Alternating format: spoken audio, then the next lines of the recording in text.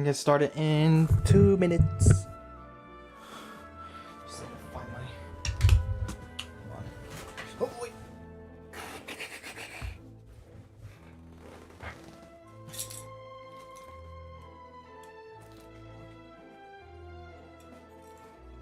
Don't worry, brothers. I'm just wearing my pajamas.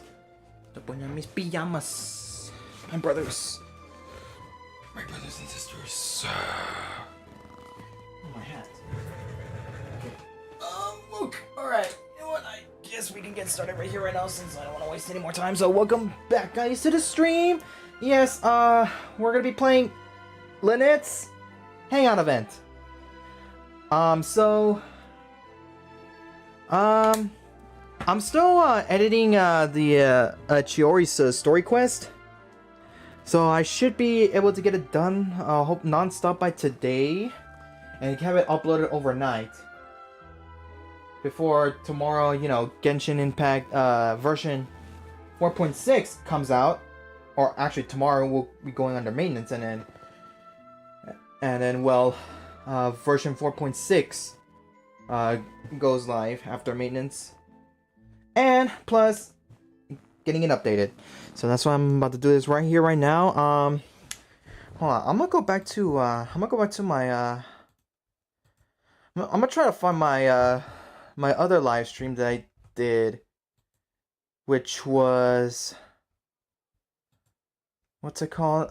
Cause I did do Kaya's Hangout event a long time ago before version 4 came out. I'm trying. Okay. Well, it took me about like 4 hours to finish the Hangout event. So you know what? Let's not waste any more freaking time.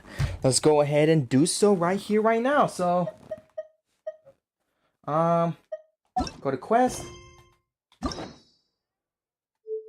right, Lynette. Oh boy, 2 keys. Okay, has reached. Okay, you know what? Unlock it. Checks and cats.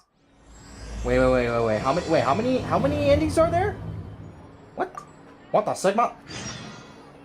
A decision. Go to the area near Hotel de Board. Okay. Let me see.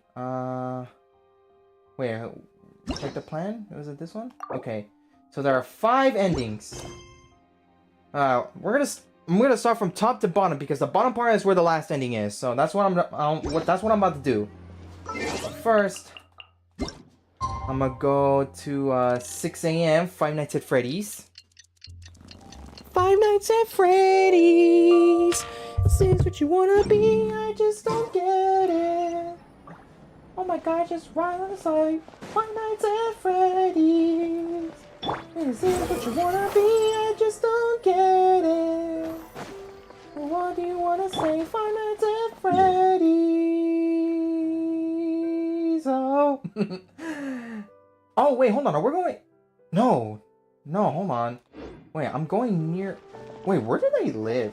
Where do Lynette and Ferminate live? Okay, I think they live on the other side. Which that would make sense.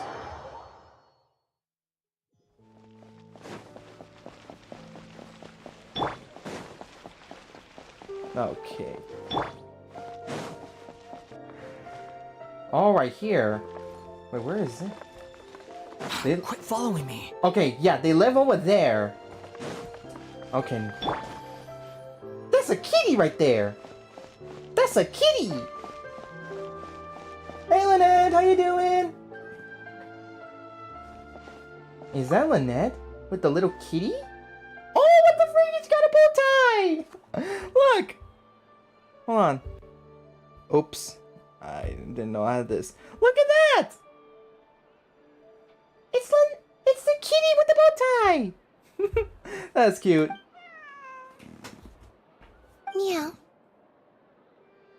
Oh, I almost forgot that she can speak cat because she's a hybrid cat. Part human, part cat. Approach stealth. No, don't scare her. Come on. What are you up to? Hi, Lynette. It's you.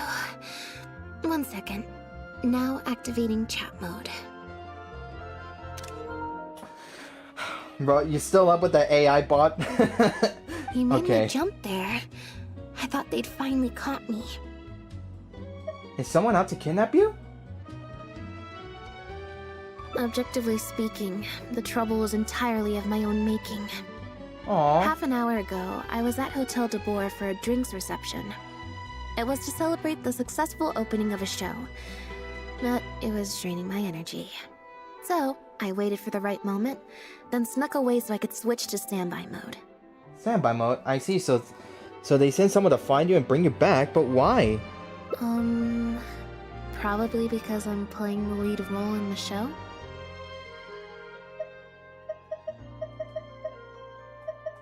I don't know what to respond, but let's hope. Okay, since this is the first time, I'm gonna go here. Is that so surprising? I'm always getting invitations to do solo performances.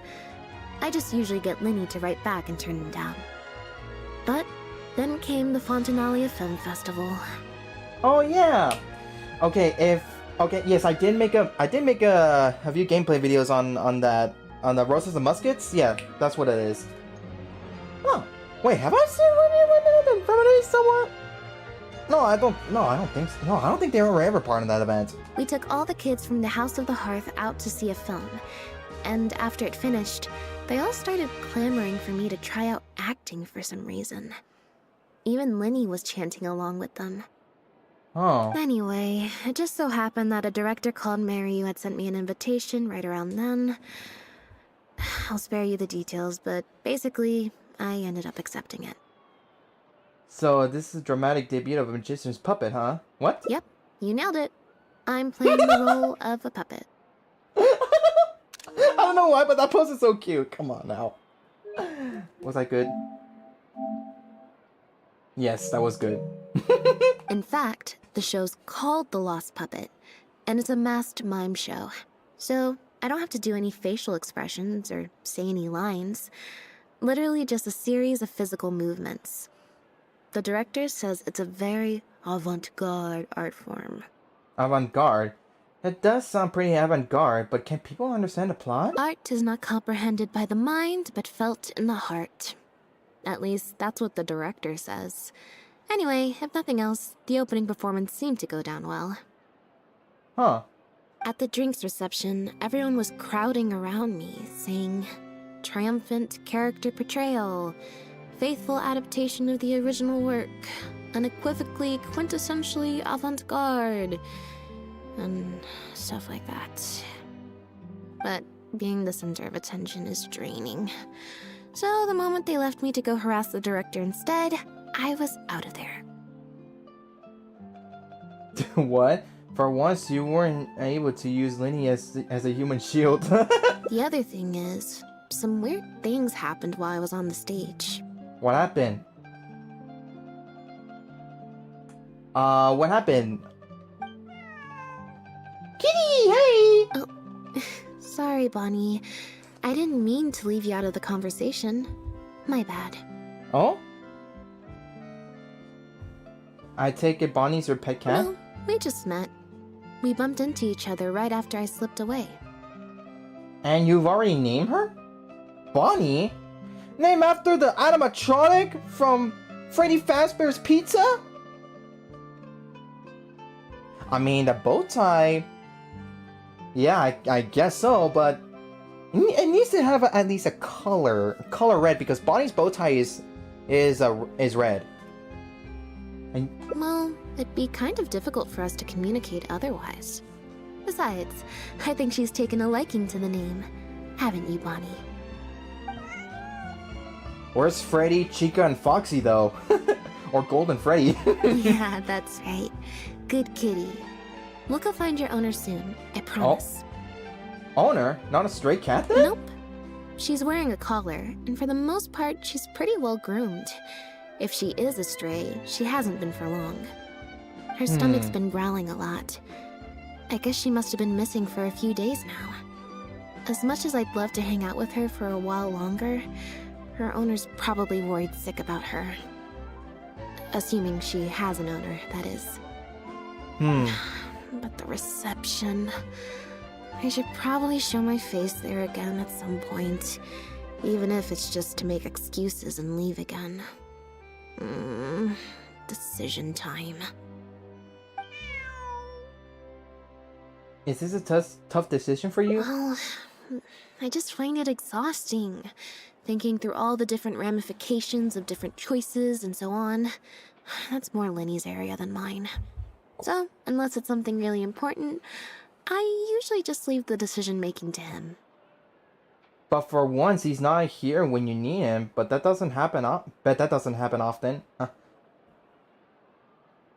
It's fine.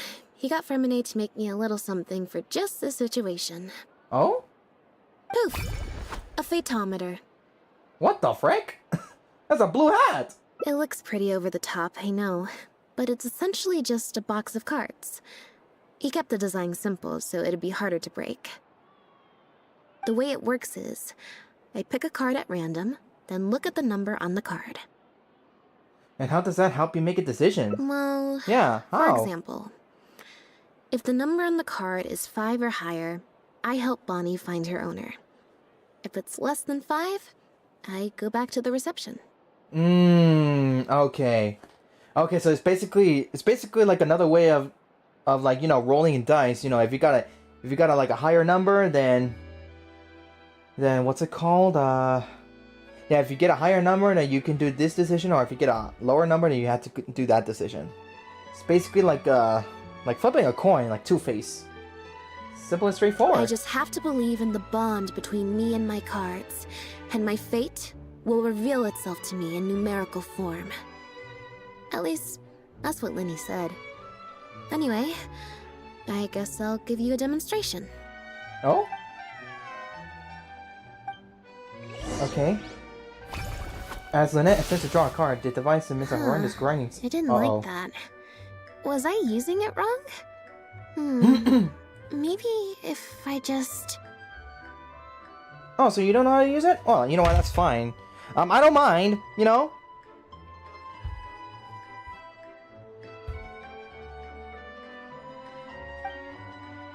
Lynette smacks the card box and all the cards fall to the ground, and she picks... Clearly, there's some design flaws to iron out. Ooh. I'll have to let Fremine know. I feel like maybe this wasn't a design issue. Girl, how would you know? Let's see, which card did I get? 4. Oh no, less than 5, so that means no helping Bonnie. Oh, what the freak, man? That's bullcrap. Well, the cards fell on the ground though, so I don't think it counts as fate. If you want to get the right answer, you have to let fate decide. Also something Lenny said. So, to put it another way, if picking a card up off the ground is how to not leave it to fate, then that means it must be the wrong answer.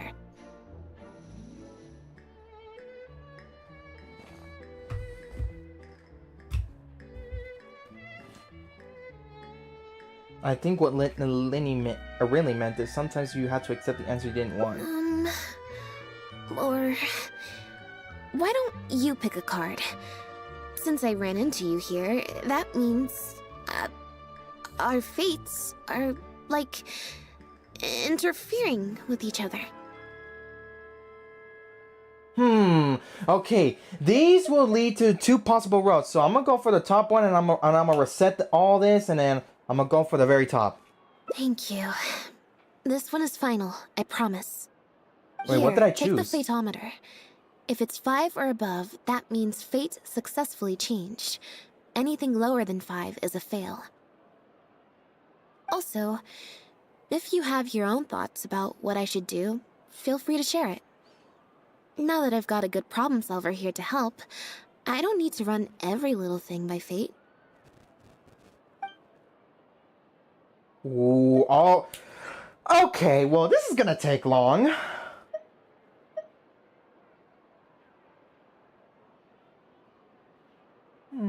Okay, let's take a look. Alright, let's use the phaetometer. Alright. Then let's see where fate will lead me. Oh, what the frick? The random checks is triggered by the phaetometer often serves as indicators for destiny's course or the success or failures of an action. Press to draw a card and get a random number between 1 to 20. If the number displays greater than or equal to the check difficulty, you will pass the check. Otherwise, you will fail it. Oh, come on, dude. No, it's not one of those freaking bad things. Come on. The random checks triggered by the photo... Okay, never mind. Adequate preparation and friendly aid can sometimes affect the result of these checks. Your current check bonuses will add to your randomly drawn number, making it easier to pass the checks.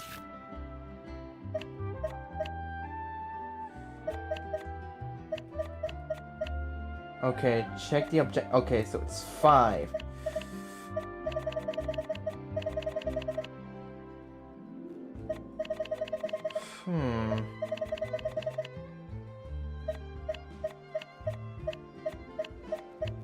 There's 12 of them.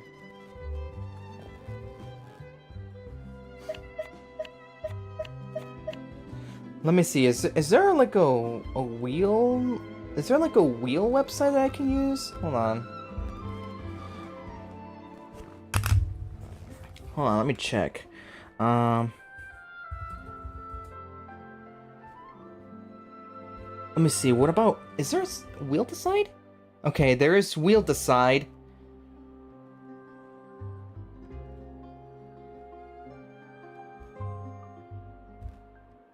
Okay, let me see. 1, 2, okay. 3, 4, okay. Let me just switch over my,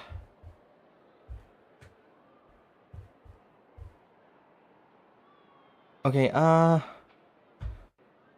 boom. Okie dokie. Alright. Gonna go card. Okay, so there's like...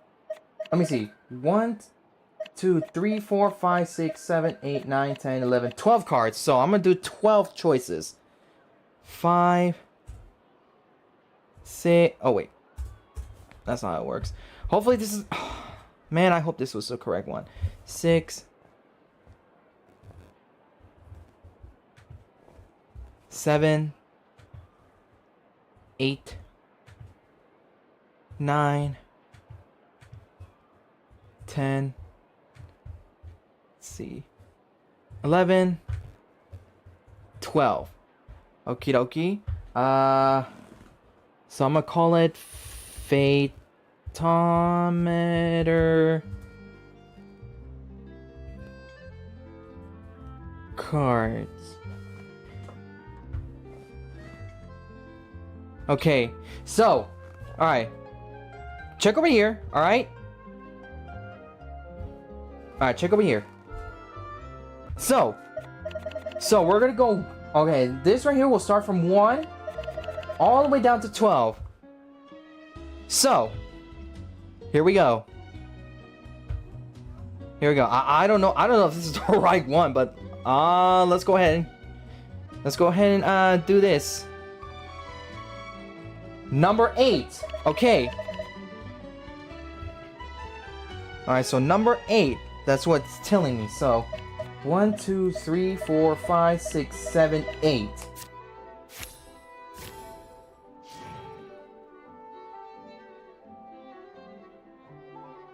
We failed.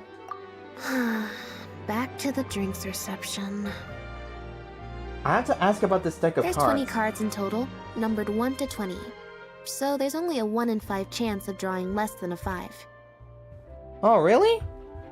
Phooey. I should also mention, this time the cutoff was 5, but I just set that to wherever I feel like. I mean, clearly you don't want to go. You could just... Nope, I said it was your decision. I'm not gonna waste any more energy dragging my feet. Aw. Besides, the drinks reception is technically part of the job as an official publicity event. So, if I bail on it... You'll feel guilty I inside? might get sued for breach of contract, and that would be a huge pain in the butt. One other thing. Do you want to come with me? If you're free, I mean. Sure, then you have at least one friend there. Yeah! Mm-hmm. Thanks. You're welcome! Oh, got that gadget right now? Okay. Alright, let's see. What road did it took me? No, I don't want to... Let me see. Check the. Okay, it goes on the top. Oh, what the fuck, bro? Oh, after successfully persuading Lynette, the situation seems to have changed. Oh, what the freak? So literally, this is literally like straight up 6 ending. Wait, 5 ending 5. Okay, hold on. I need to check on Kaya's.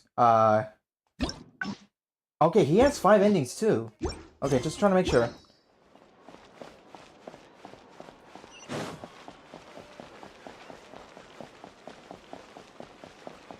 Alright, let's go. Alright, wait, let me check the plan again. Alright, so we're at the very top. So that's good. That's good. Oops. God dang it, bro. Honkai Star Rail mechanics. But you know what? I'm used to Genshin. Where did you disappear to? Leone and I have been looking everywhere for you. Wait, where did you get the cat? Oh, so we found a lost cat and we're trying to find the owner, you know? Yeah, and it decided to follow us. Its name is Bonnie. That's what Lynette called it. Named after the purple bunny from Freddy Fazbear's Pizza. I found her outside. Do either of you happen to recognize her? I don't think so. Could belong to one of the guests, I suppose. Oh, really? Fair enough. It was a long shot. So sorry we couldn't help you, Lynette. Don't worry. We'll ask around for you. Leone's probably just being forgetful. Maybe you could leave her with us. We'll take her to the reception desk and see if they know anything. And if not, we'll just keep looking. Okay. Sure. I would help, but I'm a little preoccupied. Sorry to dump this on you. It's no trouble at all. We're happy to help however we can. Aww. Also, if it's no trouble, I mean, could we maybe get an autograph? And maybe a photo too? Oh. Oh. Man, I wish I could just get rid of the hub for a moment and, you know, just take a quick picture, just like how they did in the Honkai Star Rail. Bro, why can't they bring that mechanic into Genshin? Like, why? Screw this. Leone! You can't spring that on her now. Not while she's working. At least wait until the event's finished. One last thing, Lynette. Director Mariu's looking for you. We'll take the cat to the front desk now. See you later. You're so popular. I'm not usually required at these kinds of events, so I don't even have an event mode. Alright, guess I better go see the director. Okay, you literally look like an AI. Like the android from Detroit Become Human. Spectacular choreography, a masterpiece of mise-en-scène, and critic? the performance. Oh What my, the Sigma? groundbreaking, dripping with je ne sais quoi. My congratulations on another magnificent show, sir. That's Lynette he's talking to, right? Yes, yes. Never mind. I, for one, was particularly captivated by the clearly allegorical narrative undertones. The Lost Puppet shines a spotlight on the impact of technological advances in our modern society, particularly as they relate to changing modes of emotional expression and the challenge of mutual intelligibility. Such a pioneering work, so far ahead of its time. A tour de force of avant-garde theater. I can already see the headlines of tomorrow's newspapers. They will certainly be singing your praise, Director Mariu. But it was a group effort, of course. To convey emotions in a silent show with no facial expressions, the entire cast had to go above and beyond. Everyone truly outdid themselves. Aw. Speaking of the cast, Jillian, another strong performance from you in Director Mariu's latest show, as of course we've all come to expect from your numerous successful collaborations to date. That's quite an overstatement. I've only ever played supporting roles. Oh, she's an actress. Okay. On that point, you stated a few months ago in an interview that you were looking to secure a leading role in your next show. What led you to the decision to stay in a supporting role this time around? We had a discussion about this, and while Lynette hadn't previously performed in an acting role, we were blown away by her talent, and she was a perfect fit for this character. Quite simply, this was the role she was born to play. Exactly. I was honored to share the stage with her. Lynette worked extremely hard in all of the rehearsals, and she's an incredibly talented actress. Speak of the angel. Oh, Lynette's back! Why the freak do I sound like a simp? Hey, Lynette, where have you been? Were you in standby mode? Some reports say you switched that state to recharge after a show. Ah, method acting, of course. Such a compelling portrayal of a mechanical puppet could only be achieved by an actor who lives and breathes their role even while offstage. Those seemingly stilted movements were in fact an inspired portrayal of the character. The ostensibly bad acting, in reality, was the product of supreme acting skill. Oh, I went outside and there was this cat there, so I played with the cat for a bit. A cat? We've long heard that you are a kind soul, as well as an incredible actress. No wonder your debut performance has garnered such popularity. This show looks on track to break box office records for avant-garde theater. Lynette, any words for the fans? Now, please don't pressure her, okay? Please? Not really, no. Yeah, she doesn't feel like she's cut out for this.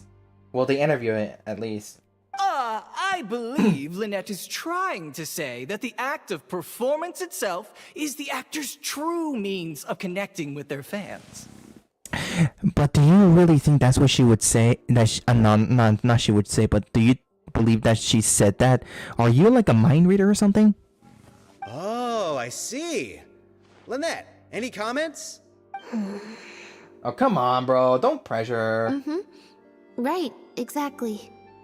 Okay, then. But don't you want the fans to know how you're feeling right now, after the hugely successful opening of your first ever show? That's true. I'm sure the fans would love to learn a bit more about you, too. How interesting. Insight. Oh, what the frick? Not this freaking card again. Okay, insight. Observe Lynette to see how she's doing. Okay. Oh, snap. It's 10. Okay, so the objective is up to 10. Okay, 1, 2, 3, 4, 5, 6, 7, 8, 9, 10, 11, 12. Okay, still 12? Alright. We're gonna go back to here. Hold on just a moment. Let me put it over here. So last time it was 8. Let's spin it again. 10. Alright, so we're choosing card number 10. So yeah, we're doing once again, 1 all the way down to 12. Yeah, so number 1 starts here while 12 is here. Wait, let me check the cards again. 1, 2, 3, 4, 5, 6, 7, 8, 9, 10, 11, 12. Okay. 10. Alright. Oh! 17? Nice!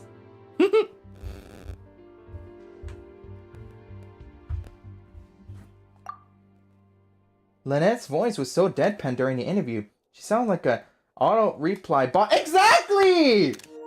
Exactly, dude! Oh my gosh, bro! Thank you for pointing that out!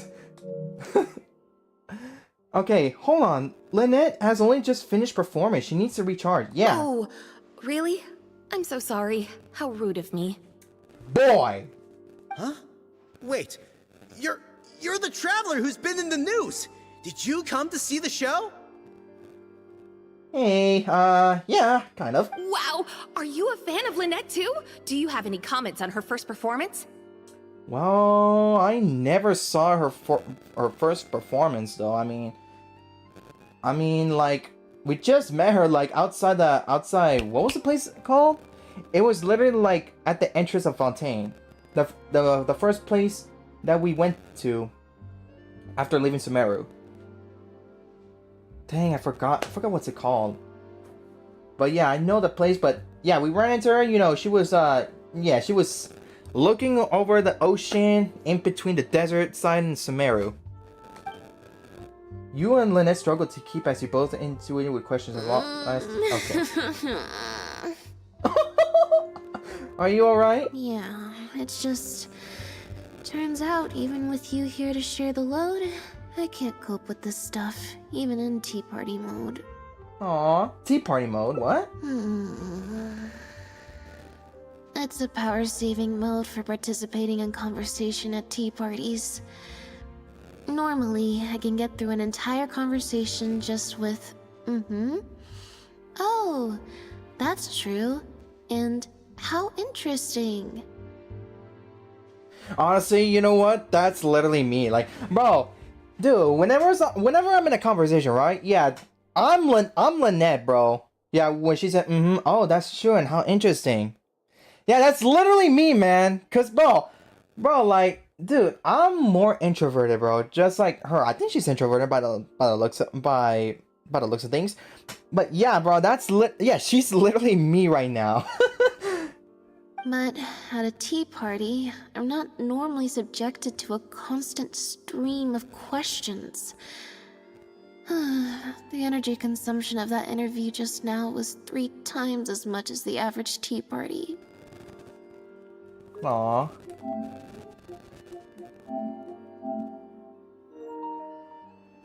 Yeah, I'm saving that. Maybe after a few more interviews you'll get used to it? It's a big adjustment, give it some time.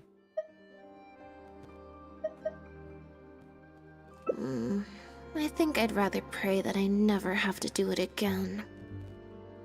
Yeah, honestly, you know, whenever I get interviewed, bro, I'm gonna have to decline, bro. Though, then again, it's gonna make me look sus. At times, not that I like commit crimes or anything, or did, you know, storing up secret drama, you know, that's gonna get me canceled. Lynette, Director Mariyu would like you to join the group photo to commemorate the successful opening of the show. A group photo? It's just the members of the troupe, along with Maloney and Fontaine. Everyone's waiting for you. Oh. Alright then. See you in a minute. Lynette and Sarah are gonna go 3, to do the group 2, photo. 1, smile. My thanks to each and every one of you here for your help in making The Lost Puppet a success. The group photo is already being printed as I speak. You can collect your copy from the first floor after the drinks reception concludes. May it serve as a reminder of this fabulous performance every time you see it. Mariyu! Get over here. Let's have another drink. There's a few things I need you to glance over for me. Wait, that means the reception still isn't over? What? I thought the group photo was the final hurdle. Well, at least there's no more people hounding me with questions. I just need to find somewhere to switch to standby mode, and the time will fly by. I hope. Well, let's go stand on the upper floor, you know? Where no one will bother us. I mean, if you want to be alone, I could just leave you alone. But probably, you know, you wouldn't mind, since, you know, we're the travelers and stuff like that, you know?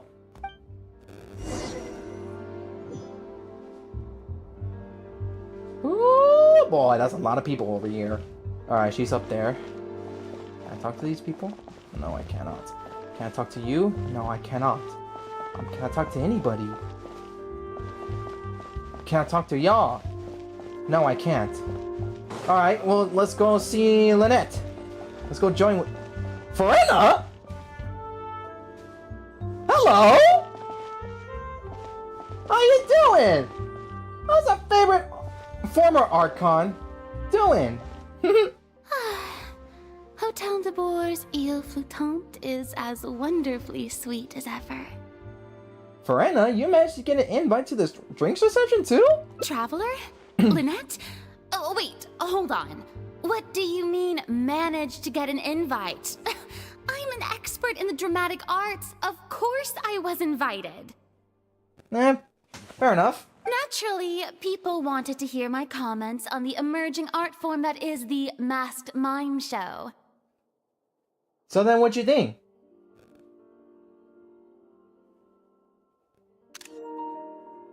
I had to be done. Remarkable, and a very worthwhile artistic endeavor. Exploring a character with no lines or facial expressions who can only communicate how they feel through their movement. Your performance was beyond anything I could have imagined, Lynette.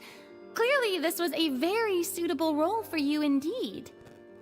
Basically, I think I'd give it a positive review overall, just not as gushing as the crowd downstairs. Oh, hey, Karn. Stream's kind of blurry, or is it just me? So, because my internet connection is at 10 megabytes per second, yeah, I told Laura that because if I crank it up the... Wait, what was it called again? Let me go to the settings. I think it was output. Yeah, if I increase the video bitrate, like, it's gonna lag. Because the higher quality, the more connection speed it needs. That's how it works. So yeah, I had to like have it lowered. Sorry. But hey, at least I have the audio. You know, that is loud enough for anyone to hear, you know?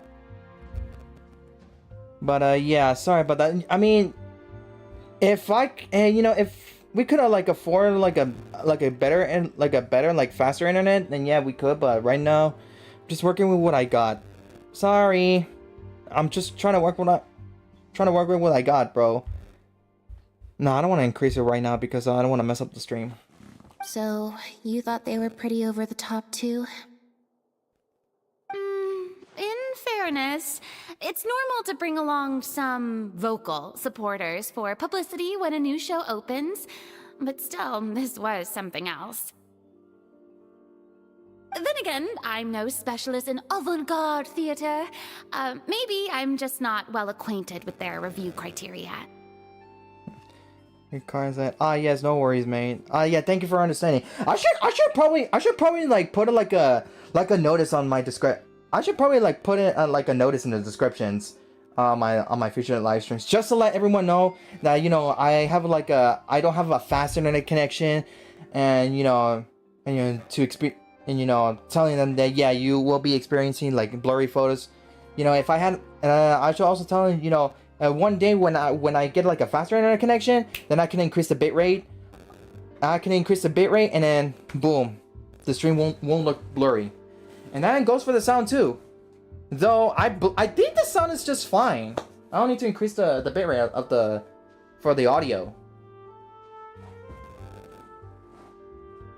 Or maybe it's because I came to the show with some preconceived expectations. I did happen to see the original draft of Maryu's script a while back. What original draft? Oh boy. Oh no. Oh no. Oh? He didn't show it to you? It must have been a few months ago. He came to me to get some advice from an experienced performer's perspective, and then asked if I could write a few reviews of his new play. I had a lot on my plate at the time, so I had to turn him down. I only skimmed a few sections, but they seemed quite different from the final version. I can't say I remember the plot, but I don't know. The protagonist just seemed more complex, I guess, especially in the last two scenes. Still a mechanical puppet on the outside, of course, but she seemed to have more emotional depth on the inside. Emotional depth? Oh, I'm just thinking aloud here. Don't take it to heart. Besides, a script and a play are two very different beasts. There are so many fine details to consider when turning a story into a stage production. More than most people could imagine. especially with a novel art form like a masked mime show. I'm sure Maryu had his reasons for the changes he made.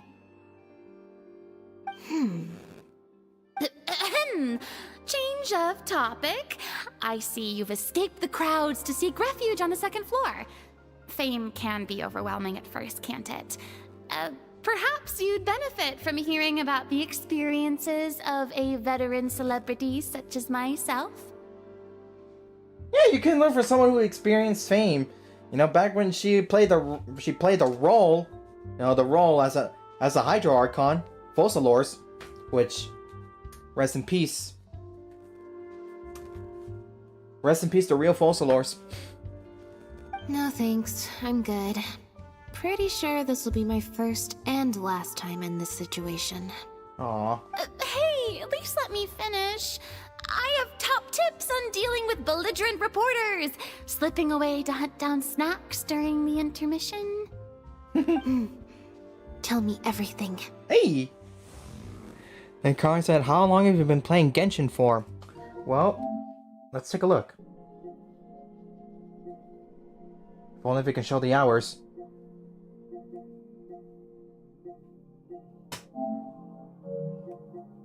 Okay, it doesn't... Okay, it doesn't show the hour. Oh, there we go. 1,083 hours. That's how long I played. That's how long I played. You know, trying to finish all the world quests on every nation so far. And what else? Playing a lot of story quests. And hangout events. Wait, that's 3 things. Including the events, which in this version I only played a little bit of the alchemy event, and I haven't, bro. I wanted to play the cat event, but I didn't have time, so I missed it. Right now I'm doing this one because tomorrow I'm gonna go to college, and I might go somewhere else after that, and I won't be able to have time because, well, in this part of the United States, because I live in California, which is on the west side of the U.S. You know, I think it will start at... The maintenance will start at 3 a.m. It will start at 3 a.m. PST. And I can't play Genshin. I can't play Genshin while the maintenance is happening. And while it's updating. First, take a seat, mon ami. We must partake of Hotel de Boer's fine desserts as we talk, lest they go to waste. I guess so. Well, you're switching back to Focalors mode right now, girl? 3 of you enjoy some delectable treat. Oh, can you stop freaking going too fast? Dialogue, please! I can't read all of it fast! Bro, you slowed it, bro! Bro, Honkai Star Rail, they slow down for the dialogues. Them dialogues, but they cannot tone down the speed on Genshin? Why? Yes. And Karn said, yes, same. I've been playing from version 2.1. Okay, so I did start playing Genshin like months after it came out, after it first came out. You know what I'm saying? And what else? So I didn't get back only briefly because Aloy from Horizon for Horizon Zero Dawn was coming out. And what else? Yeah, and you know, once I advanced through the plot, like I think it was after the second act of the prologue, I saw Lumine because I was playing as Ether. And I was playing as Ether. And when I saw Lumine, I was so excited. Oh snap! There she is. I saw the Abyss. She was turning around, looking serious. I was like, what? Yeah, and back in 2022, I played again, you know, trying to like play more through the story. I got to the first no, that wasn't the first act. Yeah, chapter 1, act 4. I think that's what it was. Yeah, because the prologue, it didn't happen before that. But yeah, I played at the end of the chapter 1 act 4, which is during the abyss order thing, and I saw Lumine. I was so heartbroken. And then I played through it. I saw Lumine again with the abyss order as the princess of the abyss order. And then I was gonna play through it, but I cannot take it. I was trying to get it reset by emailing hoyoverse. I cannot, bro. I cannot delete the game's file out of the account that I made. That's linked to, because, dude, I first played Genshin on the PS5. And I was using my old PSN account that I used for a long time. That I had for a long time since I had the PS3. And then I had no choice but to do the ultimate sacrifice, deleting my entire PSN account because Genshin was linked with that PSN account. So I made another one, and this time I chose Lumine. And to make it painful, I had to like say goodbye to Aloy. And I've been missing her since. But then I kind of forget about it, but I still, whenever I get mentioned about it, I still like have that feeling like, oh my gosh, I miss her. But you know what, it still simmered down as I, play through it, you know what I'm saying? But yeah, man. Moral of the story, bro, like, brother, if you're gonna play a hoyoverse game and it has a character selection between a boy MC and a girl MC, watch through the gameplay and see if the other character that you didn't choose becomes the villain. That's what I did. The same thing with Honkai Star Rail. I haven't seen it through just yet, but I did. But in Honkai Star Rail, I chose Stella because I am not gonna fall. I'm not gonna get surprised painfully by hoyoverse if let's say if I chose Stella, Kalis becomes the villain, or if I chose Kalis, Stella will become the villain. I'm not gonna fall for that. Karin said, "Dang, that's sad, bro. So glad I picked Lumine from the start." Yeah, kudos for you, bro. Me, pain, bro. Cause, bro, you gotta look at Lumine. You gotta look at Lumine, okay? Lumine does not look like villain material. She's so innocent. She's too innocent to have villain material. I'm turning this on because freaking lighting. Because, bro, oh my god, man. I actually told this story a few times during my live streams, but I'm just gonna tell it again.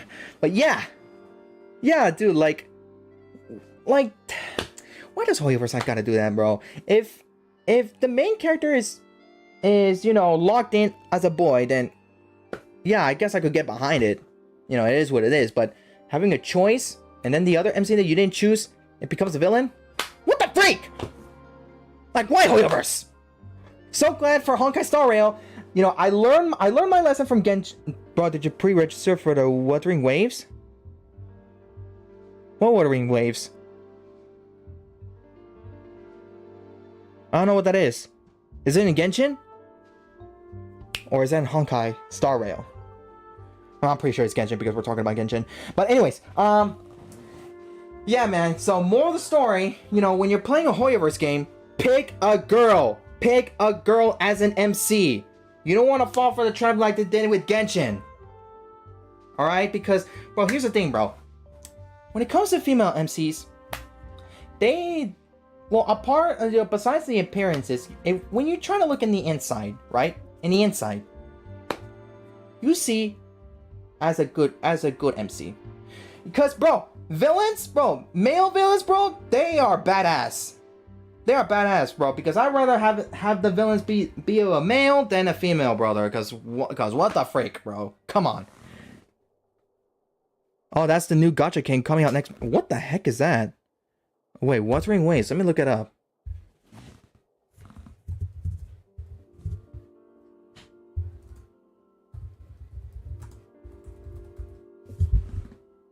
Oop.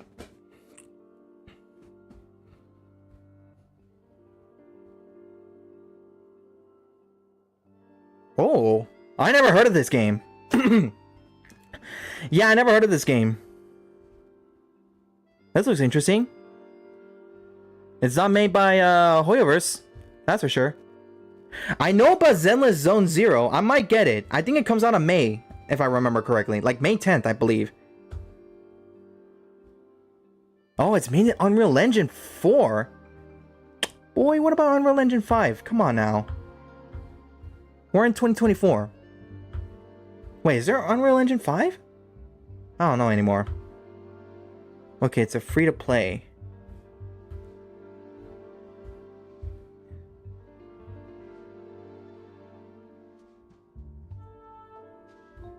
Oh, okay. Apparently, Wuthering Waves. It's apparently similar to Genshin Impact in terms of like pulling characters from Wish events, but except it has a higher rate for 5 stars. Hey, that's promising. True, man. Male villains are way cooler than female villains. Yeah. 22nd of May. Oh. Okay, nice. That's nice. Alright, I'll check on it later, but yeah. Anyways, yeah, that's the story of, you know, and lessons to be learned if you're playing a Hoyoverse game. Always choose female characters. I mean, for me, you know, I play a lot of male characters, mostly because there are locked in male characters. But yeah, but apart from Pokemon, because whenever Age Pokemon Game Freak releases, apart from Legends Arceus and the new Legends ZA that's coming out, you know, I always get 2 versions. I played the other version as a boy, and I played the another version as a girl. Boom.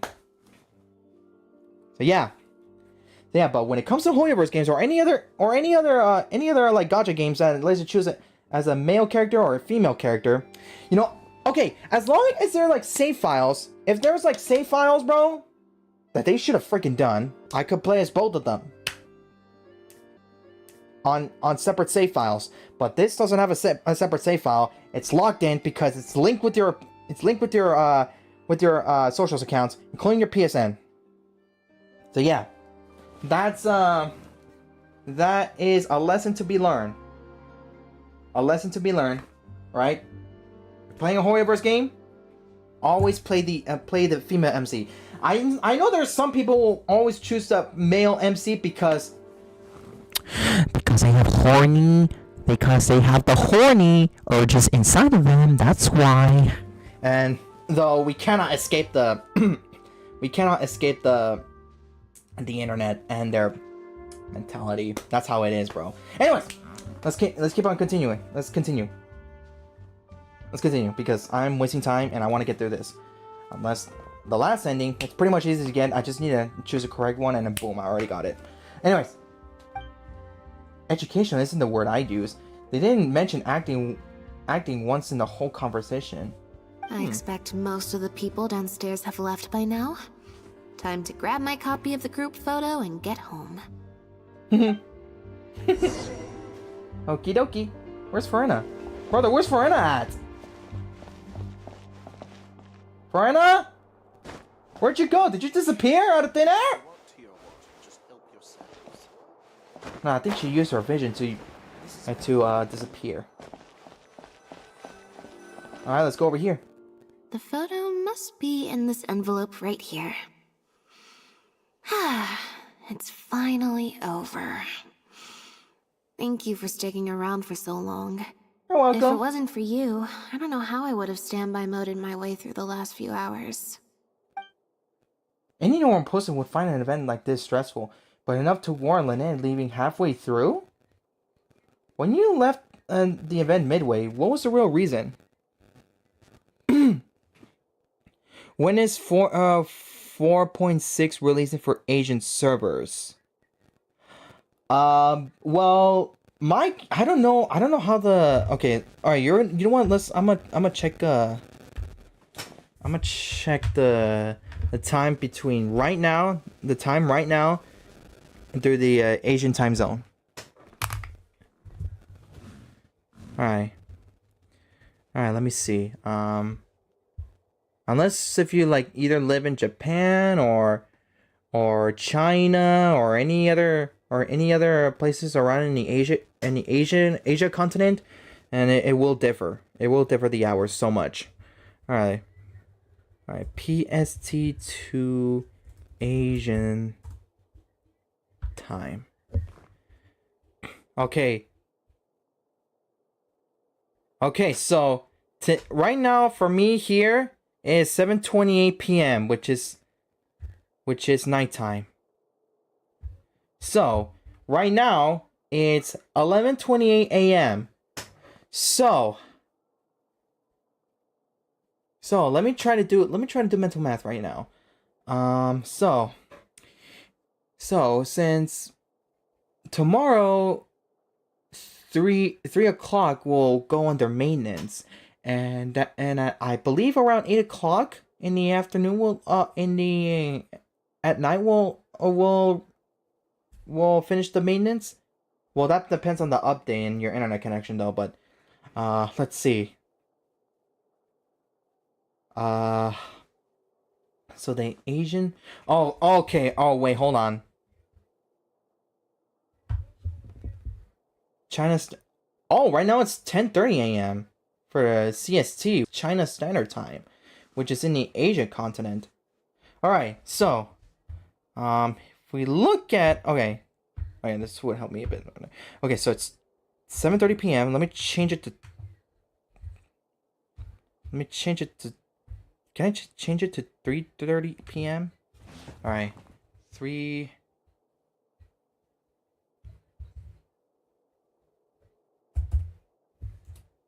p.m. Alright.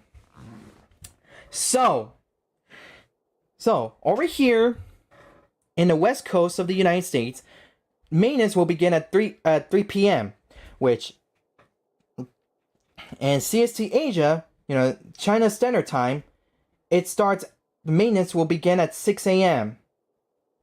So, maintenance will last up to 8 o'clock or 9 o'clock, whichever, but 1, 2, 3, 4, 5, 6 to 5 hours. So, 1, 2, 3, 4, 5. Okay, so at probably 11 a.m. CST or 12. No, yeah, hold on. 11 a.m. CST or 12 p.m. CST, China Standard Time. That's where it starts to go live. Alright, you know what? Enough about this. I'm already wasting time because I talk too much. Right now, it's not your fault though. It's mine because I talk too much. I'm talking too much right now. Okay, stop, Bryan. Stop. Just play the damn game. Alright, when you left the event midway, what was the real reason? I mean, if you really don't want to talk about it, yeah, I'm sorry about that. It's fine. It's just... It was such a minor thing.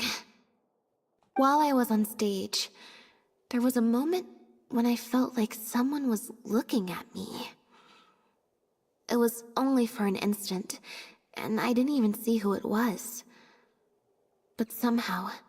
I knew it was a look of contempt. It's the dude from the world of Rule 34. I'm kidding. I'm kidding. I take it back. I got a vague sense of it again during the reception. Like someone was giving me an evil stare. But I couldn't figure out who it was. Whoa. Say, yeah, bro, lock in. Brother.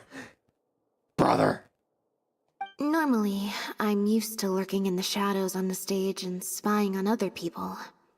So, it was strange, feeling like I was the one being spied on this time. Could that have something to do with the original script? No, that wouldn't make sense. Maybe someone's jealous of you? High possibility. Or someone just took a disliking to me for no real reason. Haters. Sometimes you can like one person and dislike another for equally pointless reasons. Anyway, it was just a momentary stink eye, that's all. Nothing for you to worry about. Okay, well, if you're not worried, I'm not worried. Okay, problem solved. I'm gonna take this envelope and go home now.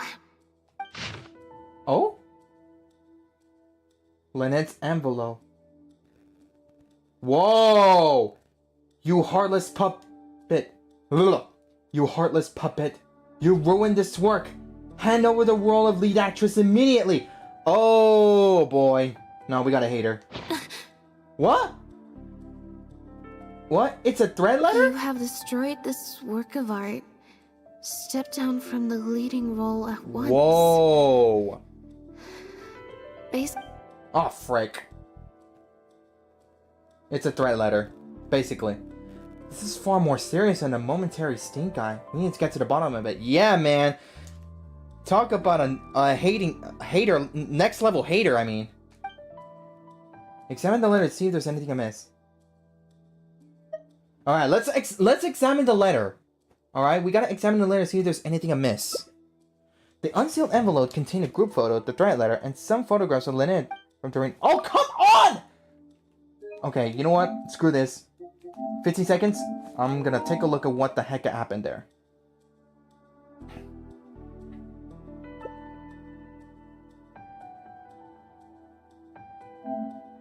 Okay, says right here. Alright, the unsealed envelope contained a group photo, the threat letter, and some photographs of Lynette from during the show.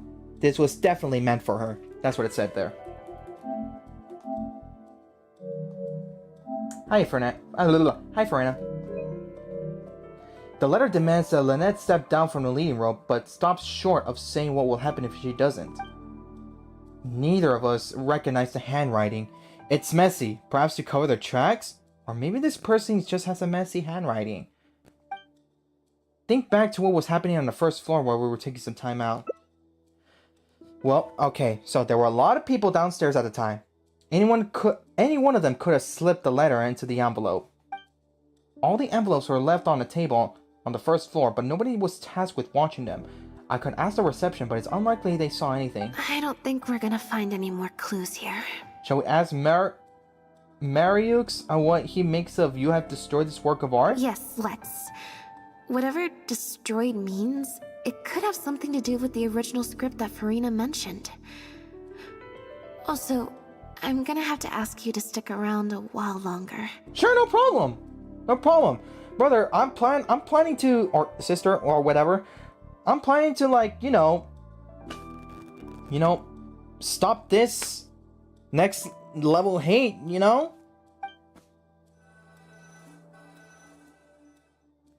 I can't believe how well the whole Lynette's debut acting role thing worked out. Even the avant-garde box office is lapping it up. Bro, what the frick? How could I ever have doubted you? If you hadn't stuck to your guns and kept sending those invitations, this opportunity would have passed us by. See? I told you. All the times she'd refused in the past were all the more reason to keep inviting her, because it turns into a big talking point. Can you imagine if you'd gone with Jillian? You'd have been lucky to get half the ticket sales you've ended up with. True. Well, Jillian still needs to get a few more productions under her belt. Whoa. Whoa, what's going on? Hello, sir? Do you have a moment, Director Mario? Oh! Ah, if it isn't the star of the show! We were just talking about you. Oh, and is that the legendary traveler with you? I'm guessing you're here to discuss the show with the director? Oh, you're a talented and hardworking actress, Lynette.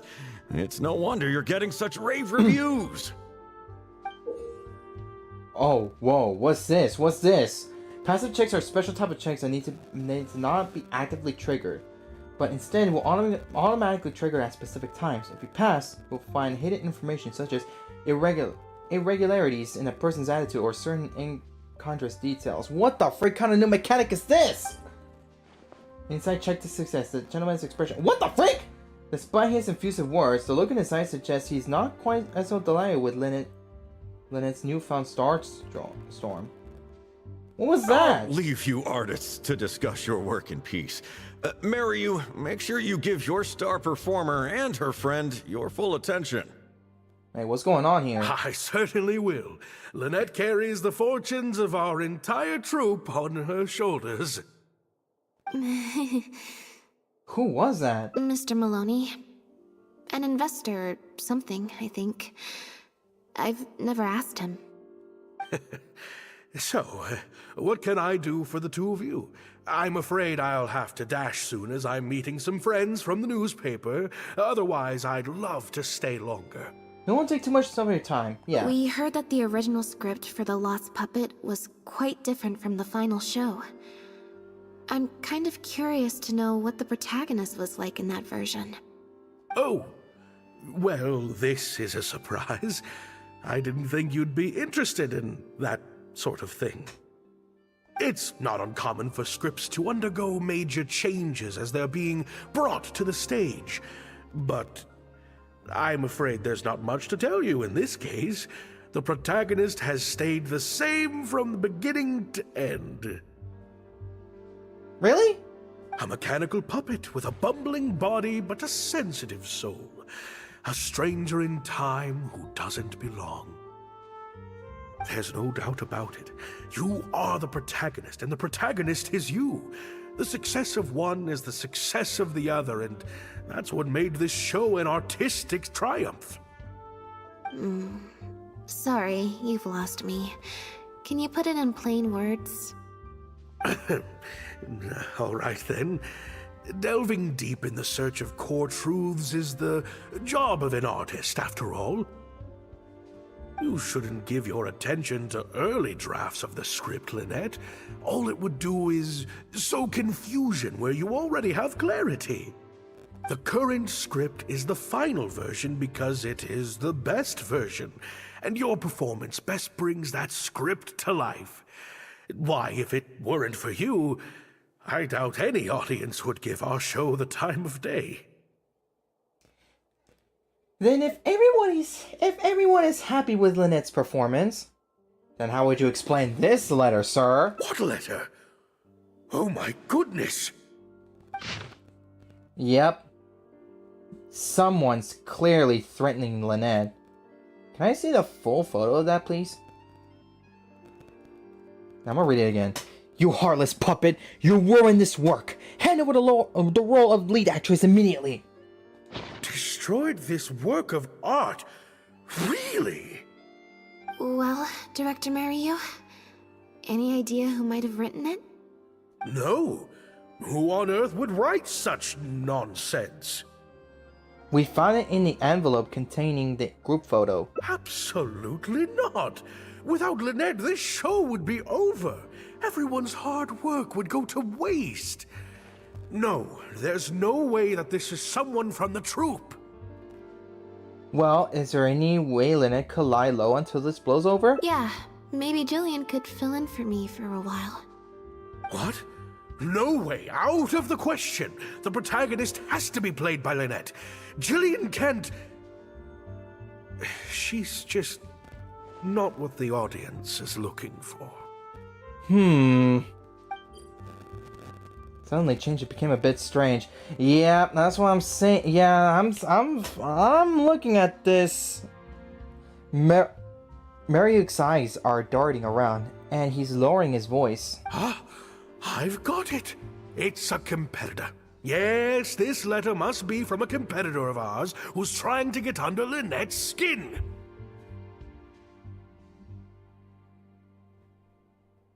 Are you sure about that? You can't lie low. That's just what they want you to do. The moment you step back from performing, they'll put their rumor mill into overdrive and drag us through the mud. They're just waiting for their chance to kick us while we're down. A competitor? Really? Definitely. Those lowlifes. Slander and libel are all their specialties. They drown out the truth with a flood of misinformation, and they stop at nothing once they get riled up. Well, do you have a particular suspect in mind? There's so many of them out there. Fame always seems to attract haters, no matter what you do to try and keep everyone happy. But don't worry, I will get to the bottom of this. Stay strong, Lynette, and keep up the good work on stage. I have to go and meet my friends from the newspapers now, but rest assured, I'll be discussing countermeasures with them. Brother, bring in Batman and Spider-Man in this, brother. And also bring in Miles Morales and Robin. So, a competitor, huh? You think that's it? I kinda doubt it. We've dealt with those types before. Usually their goal is to steal our venue for their own show, or to cover up a scandal by planting a story to divert public attention. I'm gonna open up the window right now. Yeah, cause this room is heating up. It's a little bit windy, but I said the room is heating up. And there's a little bit of breeze going on around there. Alrighty.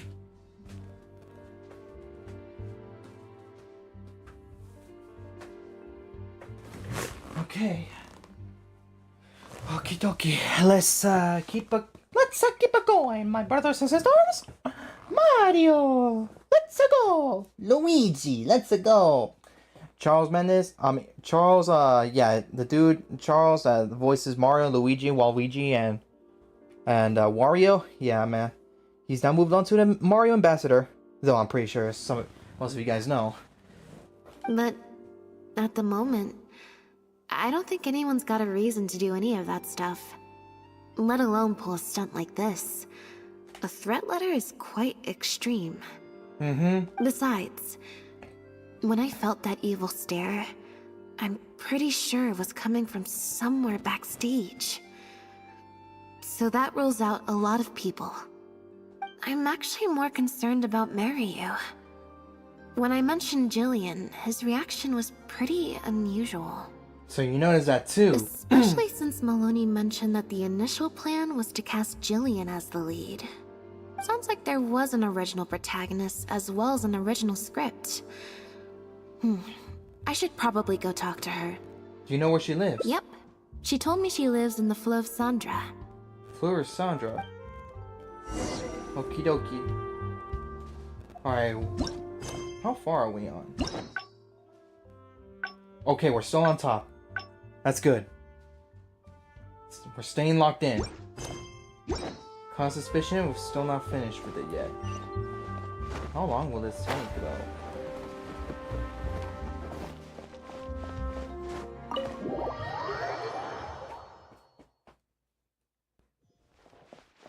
Oh, below here. Squall and Fury. Oh, wait, hold on. This below. Duh. Duh. Okie dokie, let's go. Slow.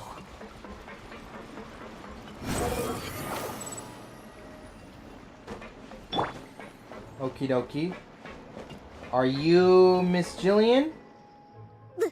Lynette? What are you doing? You're not welcome here. I've been to the Fleuve Sandra plenty of times before. This is the first I'm hearing about me not being welcome. Things are different around here. You might be used to a crowd of bootlicking morons fawning over you wherever you go, but not down here. We know what you are. Brother, she has the Sundering energy! Holy smokes! Bootlicking morons? She's got a bone to pick with you, I guess. I don't know. I've never met this kid before. Gina, stop that! Go home now! Oh. Jillian! Oh, I thought she was Jillian! Oh my god! No buts. How many times do I have to tell you? That had nothing to do with Lynette. If you don't leave right now, I swear I'll never invite you to one of my shows ever again. Jillian! I... Yeah, that's a Sundering. Just because Lady Farina speaks highly of you, it doesn't mean you're all that. After a few more choice of words from Gina, she storms off. I'm so sorry. Gina's always been a strong-willed child. That's why I never let her visit me at work. It's okay. I have younger siblings too, so I get it. She's in her rebellious phase, huh? If you let angsty kids get you riled up, they'll drain all your energy. So don't worry, I won't let it get to me. Hey. Well, the situation's a little different in this case, but still, thank you. So, what brings you to the Flu of Sandra? Keen to see you, yeah. We heard about it from Maloney. He said you were originally supposed to play the lead. Maloney, huh? Of course he couldn't keep his mouth shut. I'm sorry. I never mentioned it because Director Mariyu was very clear that I mustn't let any of it affect you. That's alright, but Lynette received this letter. What's this?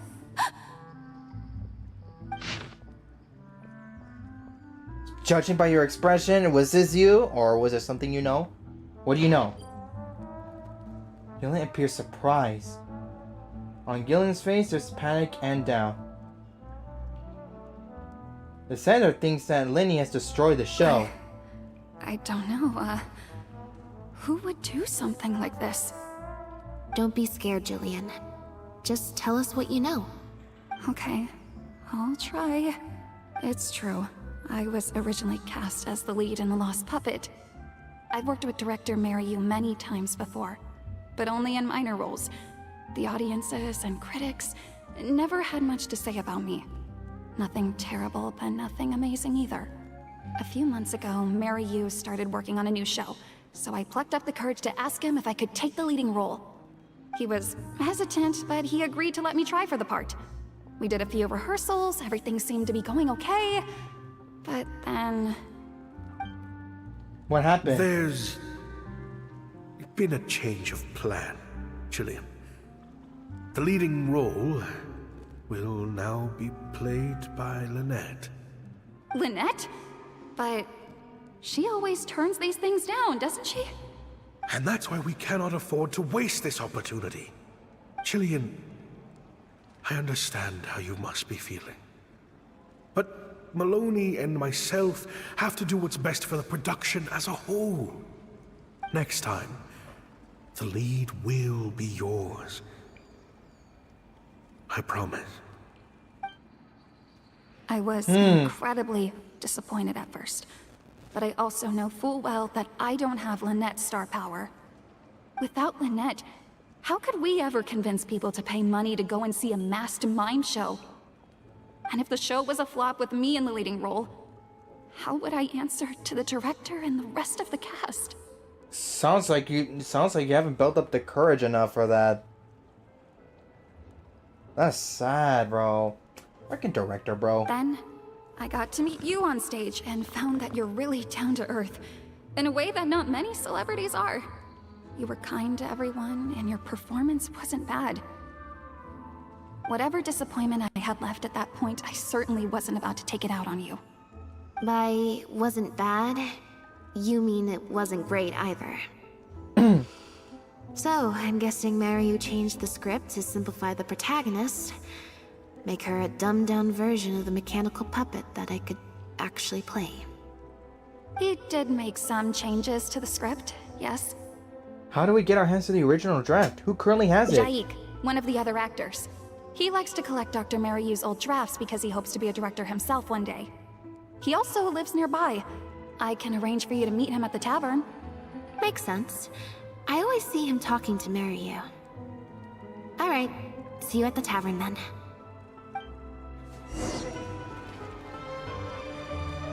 And then she disappeared. Okie dokie. Oh, okay, down here. Okay, how far?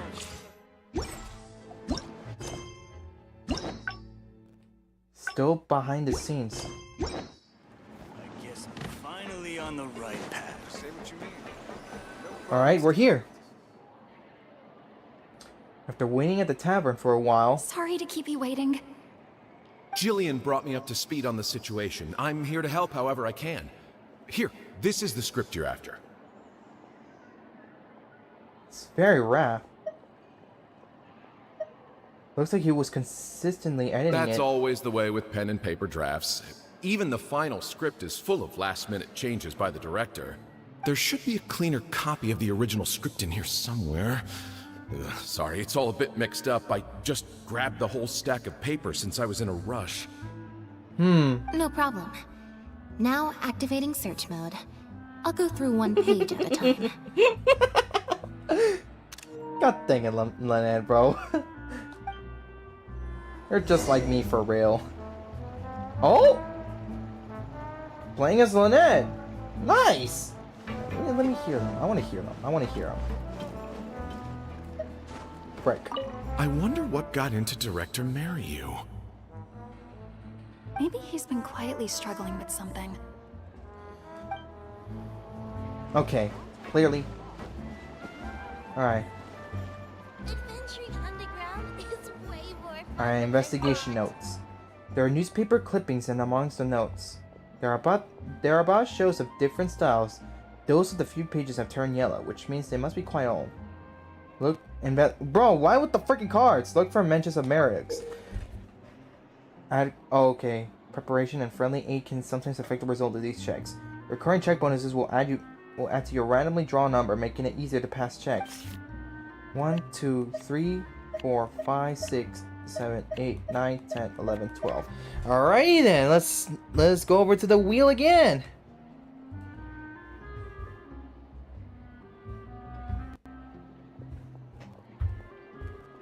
Alrighty. There's 12 cards. Let's see. Card number 5. Card number 5, my dudes. Let's get it. Alright, let's see. 1, 2, 3, 4, 5. 16. Ooh. Nice. Why would you need that anyway? Meredith's name does appear in some early clippings, but most of the articles bemoaning a series of lukewarm receptions of an experimental art form, and empty seats, and avant-garde play despite critical acclaim. In more recent years, there are many reports praising Meredith as forward-thinking director, one of the greats of his era. The articles are written by a variety of authors from electric range of fields. Corentin and Amori are the most prolific authors. I don't know why you need that freaking card randomizer. Sit. I sound racist towards Lynette. Wow. Because she's a cat, that's why. Investigate original. Frick. Alright, hold on. Let's sit and let's investigate the official script. The official script of The Lost Puppet details how the dancing puppet protagonist is rejected by humanity and then begins searching for the meaning of life. Why would you need this? I don't get it. Okay, search mode, investigation 5+. Bro, I don't know why you need this freaking randomizer. Why would you need it? It doesn't make sense. Alright. There's still 12 cards. Let's see what card number we're getting. 12! Interesting. Interesting.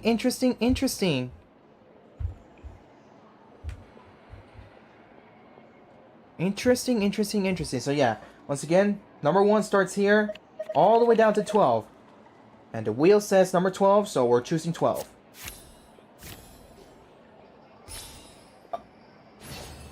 Ooh, that's 12, brother.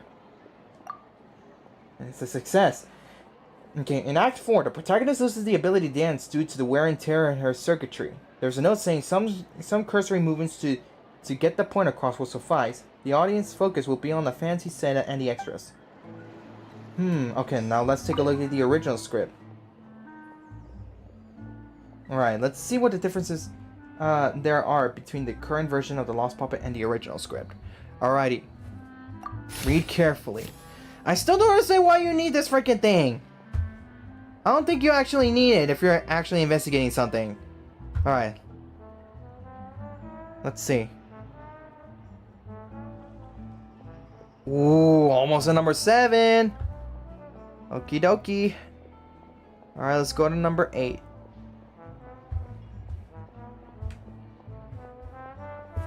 One, 2, 3, 4, 5, 6, 7, 8.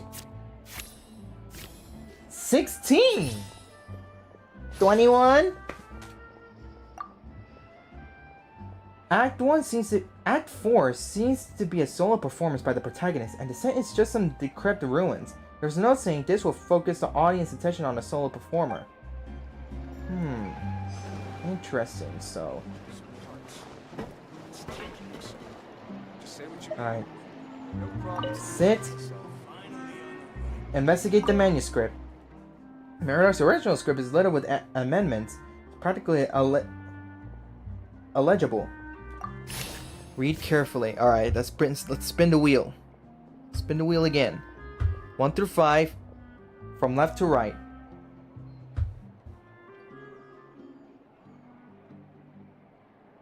Number 6.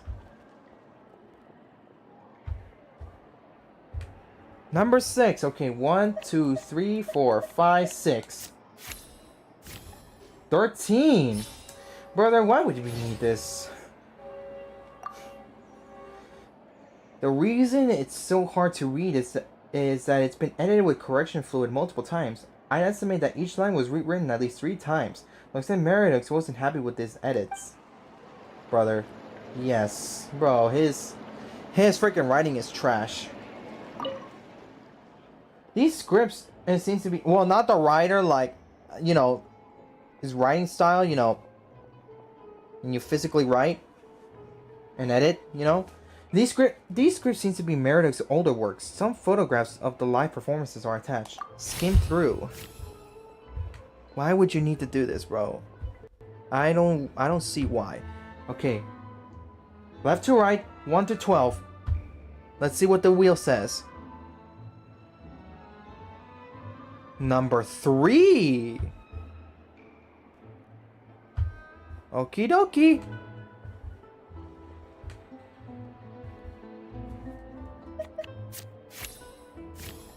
Number 9. Okay, 14.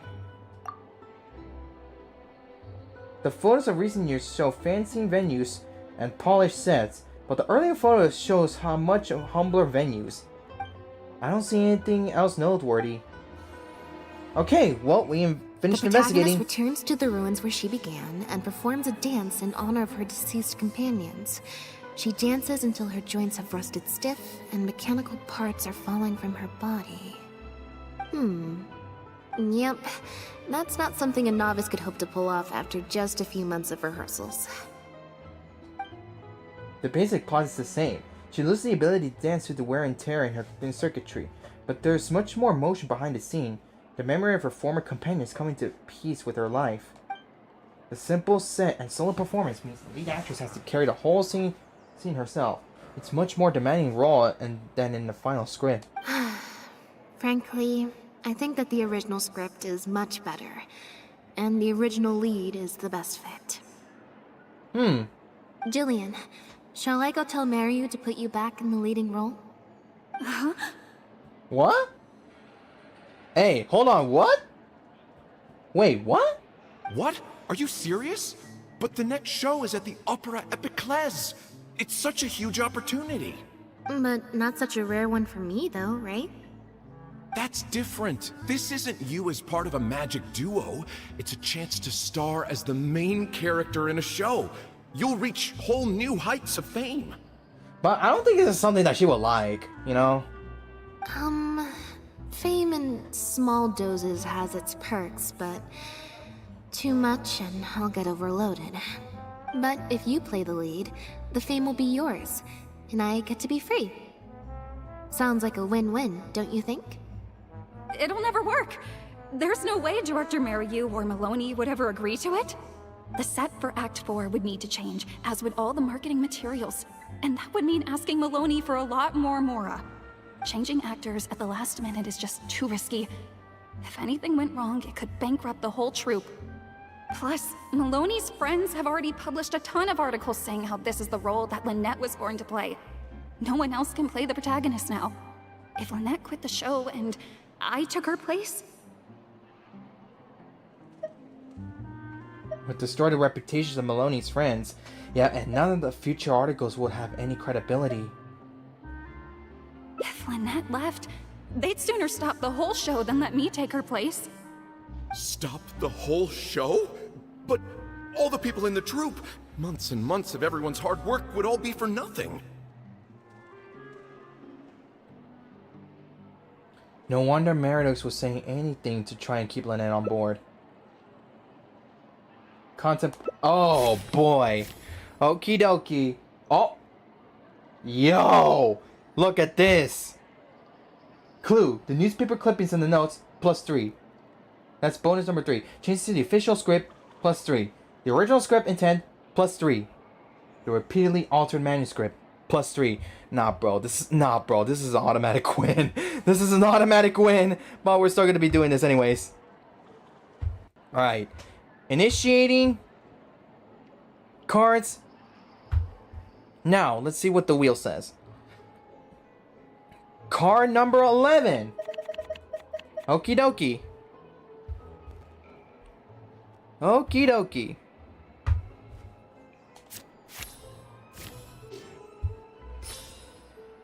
Oh my god, it just skyrocketed up to 9. Wow. That's what I call a cheating system. Oh boy, nah, we're about to take a big old risk. Judging from those documents, Meredith's true intention seems to be, I have an idea. You do? What is it? All we need to do is this. You explain your idea to the group. That's a bold plan. I'm in. You know, Whoa. It's a little crazy, but it might actually work. No way. It's not worth taking such a huge risk just for a chance to be in the spotlight. I mean, tell that to the game. Tell that to the gods of hoyoverse. Jillian, you said before, whatever disappointment I had left, I wasn't about to take out on you. In other words, that disappointment is still there, but you've kept it bottled up inside. Be honest. You still hope to play the leading role, don't you? But the thought of putting so many people out just for my sake? You think they'd be put out? That's not how I see it. Jillian, you were more dedicated than anyone during the rehearsals for the original script. We all saw how hard you worked for this role. And I think you know that unless we decide to make a stand here, the path we're on is only going to take us further and further from our dreams, all of us. So take it from me, you would not be putting us out. Not one bit. Whether the plan succeeds is up to you. You guys... Okay. Let's do it. I will play my part. Yes! I knew you'd come around. All right, I'll let the rest of the troupe know and we'll start preparing immediately. Wonderful. This solves everything. Wait, but what about the threat letter? Do you have any idea who sent it? As long as we stick to the plan, I'll give up the lead role, so it won't matter anymore, right? Bro, I'm kind of concerned. I'm kind of nervous and scared about this plan. Lumine, girl, what you doing? You're about to throw me a jump scare. But surely you want to know who it's from. If they're out there and no one's keeping an eye on them, what if they come looking for you? I doubt they will. It's supposed to be a threat, but they didn't even say what would happen if I don't meet their demands. Plus, the handwriting is kinda childish. Doesn't look like a professional intimidator to me. Oof, but what if it is? You never know. Why so serious, son? Not a joker. Who knows? Maybe it was just a fan of yours having a moment. A fan? Of me? Maybe there's someone out there who really appreciates your talent. Even in the supporting roles. Could the letter be from one of... Ooh! Wow! Oh! Could the letter be one of Jillian's fans? Oh!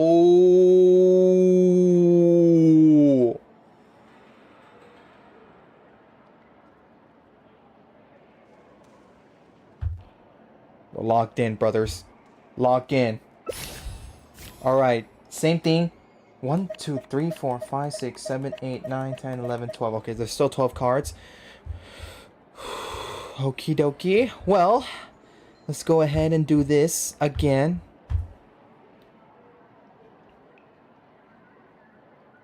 $12. And I had my left stick up to over there to 12. So let's go ahead and get right there, partners. And I'm feeling Western. Oh boy, that's not good. That is so not good. I don't think there's any solid evidence.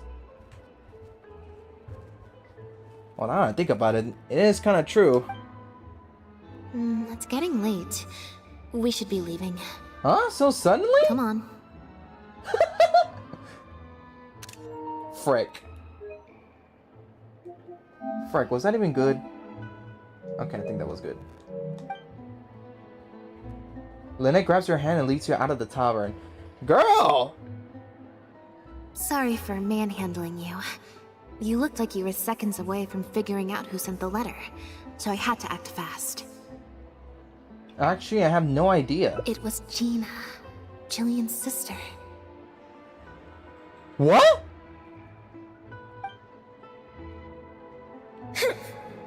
Just because Lady Farina speaks highly of you, it doesn't mean you're all that. I didn't know that was her sister.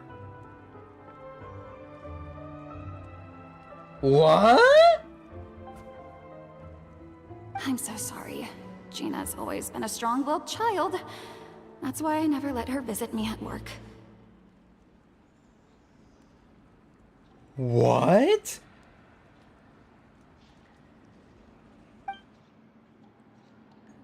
Farina hasn't released her official review on the lost puppet yet, which means Gina disobeyed her sister and secretly came to watch her at work. That explains her freaking attitude when we saw her. Whoa. I guess she must have snuck into the drinks reception and overheard our conversation with Farina. She idolizes Jillian, both as an older sister and an actress.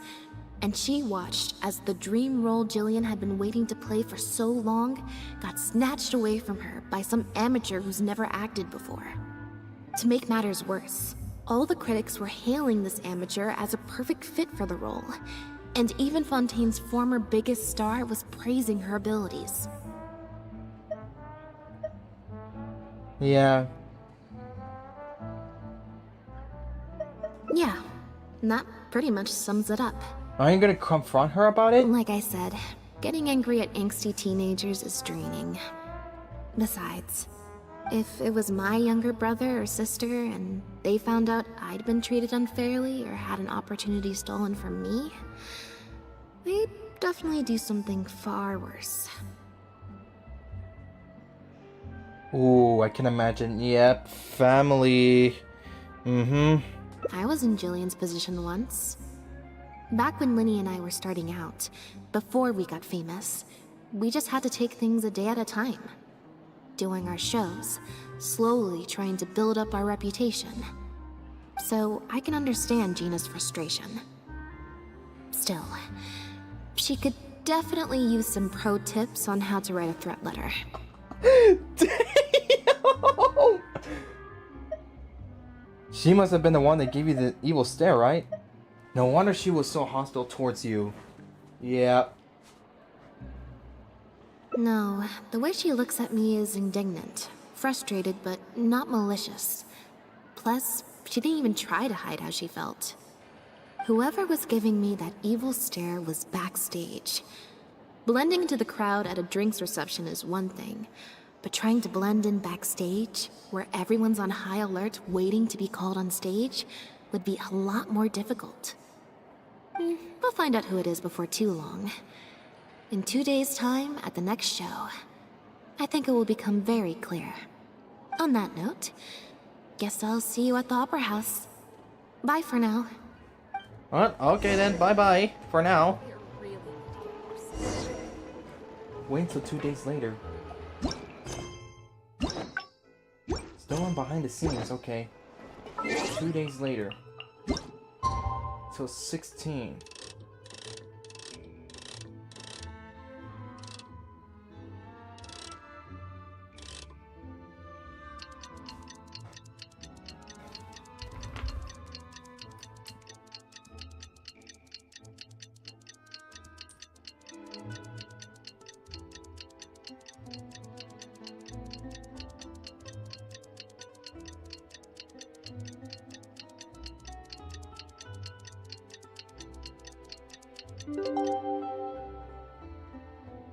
Wait, what? Hold on, I'll get to it.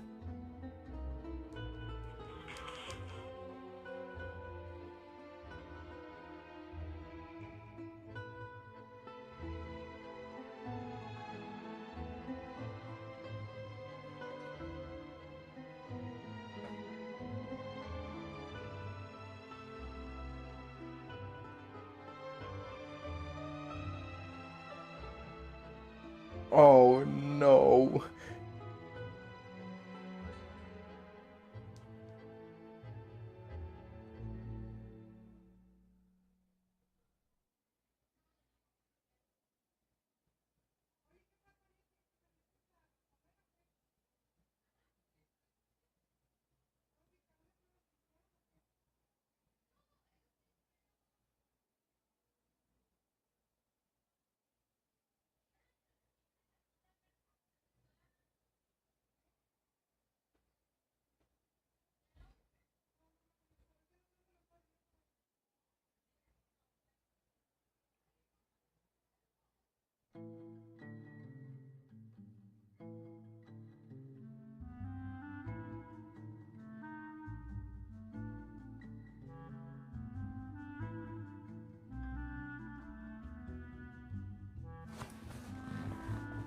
Anyways.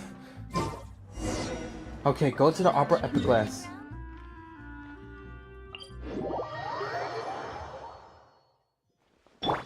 Wind rises.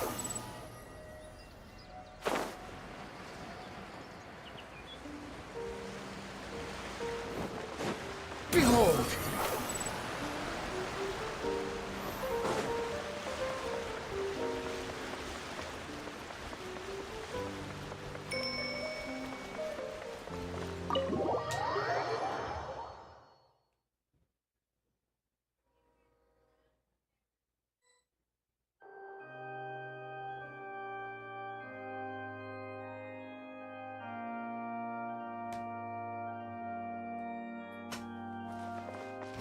Oh, he's right there. I thought everybody would be inside the You're here. stage. Lynette and Jillian are busy getting ready, so please come with me. Oh, shortly after the following Jackson's Opera House, current begins Act 1 in the ruins. That puppet in the middle, is that Lynette? She's so pretty. What? That's Lynette? Oh yeah, her friggin' stockings. I think. Oh no! I have a question for God. Why? It's starting. Keep your voice down. The protagonist, a dancer, has been abandoned in some ruins. She suspects it's because of a health condition of her legs, which has affected her ability to dance. But then she finds the other abandoned puppets who look just like her. Only then does she realize her illness is just a mechanical breakdown, and she's just a dancing puppet. Marionette? FNAF? Freddy Fazbear's? Wow, I thought it would be hard to follow, but in the end it was actually very clear. Even though her face was expressionless and she didn't speak the whole time, I felt like I could really understand how the protagonist was feeling. Act 1, Act 2, The Journey. Some mechanical puppets believed in a myth. At the end of the world, there is a god of puppets who can turn puppets into human beings. And so the protagonist and her companion began their quest. But the myth is a lie, spread by someone with nothing but contempt for puppet kind. At the end of their journey, they are kidnapped, dismantled, melted down, and abused. The protagonist helped her companions escape, but in the process became trapped under the rumble of a crumbling building. She closed her eyes and enters into a deep sleep. Director Mariyu really is a master of his craft. And so is the actress in the lead role. I have a friend who saw the show on the opening day. They thought the critics overstated how good it was, but I gotta say, the protagonist is incredible. Act 2 causes the thunderous applause from the crowd. I can't believe it's only been a few days since the last show. Lynette's improved so much. Just wow! I'm speechless. Words simply cannot do justice to the sheer excellence we witnessed from Lynette on stage today. Your penchant for the hyperbolic strikes again, Amory. Clearly, you weren't at a loss for words when you were writing your article. I saw you hand it to the journalist. Trying to get your critique into the papers the moment the show is over, are you? My brothers. They are literally Rotten Tomatoes.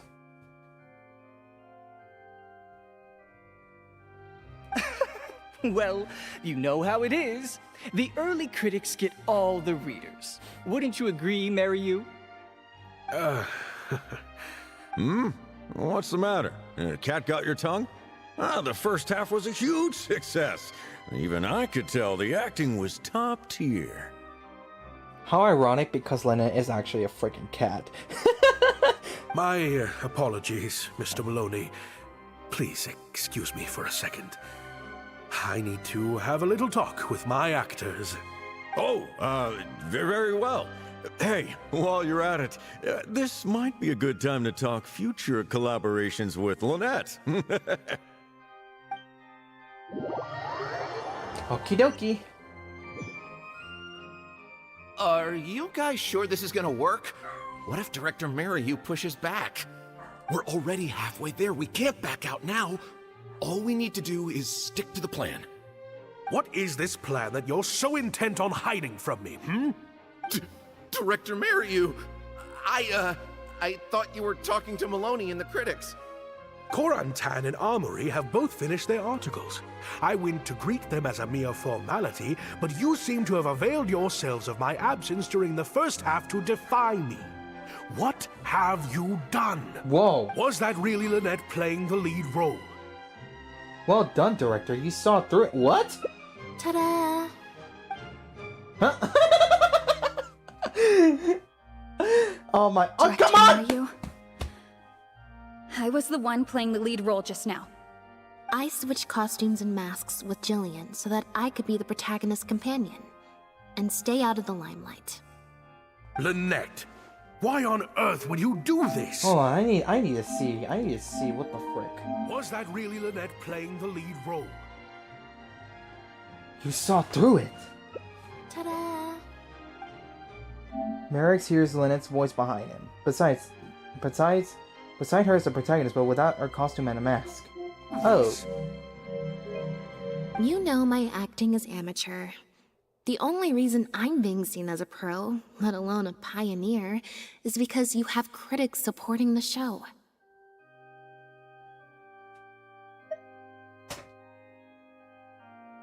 But right now, there's a whole audience out there.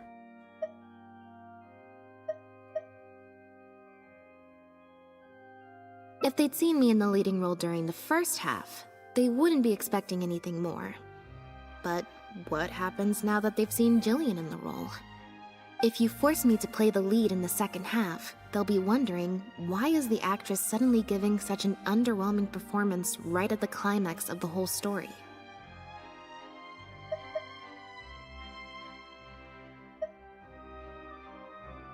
Okay, what the frick are these freaking choices now? If I choose the wrong one, I'm resetting the game.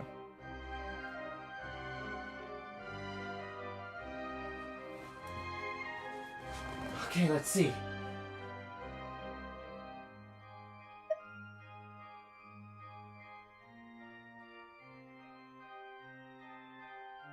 These are just some of the questions that will be on everyone's minds during the second half. And those questions will follow them out the doors of the theater after the show ends. Do you think the credits will still have any credibility There's then? only one way for you to save your reputation. And that's to keep Jillian as the lead all the way to the end. Absolutely not. I'd sooner announce that we're having technical difficulties and need to stop the show. If I keep Jillian as the lead for the second half, what do you think will happen in the curtain call when she takes her mask off? Everyone will see that we've changed actors. What will your fans think? They're only here because of you, and what about all the critics who support you? If we get on the wrong side of them, it'll be the death of the whole show.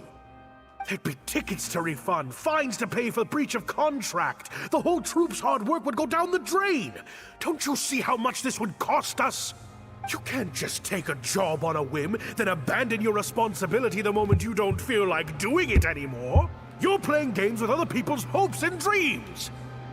Yeah, if you're here in the train, I had my window open because my room is about to become an oven. So yeah, that's why. Sorry. Director Maryu, please. You're not being fair to Lynette. Actually, Jillian, he's half right. I did kind of take this on a whim. But my responsibility here is making sure you get back the role that belongs to you. Yes. And I guess part of that responsibility lies with me, considering I badgered you into accepting the job. Lenny, hello!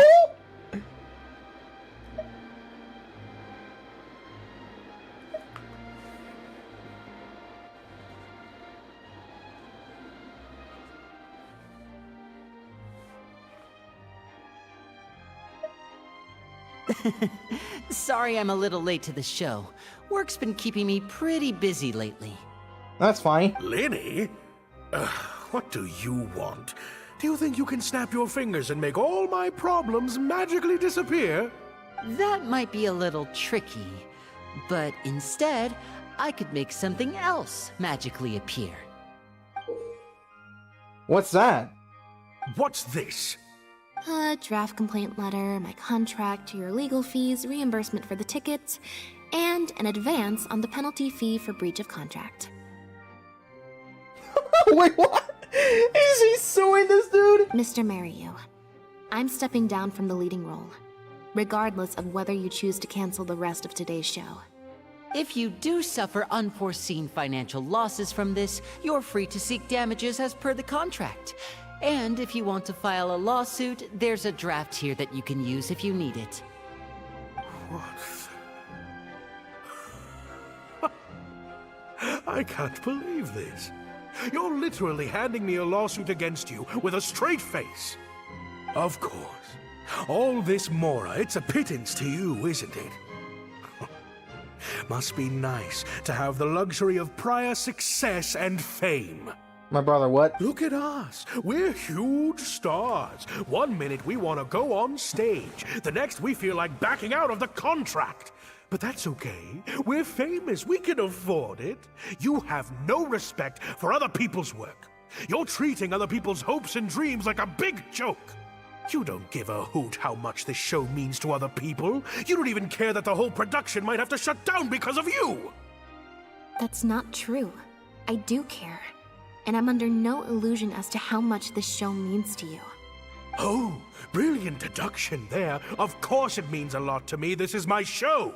That's the only reason I asked you to be in it in the first place. Yeah, but forcing her, dude, is another. Really? Then why do your eyes tell a different story? The way you look at me, it's full of contempt. Almost as if I've destroyed your work of art. Huh? So it was him that wrote the freaking letter?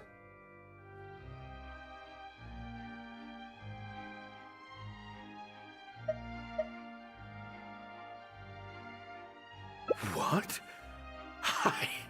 I would never think that. A couple days ago, I asked some associates to do some digging for me. I was interested to know who else you invited to play the lead apart from Lynette. Surprise, surprise. Turns out that all the other famous actresses you asked either had prior commitments or weren't a good fit for the role. They all turned you down. And I would have turned you down too, if not for an unlikely set of coincidences. You didn't send those invitations because you were looking for a better actress than Jillian, but because your investor wanted a big name in your show, right? Director Maryu. It's clear as day that Jillian is an outstanding actress, but fame was the key factor, and that was one thing she didn't have. To get Maloney on your side, you chose to make Jillian the understudy, and then look for an opportunity for her to take the lead.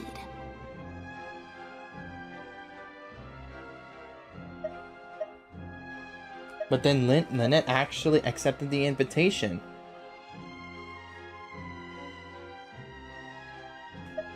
I bet you were torn at first, weren't you?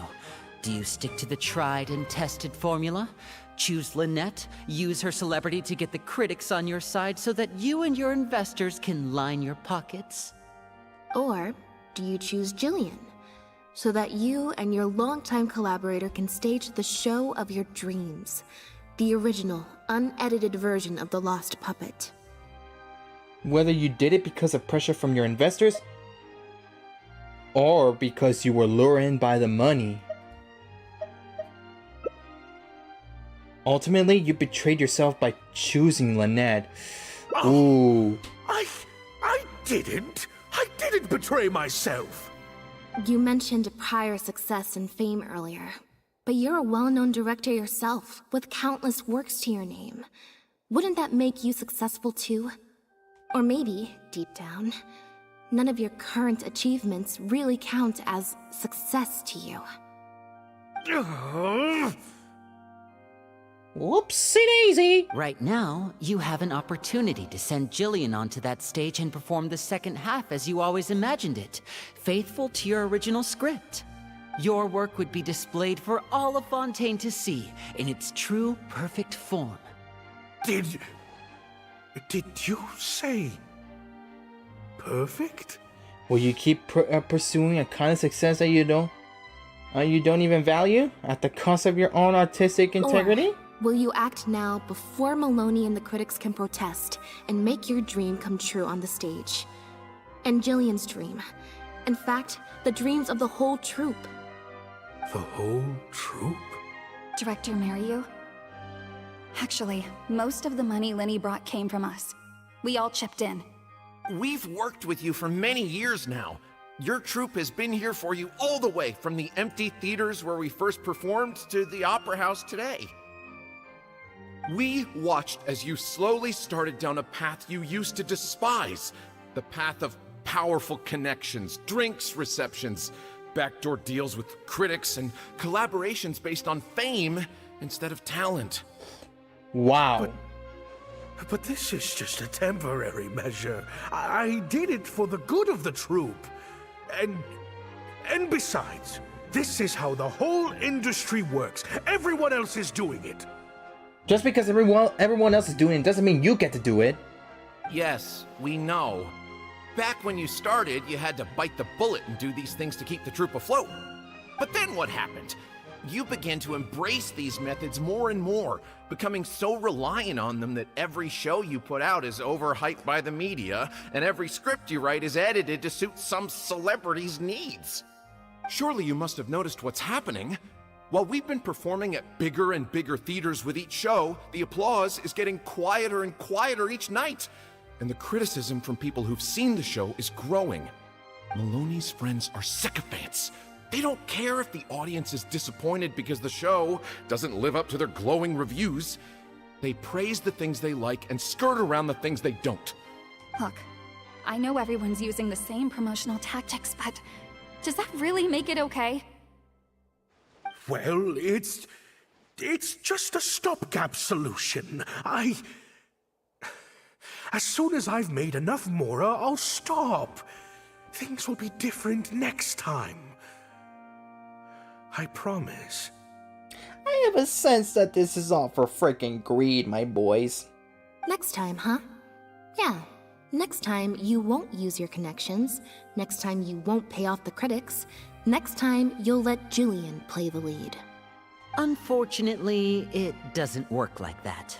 If you make some money once, you'll want to do it again, then again. Slowly but surely, you turn your back on your dreams. Yep. It's all about money, huh? I won't turn my back on my dreams any longer, Director Mariyu. Never again. Me neither. Persuasion, today's the day. It's time to live up to your dreams. Why would you freaking need this, bro? There's no point! We're gonna get the dub either way! Oh well. I'm still gonna do this anyways. Let's see what number. Number 6. Number 6. Okie dokie. 1, 2, 3, 4, 5, 6. 10! That's gonna skyrocket up to 34. I had dreams too. What? And what happened? Act 3. Amidst the rubble. An unknown period of time elapsed before a group of mechanical puppets finally cleared the rubble, freed the protagonist, and reactivated her. They told her, "You have been buried here for thousands of years. The mechanical puppets now rule the world." It turns out that the puppets who had started uprising were none other than the protagonist's companions, whom she had rescued all those years ago. The protagonist was now revered as the hero of all the puppet kind. The mechanical puppets ask the protagonist what she wishes for, but she only wishes for one thing. Huh. Ooh! The plot here seems a little different from what the reviews said. The protagonist wanted to return to the stage, so the puppets replaced all her parts with the latest ones available, built her a grand opera house, and summoned a huge audience. And in the end, she forgot herself amidst the applause and cheers of her fellow puppets. Hey, no spoilers! Huh? Wait, hang on, that's not even what's happening. The set has changed back to the one from the first act. Oh, Archons, please let this work out. Relax, bro. No need to be so nervous, Director Mariu. We only told you Lynette would be quitting the show to get you to make a decision. We wanted you to believe that this show would have to end after today, no matter what you decided. But in truth, I believe that if we choose our words carefully, there's no reason we can't get Maloney to come around and keep the show going. Lydia's putting his experience at fooling people to work. You really thought this plan through. But I'm not upset about what you've done. What's worrying me now isn't how Maloney will react or whether the show will get cancelled. It's the audience. I've always thought the original script is better, but will it move them like I've always hoped? When Jillian does her curtain call, will they applaud her? And was that the reason it went? Oh, what the freak! I see Verena! I see Verena up there! She's literally like up on a corner. You know what? I'm gonna have to do this. Hold on. Let me try to zoom in through here. Maybe if I could do it with my mouse. Look. Look. Look. Right over here, Verena's there. If you guys played this Hangout event, you'll definitely, if you kept a close eye on all your surroundings, you'll know that Verena's right there.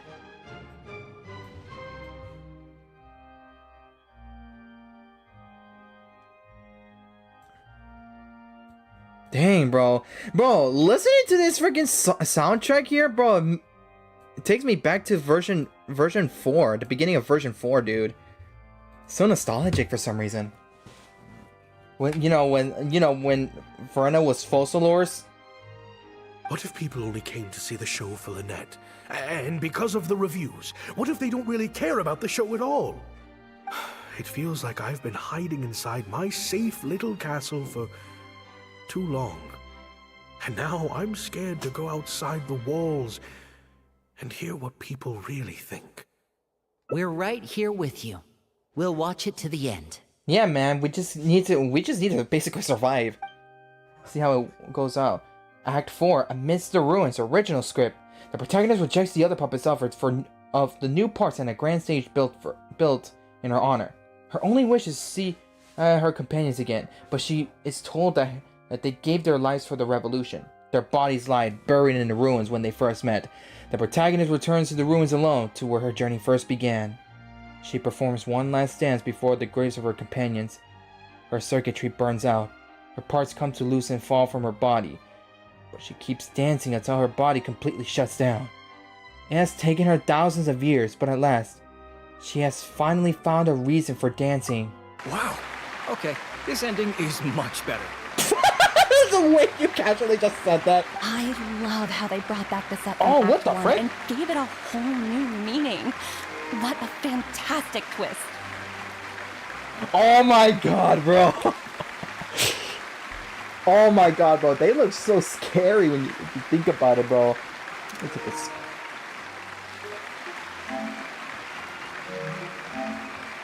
Hey, you got a nice applause, though.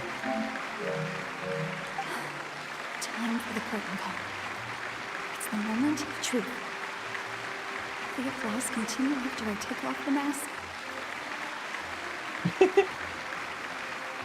could always leave my mask on. No one would ever know.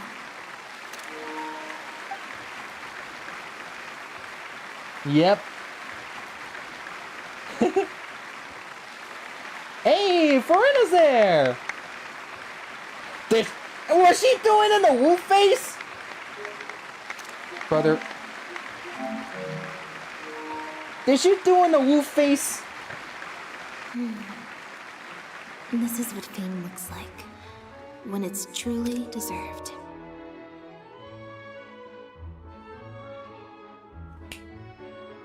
Oh, it's from the soundtrack of in Fontaine area, the city area. Hey, you good? Jillian, you were amazing! Syra was tearing up when you did your final solo dance. Well, so are you. Really? I was so nervous. My legs felt like they turned to jelly. What looked like an actor unsteady on her feet was in fact a poignant expression of the protagonist's frailty in her last moments. Oh, frick! Ah! Or whatever. Ah! Oh my god, I hit my foot. Oh my god. Oh, that wasn't hurt at all.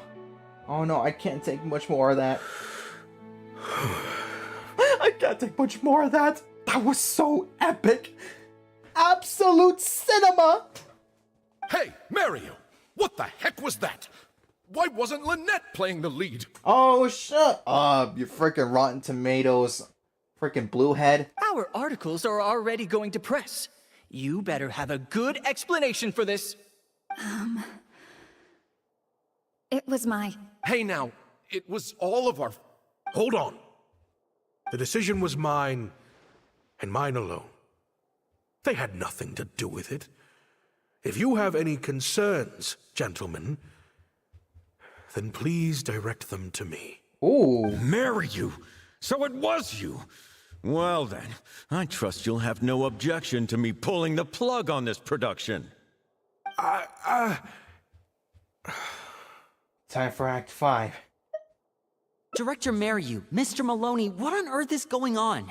Why was Lynette not in the lead role? Huh?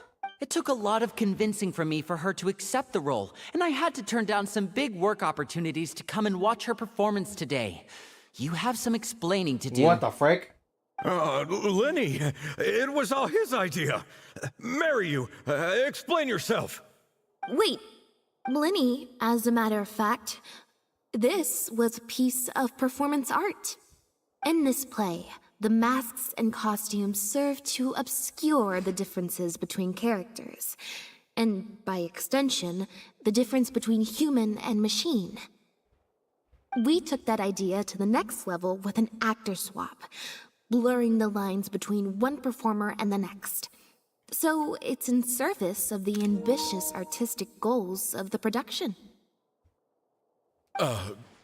What? Actually, looking at the original script, I guess it does make sense, you know. It's similar to deceiving the audience in a magic show. We employed this technique as a means of breaking the fourth wall. It allows the audience to more intuitively understand the cognitive dissonance felt by the protagonist as a machine trying to reconcile the notion of her humanity. The audience's experience mirrors the protagonist's own confusion and becomes part of the artistic performance itself. Hold up. What is this nonsense? Bro, you're a bluehead for Rotten Tomatoes, bro. Bro, the audience score skyrockets while the critics... That's why you listen to the audience, brother, not the critics. Because they're a bunch of blueheads. Oh, I see. Well, bravo, Director Mariyu. You even had me fooled. That's probably more because you just don't really understand avant-garde art very well, Lenny. Maybe so, maybe so. Well, perhaps it went over my head, but I'm sure our experts here saw the whole thing coming a mile away. You must have worked it out by the end of the first half, surely. Mr. Amory, I just heard that you managed to write your review after just the first 2 acts. I'm sure that will help Director Merrick's by sending the future audience off for the surprise twist at the end. Yes, you're right. Director Mariyu and I are old friends. You should have said something. Then I could have played along even better. Yes, well, to deceive the audience, you must first deceive your closest companions. I have to give credit to Lynette and her experience in performing magic.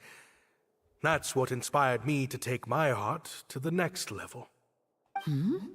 You mean your show was partly inspired by Lynette's background in magic?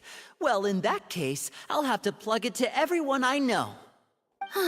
Unfortunately, I think Mr. Maloney is going to cancel the show. Cancel the show? Mr. Maloney, is this true? What? While I accept that deceiving the audience in the manner you did certainly has artistic merit, this is not a magic show, and we don't want our audience demanding their money back. Except magic is not involved, bro. What you A mean? very valid criticism, and one that I humbly accept. If that happens, we're prepared to reimburse and apologize to any audience members who weren't satisfied with the experience. But based on the reaction today, I think that what most people want to see is an excellent piece of theater and not celebrity cameos. Plus, it looks like Jillian is better than me at delivering the excellence people want to see. I'm sure audiences will be very happy with the show if she's allowed to stay in the leading role. Some reviews have said that Lynette gave the performance of the year. Wouldn't you say Gillian was the performance of a lifetime? Maloney, I believe there should still be time to tweak my article.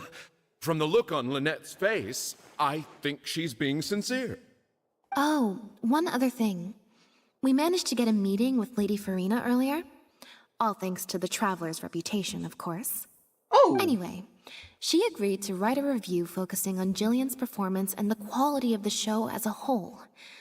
She promised to give her honest opinion. And I'm sure today's audience will be discussing her performance too. There's sure to be a variety of opinions. But what about you, Mr. Cortain? How would you rate the show? Man, I wish I could try to do Hand Unit's voice from Five Nights at Freddy's. Oh, I mean, art at its finest, clearly. But I'll have to give it some thought before I decide exactly what to write. Oh, of course. Always good to put some thought into these things. Especially now, with a growing range of voices out there. I imagine competition for readers becomes more fierce when everyone's discussing the topic.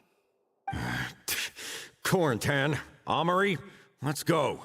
Yeah, Rotten Tomatoes Bluehead. A sour-faced Maloney leaves with the critics now. You and Lynette excuse yourselves and leaves, and the actors excited. I cannot read that fast, man. Come on. Golly. Can I talk to everybody? Do you think this move needs jazzing up a little? Not jazzing up, per se. I was thinking more like break it down, you know? Break it down. Nice. Gina. Ah, yes. Gina? You snuck in? When? I thought I told you no visiting me at work. I'm sorry, Jillian, but I had to come. Oh my gosh, bro. Sis God. I'm kidding. Okie dokie, let's see what they have to say. Thank you both so much. Without the two of you, who knows how much further down that cynical path I would have gone. I always told myself that once I'd made enough mora, I'd get back to doing what I loved.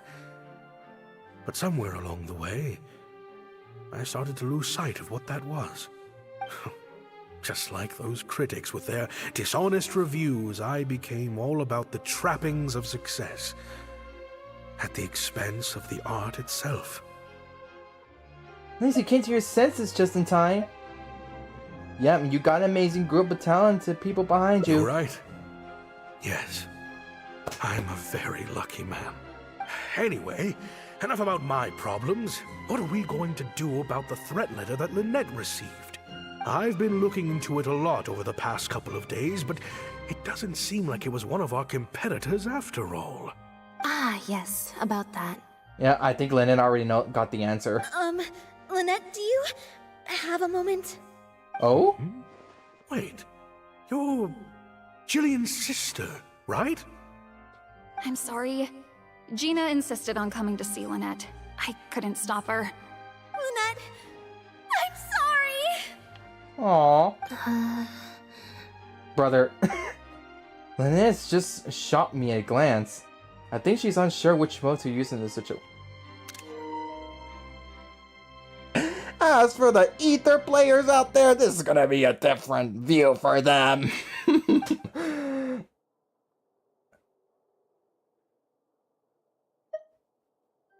Okay, you know I'm not gonna use this. Let's just wait and see how letter? things... I was the one who wrote it. What? Gina? So it was you? Director, it's time for... Oh, okay. Weird energy here. I think we came at a bad time. Lynette, Gina must have been worried sick about me. I'm sure even she wouldn't do something so stupid if she was in her right mind. I'm so sorry. I promise I'll make it up to you somehow. Jillian, no! This is completely my fault, and I'm the one who should have to bear the consequences. I got the wrong end of the stick and completely misjudged Lynette. Shall we hear what Lynette has to say? Well, since I haven't actually suffered any losses, seeking redress could be difficult. Maybe we could just let this one slide? Oh, what? Really? Are you sure? After all, Gina wouldn't be the first person to ever misjudge me, right? True. In any case, Brother. I think we can all agree it was a misunderstanding and nothing more. No need to overcomplicate things. But still, I was wrong to write that letter. I should own up to my actions, make it up to you in some way. She seems pretty since kids at this age really are stubborn. Nah, come on, let's not be mean. Come on now. If that's what you really want, then how about helping out backstage? Huh? Backstage? The crew could always use an extra hand. Plus, it'll give your older sister a chance to keep an eye on you and stop you getting into any more trouble. Thank you, Lynette. Really, thank you so much. Yep. Basically, the whirlwind of events is finally resolved. A few days later, you want some... Can you freaking stop with this freaking speedruns, please?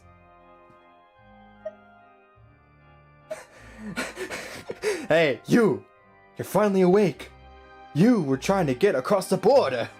I think that was Dark Souls or whatever that is, or Skyrim, I think? Yeah, I think it was Skyrim. Hey, you! You're finally awake! You were trying to get across the border! The show's about to start. Is it? I'm so much more at home here in the audience. I get to sit on a comfy seat, and I don't have to activate my energy-consuming modes all the time. Hello! Hello, 2029, because that was your last name. Nice to meet you. Hey, nice to meet you, brother. Sounds like Gina's got more than she bargained out for that backstage job.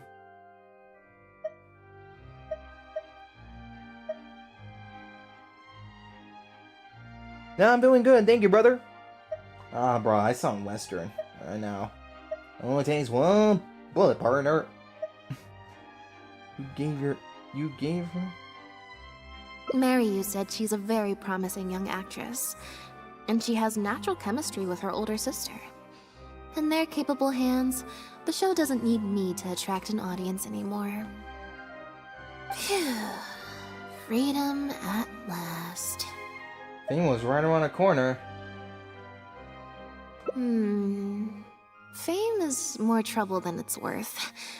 I'd rather leave that side of things to my brother and the others. Really? I'm happiest when I get to sit in a quiet place, watch them do their thing, and cheer them on. Like you're doing right now?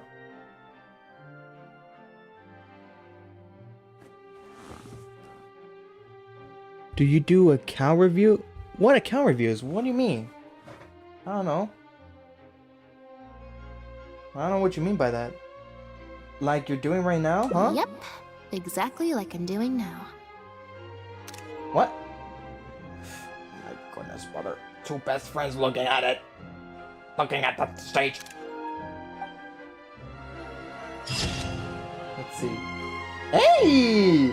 A scene in the audience. When there's someone performing on the stage, there will be others clapping in the audience. Let me review the Interesting.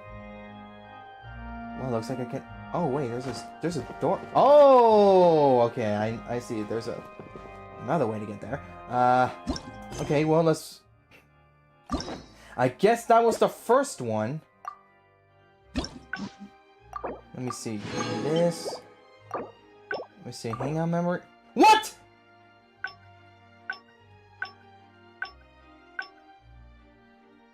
Wait a second! Hold the phone there, Churchill! Wait a minute! That was the... What? Nah, they freaking mix it up things all now? Like checking character on Enka... What's Enka Network? Hold on, I'm gonna check this really quick because I'm running out of time.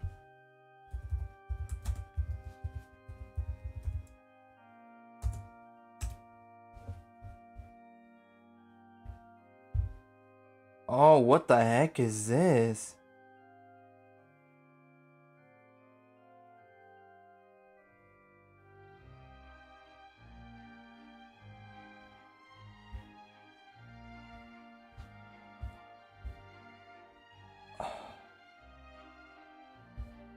I don't do reviews, man. I could care less about reviewing characters. I just don't care about it. There's no such thing as pure freedom in this world. Even the wind cannot blow on forever. Wait a second. Hold the phone. Hold the phone. Wait a minute. Wait a minute. Hold on. Have they mixed things up with the memories right now?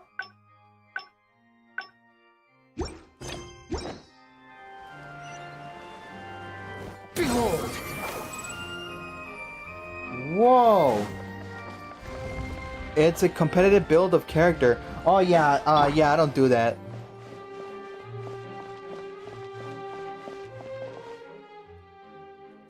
Thank you both. I always told my...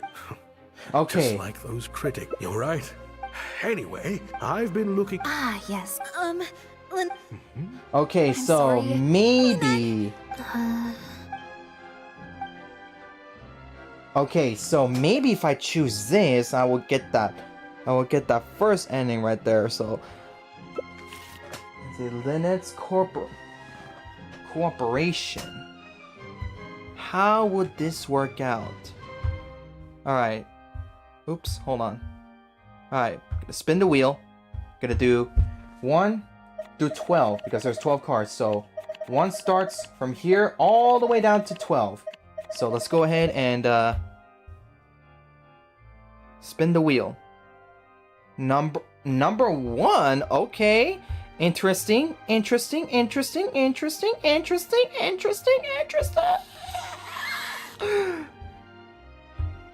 Get that out of here, bro.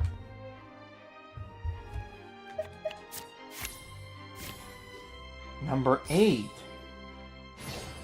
A success? Yeah, me neither. What? Wait. But... Oh, do you mean when we ran into you at the Flow of Sandra? And you said some mean things to me? As I recall, You were only trying to look out for your sister. It was just a few words spoken in anger. Don't worry. Whatever it was you said, I've already forgotten. What? Oh. I see. Well, it sounds like Gina knows what she did was wrong. Owning up to your mistakes and committing to do better in the future is what counts. I understand that feeling of wanting to stand up for your family when they're being mistreated. Really, I do. But next time, maybe consider a different tactic? Something you can pull off more effectively, and without arousing suspicion. Brother, are you trying to give her ideas? Got it. Thank you, Lynette. Why do I feel like I'm missing something here? Hey, here you are. I was wondering where you'd all run off to. Great! Everyone's in one place. That makes this so much easier. What's up? What do you think? It's group photo time! We have to commemorate the debut of the Lost Puppet Director's Edition. Okay, What? everyone, we all have pretty awkward smiles on our faces in the photo from Hotel de Boer, so this time, no forced smiles allowed. Oh, am I really not allowed to force a smile? Is smiling tough for you? I'll try, I suppose. I think I can manage. Lynette, Traveler, come on! You two should be right in the middle. 3, 2, 1, smile! Okie dokie! Oh, there's another ending. Hey! Oh!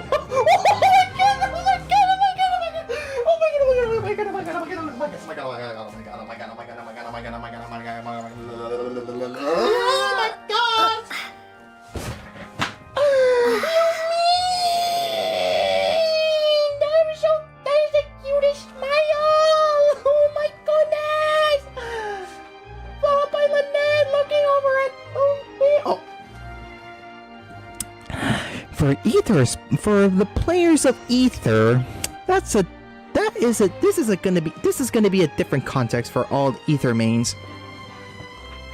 My line of sight was a little bit off. It's fine as long as your smile is genuine. Oh, frick, I didn't mean to smile. I didn't mean to save just yet.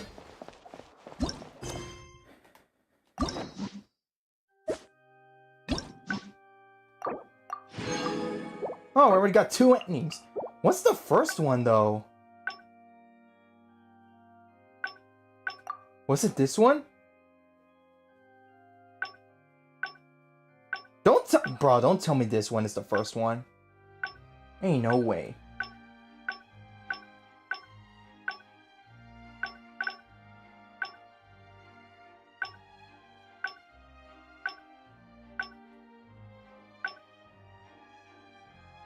After successfully pursuing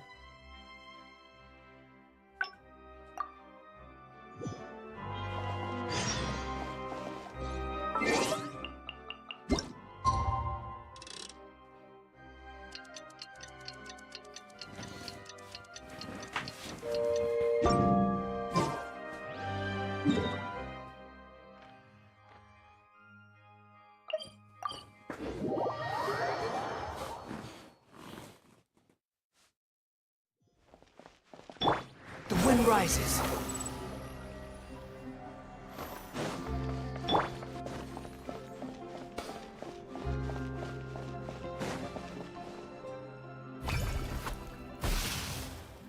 Huh. I didn't like that.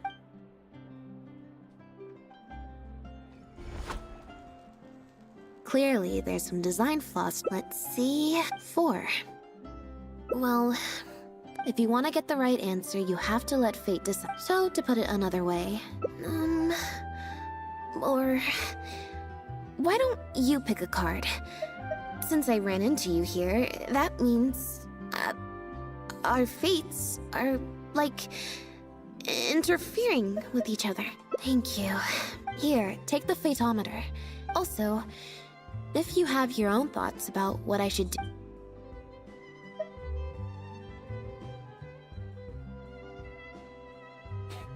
Don't tell me this, bro. Don't tell me this is your. Huh?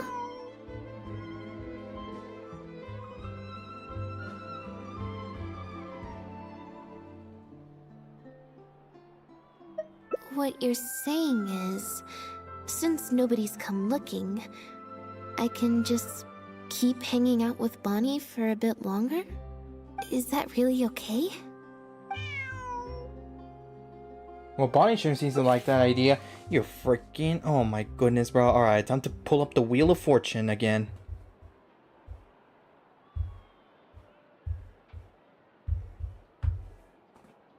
Let's see what it says here.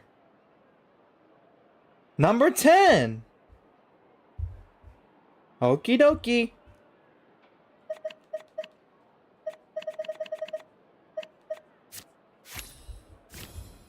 $15. Oh boy, it went right above there. You make a good point.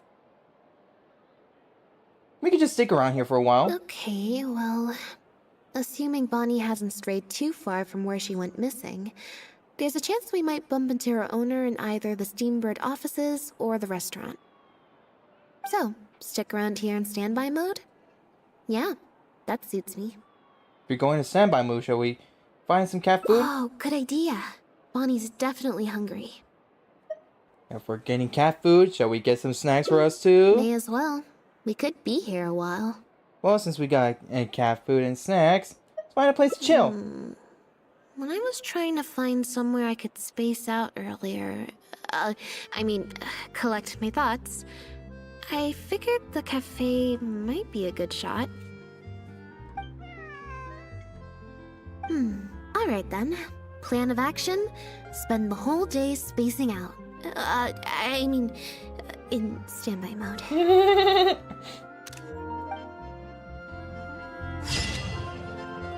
Brother, oh my god, this is so cute! Dude, nothing is the happiest thing.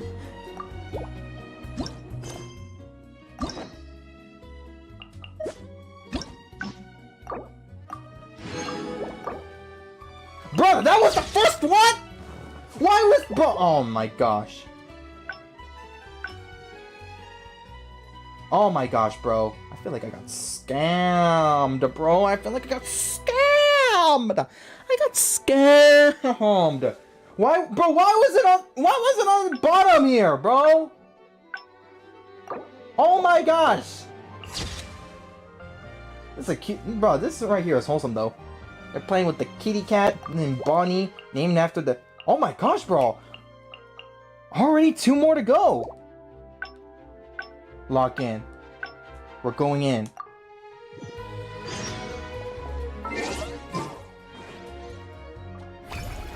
Frost. Oh, hey, Frost Venom. What's the banner looking like? That. Was I using it wrong? Okay.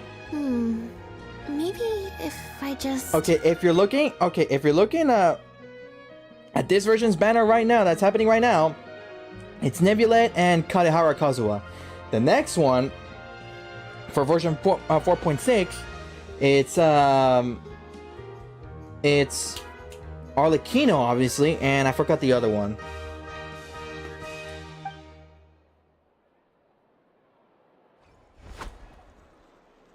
Clearly, there's some design flaws. Let's see. 4.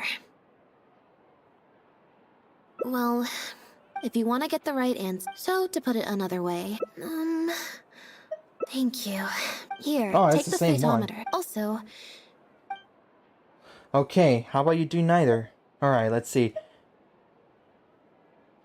Alright, I think you should help Bonnie. Okay, this is gonna lead me to the middle path. So, we're looking for Bonnie's owner? Yep.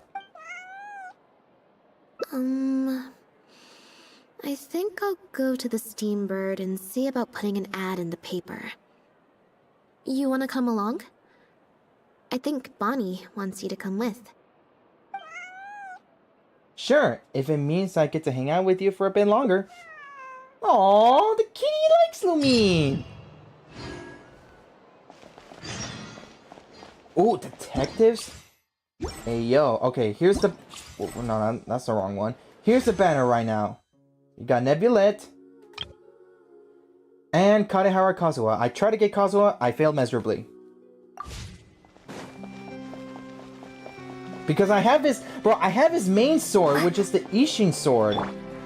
Which I got it from playing in, like, Kazuha's Story Quest.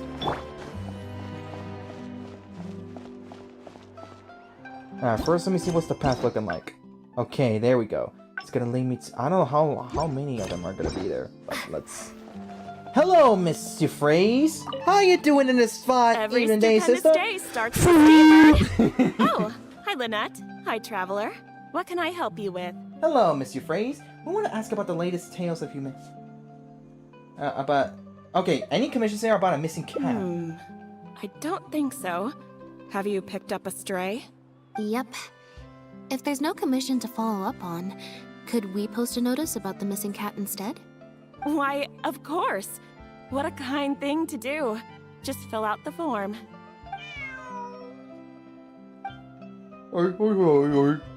Well, we've registered you as missing. You can stay at my place until your owner finds you. Also, I just wanted to say thanks for keeping us company for so long. Oh, no problem. Well, I should probably head back to the drinks reception. Hopefully most of the people have left by now. If you've got some time, you should stop by my place tomorrow to see Bonnie. There's a nice cup of tea in it for you.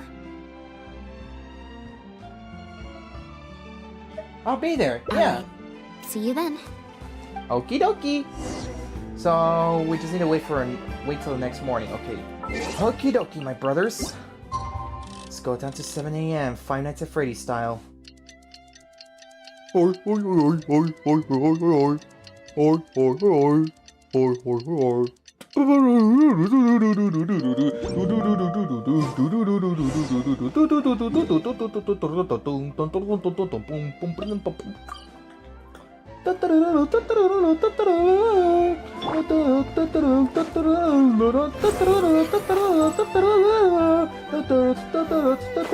Nights at Freddy's! Is this what you wanna be? There are some people I think they're going to argue. Five Nights at Freddy's! Is this what you wanna be? I just don't get it. Okay, I'm just stopping. I believe this cat belongs to me. What? I already told you, this isn't your cat. Just take a breather, you two. What's going on? Oh, you're here. As you can probably see, you'll have to take a rain check on that tea I promised you. At least for now. This is my friend's cat. He's preoccupied with some important business, so I came to retrieve her in his stead. Hold on just a moment. I never seen any NPC with that dress. This lady's expression seems a bit unnatural. The way she speaks is loud and authoritative. It's like she's deliberately using her tone of voice to dispel any doubts about her integrity. No. It's far more likely this cat escaped from the Humane Society. How about we let Bonnie decide? Bonnie? That's the name I've given her in the meantime. Animal handling. Let's see who Bonnie decides to approach. Okie dokie, well, it's a 50-50 chance, so let's go ahead and pull up the Wheel of Fortune.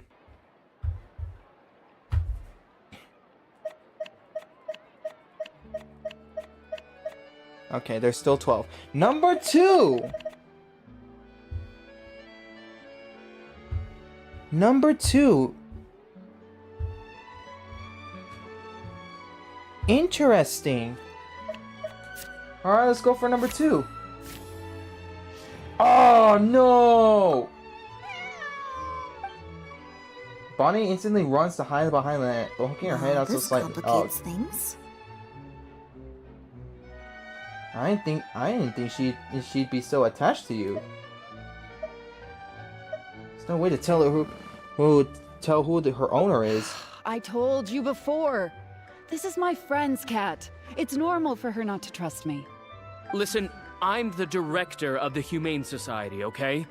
We've got so many strays, dogs, cats, you name it. I'm not even the one feeding them most of the time. You can hardly expect the cat to recognize me. Then how are you so sure that he belongs to you? She just looked somewhat familiar, so I came to check, just in case. If she turns out to be one of ours, I'll take her back. Simple as that.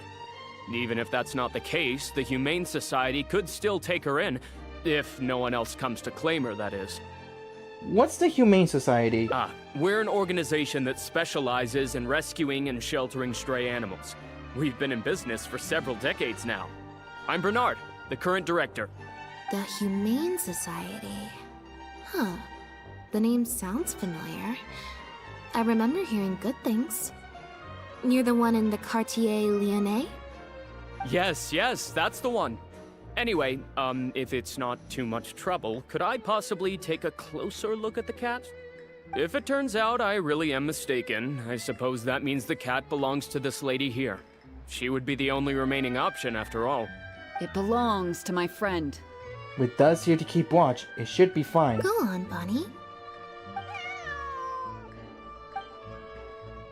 User's nose.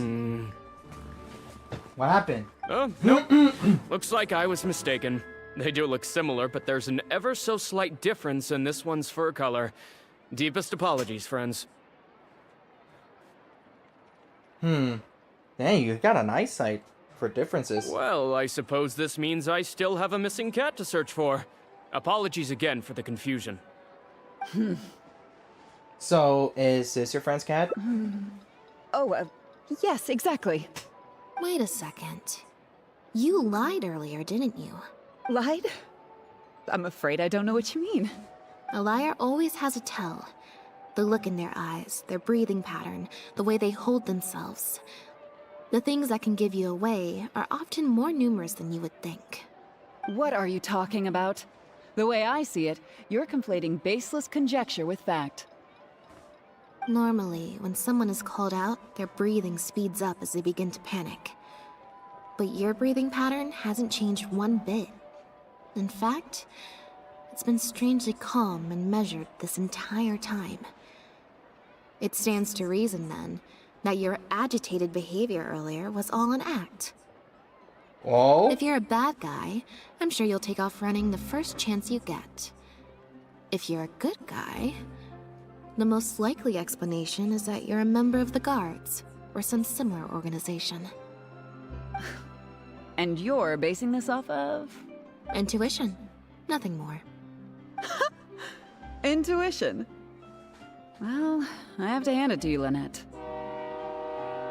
Yeah, there's a train going over there. You're right. I'm a member of the Guards. The name's Elodie.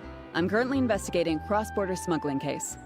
This cat here, Bonnie, what's her name?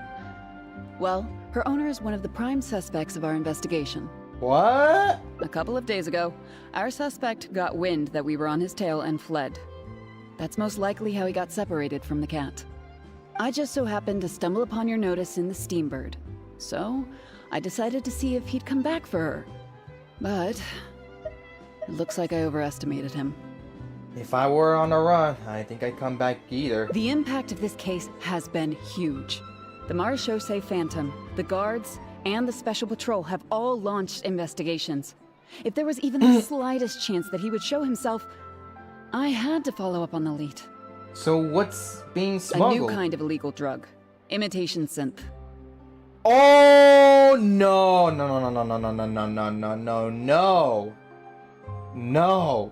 No! Someone's becoming Vanny now. William Afton. We confiscated all the synth on the market, but addiction isn't something that goes away overnight. Even without substances on the market, people are still looking for a way to get their next fix. And criminals are all too eager to capitalize on that addiction. That was the impetus for imitation synth. Needless to say, a small-scale market opened up very quickly. After the original synth debacle, we put several measures into place to prevent similar incidents from occurring. The perpetrators got smart, though, and shifted their sales overseas before those measures could kick in. That's when the imitation synth smuggling began. We only recently got word of the presence of imitation synth overseas. We managed to track down evidence of some early transactions. What we were able to find out, however, hasn't proven that useful given the amount of time that has passed. The Marechaussee Phantom launched an investigation to track down every person in Fontaine capable of producing a drug like that. That's how we learned about Bonnie's owner. Who is he exactly? He's a researcher at the Fontaine Research Institute. His name is Pierre. Pierre Lafayette, to be exact. Doesn't he sound familiar? Isn't it one of those guys that we kind of met? back in the previous versions? Lefebvre. Huh? The Marechaussee Phantom found him in Poisson. In addition to the cat, he also had a pendant with him. Oh? That's a snake with a sword. Holy. At first, there wasn't much cause for suspicion. A search of his house didn't reveal much to go off of either. The Marechaussee Phantom very nearly left it at that.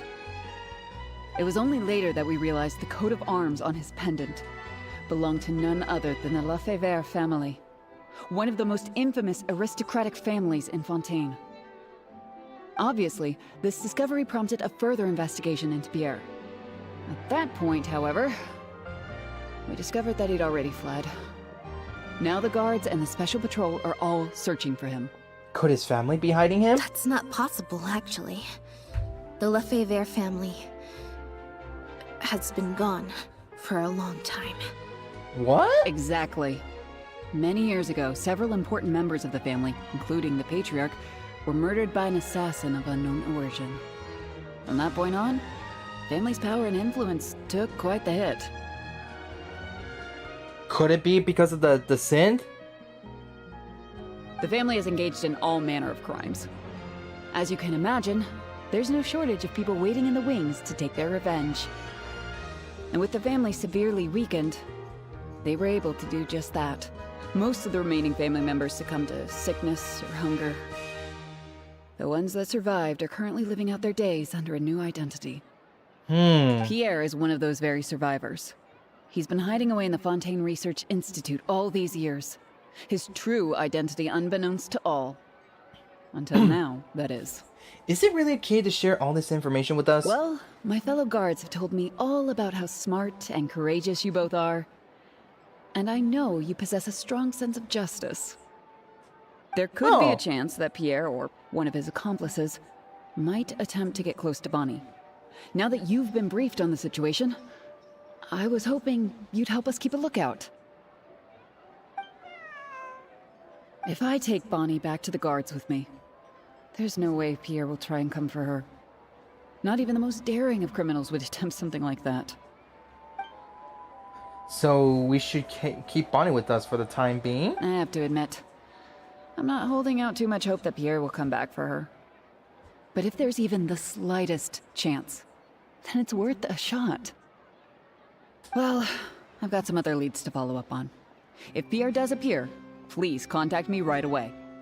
Okay.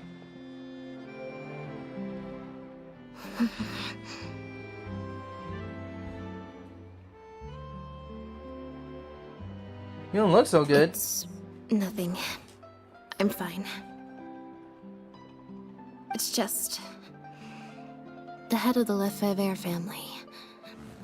He was the eminent person who kidnapped me all those years ago. Oh, what? It was at a dinner party. Someone tricked me into boarding the Lefebvre family carriage. Whoever it was, they took me back to their home. But before anything worse could happen, Father intervened. Ooh, Arlecchino. Of course. Kind of. It was just a guess. Never thought that... Actually, I don't know how I come up to that conclusion.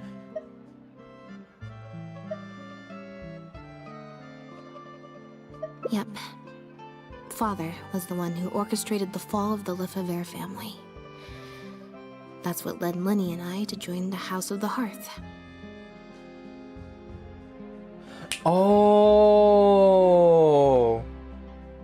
Okay, it makes sense. It makes sense why they, why Arlecchino took them under her wing. Does that include from? No, I don't think from an what came during the time until he got adopted. After all these years, I never thought I'd hear the Lefebvre name again. Are you okay? Don't worry about me. I wasn't feeling sorry for myself. I was just thinking about Lenny. He's been acting strange recently. He avoids me for days on end, consumes himself with some secret investigation, And then, out of the blue, pushes me to do that acting job. Okay, now that is weird. Thinking about it now, it's almost like the one I drew from that deck of cards was part of his plan all along. He must have asked Fremine to help him out. In any case, I know he's hiding something from me. He's really pulled out all the stops this time. You think he knows about Pierre? It's very possible. I'm sure he tried to send me away because he was afraid it would bring up some painful memories for me. It wasn't necessary, though. Okay, nothing's being installed. Why was it going on red, though? Even after all these years, he's still as overprotective as ever. You'll have to help me teach him a lesson if we run into him along the way. Along the way? Are we going somewhere? Yep. I want to head to the Fontaine Research Institute to learn more information about Pierre. Just let me activate search mode, and then we'll head out. Who knows? Maybe we'll run into Lenny along the way. Are you trying to help out Lenny with this investigation, or are you trying to prove yourself? A little bit of both, perhaps. For the most part, though, I just have the sense that something's not right. Something isn't adding up about Pierre's story. I'm just not sure what. I also want to know the secrets. Yeah, I also want to know what secrets he's hiding. And sometimes you just gotta take the bull by the horns, right? Okay, I'll write a letter explaining everything to the crew. Once that's done, we can head out. Alrighty. Oh boy. King is going down there. Okay. I'm gonna go and take a shower right now. I'm gonna go ahead and go take a shower, and then I'll come back. All right.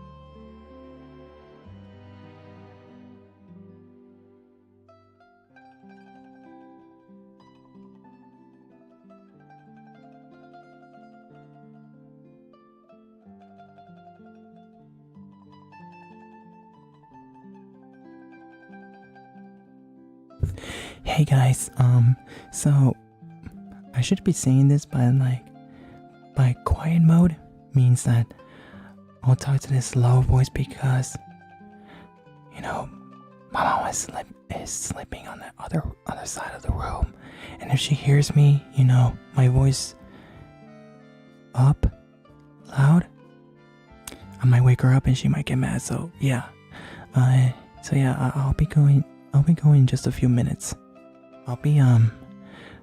We'll come back in just a few minutes. I mean, we're almost done with this, so we just need 2 endings and that's it.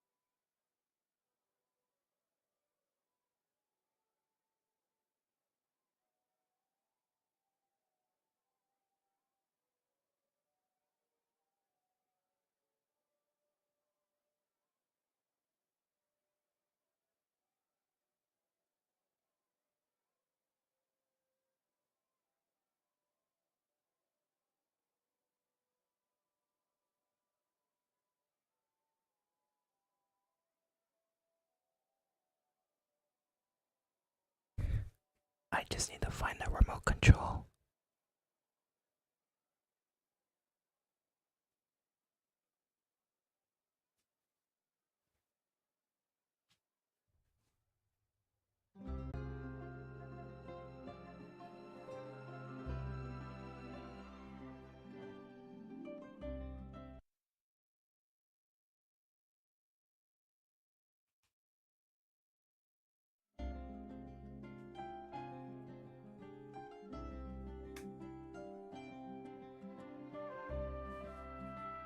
Let's continue.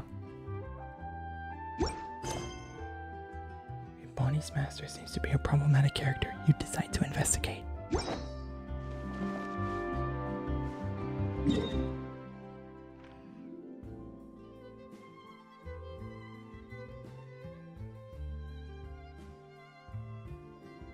Oh, by the way, guys.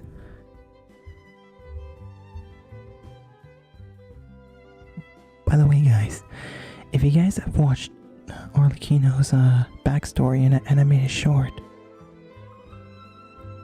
the place that the battle took is right here.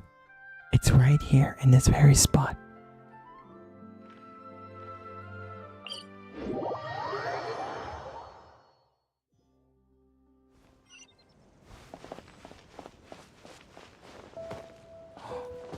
Lenny and Chevros! My dudes! Lynette, you're, not at rehearsal? You can drop the act, brother. In fact, I don't think either of us will have a need for acting anytime soon. You should know better than to try and keep something from me. You've never been able to do that, even when we were kids. And that's why I tried to distract you with the masked mime show. But I guess you're just too good. Care to introduce us to your new assistant? Exposed. This is Officer Shavras, captain of the Special Security and Surveillance Patrol. You may have met her already. We meet again. Nice to see you. Hi, Chevros. How you doing? I should clarify something. Mr. Lenny's here at my invitation, not the other way around. To borrow your expression, Miss Lynette, I suppose that would make him my assistant more than anything. We've brought on Mr. Lenny as a consultant in the past. He was instrumental in helping us crack a case involving a perpetrator who used magic tricks to commit crimes. I was hoping he'd be able to provide some valuable insight this time around as well. Are you here because of the Lefevre case? I don't know how you say it. So you've heard everything then? Yes. That's exactly why we're here. There's always been questions surrounding the fall of the Lefevre family. Some people even believe the House of the Hearth was involved. And according to Lynette, that did happen. Whoever was behind it all was extremely cautious. They didn't leave a shred of evidence. This very fact, however, leads me to believe it was indeed the work of that harbinger. Arlecchino. Which, by the way, bro, I just saw it on my YouTube subscription, and her character demo has dropped, and I'm kind of nervous. I'm kind of scared. I took a look at the entrance and exit records of all the carriages that night. Let's just say it wasn't hard to deduce that there's ill will between you two. Don't worry, I don't have any evidence to that effect, and I certainly don't plan on going to bat for such a despicable family. Plus, you were victims back then more than anything. Yeah. I sought Mr. Lenny's help with the smuggling case. Nothing more. You're really teaming up with the House of the Hearth? The way I look at it, it's a collaboration between us as people, not the organizations we represent. Besides, by working together, we can expose the truth as quickly as possible. You can hardly say that's at odds with the justice my organization strives for. True, true. Not at all. I was planning to invite you from the very beginning, Miss Lynette. It's just that my assistant here raised some objections. Wait, what did Lumi say? Organization strives for. Oh, okay, it says, I'm assuming you wouldn't be opposed to some extra help.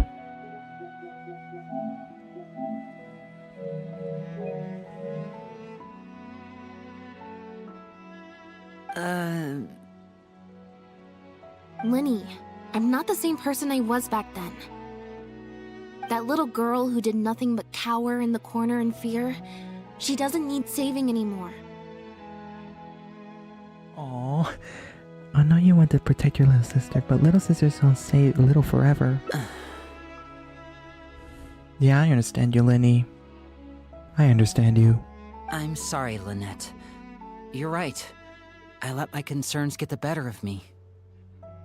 Oh, and the next time you want to distract me, you should try a different approach. Ooh. Even Bonnie here agrees. Who's this? You pick up a stray while I was gone? It's a bit complicated. I'll explain later. Anyway, her name's Bonnie. Well, if there are no objections, then I suppose the only thing left to say is... Lynette, Traveler, welcome to the team. Oh, hey, Joss. No, the banners aren't out yet. Well, that depends. Well, it depends if you live somewhere part of the world, because time zones are different. What time for the American servers, though? Well, Jazz, okay, let me do some my calculations again. Okay, so the maintenance will start tomorrow afternoon on a Tuesday at 3 o'clock, 3 p.m. That's where maintenance will start. And if I remember correctly, if I'm doing my calculations correctly, I think 8 p.m. that's where the servers, will start going up again with version 4.6 now, in which I'm gonna say I'm feeling the chills because of Arlecchino. Chevros and Lenny share with you what they learned over the past few days. It appears the Love family was very particular in their use of insignias and emblems. The family would use different emblems to mark differences in status, blood relation, and the like. In fact, the insignia that was discovered on the pendant was used to represent an illegitimate child. Paimon said the B word, so that would mean there is a B-word child. Oh my gosh, she just said the B word. She just said the B word. It's highly likely. That very status might have been what allowed him to emerge from the fall of his family relatively unscathed. It would also explain why he was able to assume a new identity as a researcher with relative ease. We discovered something interesting, though. After talking to some of his co-workers, it appears he pretty much works at the Institute in name only. He's practically been cast out. Wait, what happened? Apparently, Pierre was once addicted to synth. He tried to use the resources at the Institute to create a substance with a similar effect. I'm assuming, once again, that's the primordial sea. Artificial primordial sea, right? Because that's what it's talking about. He claimed it was just for research purposes, but the Institute revoked his access to the relevant materials regardless. He was placed on disciplinary leave, pending a thorough investigation of his actions. But it seems the Institute ran into some trouble along the way. Could have been a lack of personnel or a timing issue. In any case, they had to table their formal investigation into Pierre. Unfortunately, that also included reporting any relevant information to the higher authorities. As for his family background, it appears none of his co-workers at the Institute were aware of that information. All they could tell us was that he was quite the recluse.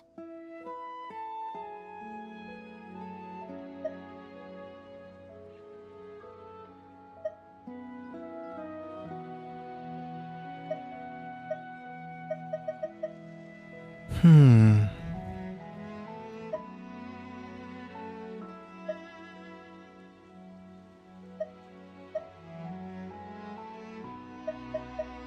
than the pendant, we didn't find anything else of note at his residence in Poisson. Based on the samples of imitation synth we've been able to analyze, it appears the substance leaves behind strong traces wherever it's produced or stored. Those traces might not be obvious to the casual observer, but they're not something our guard poodles would miss. Pierre's home, though, came up completely clean. Well, that's a bit sus. We didn't find any records indicating possible involvement in overseas transactions either. So, the Marechaussee Phantom didn't view him as a major suspect at first. Maybe he had a separate, dedicated area where he made the imitation synth. Well, his Where, neighbors though? did say he was often gone for long stretches of time. You would think with him out and about so much, people would have spotted him around Poisson, but residents said they barely ever saw him in town. If his reclusive nature was just a matter of keeping a low profile, I guess it would make sense for him to have a secret base to carry out his business. After he disappeared, the guards conducted a thorough search of Poisson, but they didn't come across any suspicious locations. Poisson. What is it, Lynette? You know Hotel de Boer, where I first found Bonnie? To Yeah? get there from Poisson, you have to cross a stretch of ocean. It's not somewhere a cat could just wander off on its own. Yeah, not to mention how would a cat be able to swim? Can cats swim though? I think dogs can too. A cat? You mean... Yeah, so apparently this cat here belongs to Pierre. Bonnie is Pierre's cat. Yep. Oh, that's right! When the Marechaussee Phantom first tracked him down, I remember there being something about a cat in their report. So this is her? From what we've learned about Pierre's habits, he doesn't seem like the type to venture out without a purpose. So what you're saying, Lynette, is that Bonnie couldn't have gone missing in Poisson. If that's true, then... She must have wandered off only after Pierre brought her to his secret base. The question is, where's that secret base at though? Exactly. Bonnie might even know where it is. Wait, you think the cat can lead us there? But she's not trained like one of our guard poodles. How is she supposed to understand what we want her to do?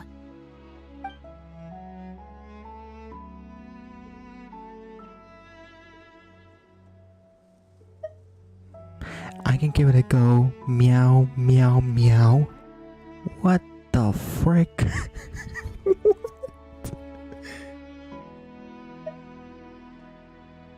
Okay, let's choose the first option. Lynette could give it a try. Meow.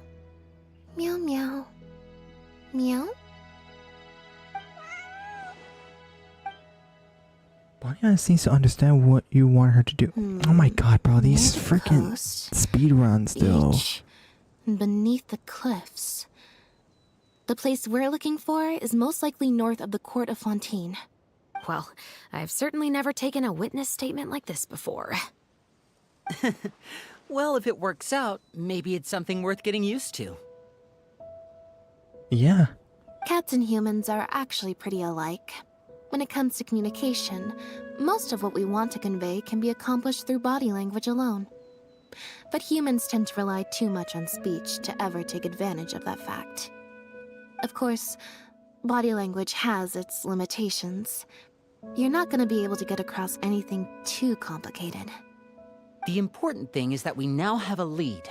Let's try and find a place that matches the clues Bonnie gave us.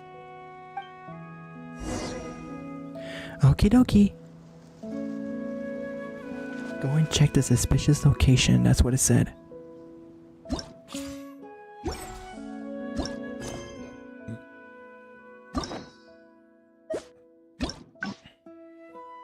Okay, we're still there though.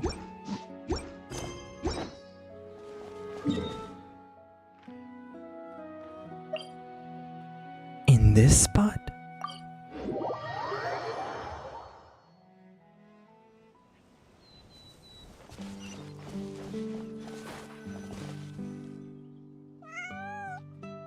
Seems like Bonnie is trying to take us somewhere.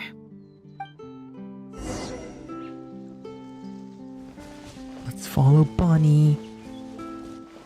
But where's Foxy though? Where's Freddy Fazbear? Where's Chica? Guard Where events are they? ahead. Look out! Shine down! Water jet! The wind rises.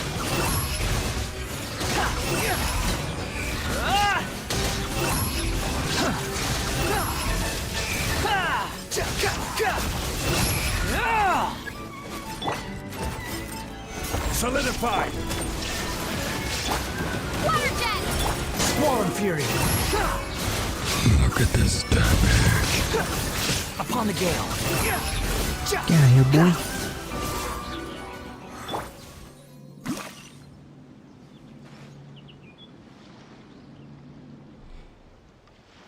That's the base right there. That's where that is.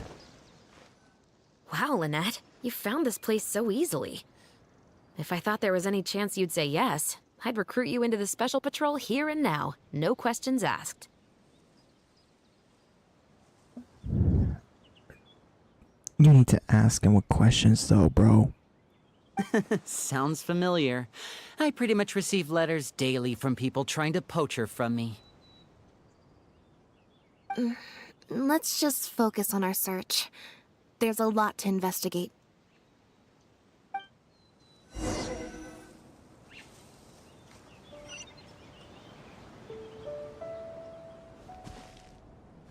Alright, let's see what they have here.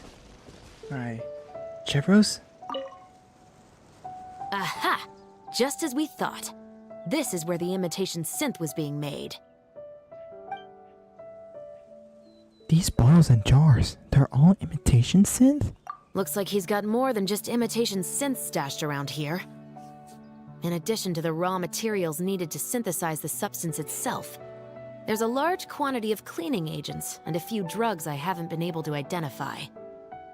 These cleaning agents are likely used to dispel traces of the substance, like its smell. The Special Patrol did some digging into imitation synth. Our records indicate that it's very difficult for ordinary people to detect traces left behind by the stuff. I'm sure that was the case for Pierre as well. It must have taken a considerable amount of time and skill to ensure all those traces get washed away. But what are these other drugs for? Maybe ingredients to make imitation synth, no? But what are these other drugs for? Alright, Lenny, let's see what you found. You find anything? The material these bags are made of, it's quite rare. Doesn't it look similar to the material used for your magic pockets? It's the very same, actually. Romaritime flower fiber. But there's something special about the composition of these bags. I took a closer look, and it appears they're not only waterproof, but also corrosion and leak resistant. Even the strings look specially designed to keep the bags closed nice and tight. I came across some bags made of the same material just now, but they were much smaller and thinner. From the look of them, they seemed far less durable as well. So, kind of like one of those small sealed bags? Very similar, actually. Normally, it would be easy for a guard poodle to sniff out the imitation synth, but if it was sealed away in a bag like that, it might be possible to elude detection for some time. But what could these big bags be for then? If the goal is to keep the imitation synth hidden and sealed away, these bags seem a bit too conspicuous.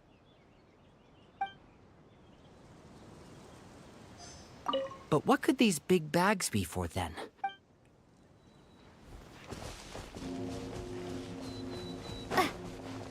Damn. Whoever's making this, bro.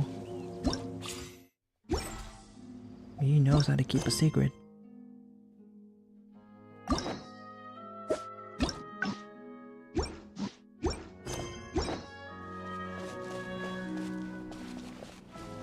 Hey, Lynette. What you talking to? What are you two talking about? when the Marechaussee Phantom searched Pierre's house, there was no sign of these barrels, right? He must have moved them, but carrying them all the way out here would attract way too much attention. You're right. That doesn't seem like his way of doing things. How did he get them here then? Examine the barrels. The barrels show signs of water damage. Dried up water stains can be seen around the circumference of the barrels. There seems to be a pattern to the location of the water stains. For some reason, they appear to be limited to the lower half of the barrels. The lids don't seem very tight, leaving sizable gaps around the edges, but there doesn't appear to be any traces of water inside the barrels. Only the lower halves of the barrels appear to have been submerged in water. Based on the various ingredients we've found, this appears to be where Pierre was cooking up his imitation synth. She said cooking up. It looks like he used a special cleaning agent to get rid of any residual traces of the substance on his person before he left. That's how he was able to get past the guard poodles. That's why the Marechaussee Phantom didn't find anything suspicious in his home. So then he transferred the imitation synth into small sealed bags and took it somewhere else for the drop-off. No.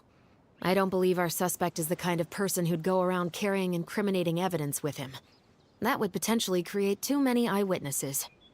The cleaning agent and the sealed bags might get past the guard poodles, but if a member of the public or even a guard on patrol happened to see him during the drop-off, a quick search would reveal everything. That's still a very risky operation. But what about if the drop-off happened at sea? There'd be no one around to see him. The barrels we found were wet around the base, but the top half was dry. As if they'd been standing upright in the water.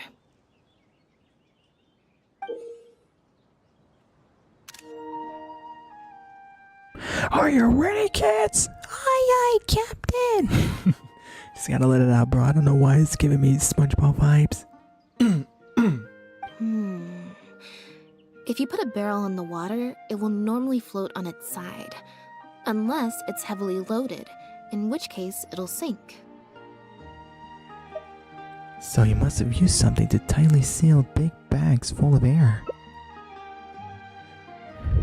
turning them into airtight flotation devices. Yes. With flotation rings around the body of the barrels, they'd stay upright in the water. And then he could afford to load them more fully.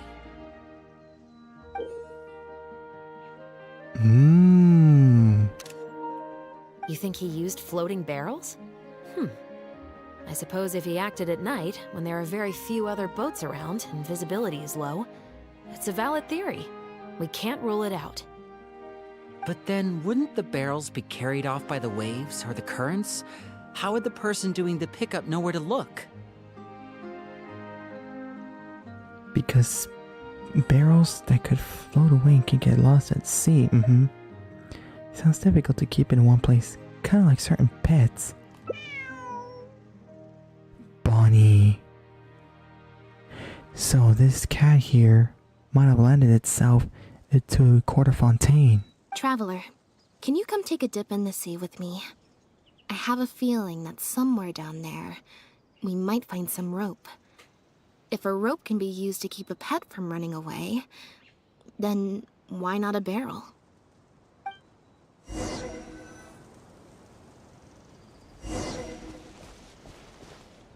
Head underwater and continue searching for clues. I can't believe how much progress we're making with this investigation. Without your help, getting this far would have taken me an awful lot of time and manpower.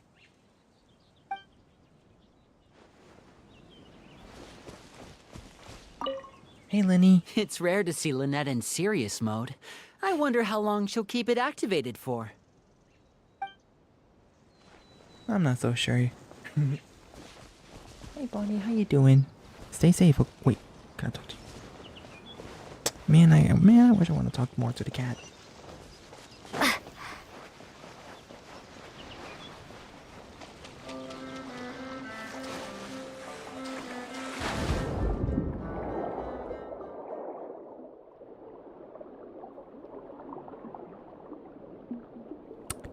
That's a boat.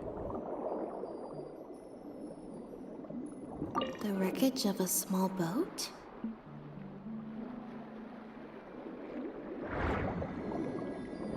This isn't the place.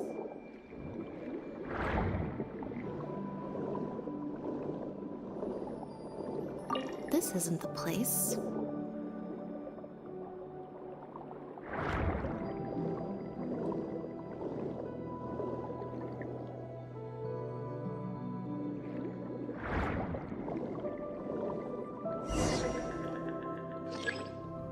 There seems to be something odd over there. That's a rock. Got it. Time to go up and report. Yo, gang, we got a rock. We got Dwayne the Rock Johnson.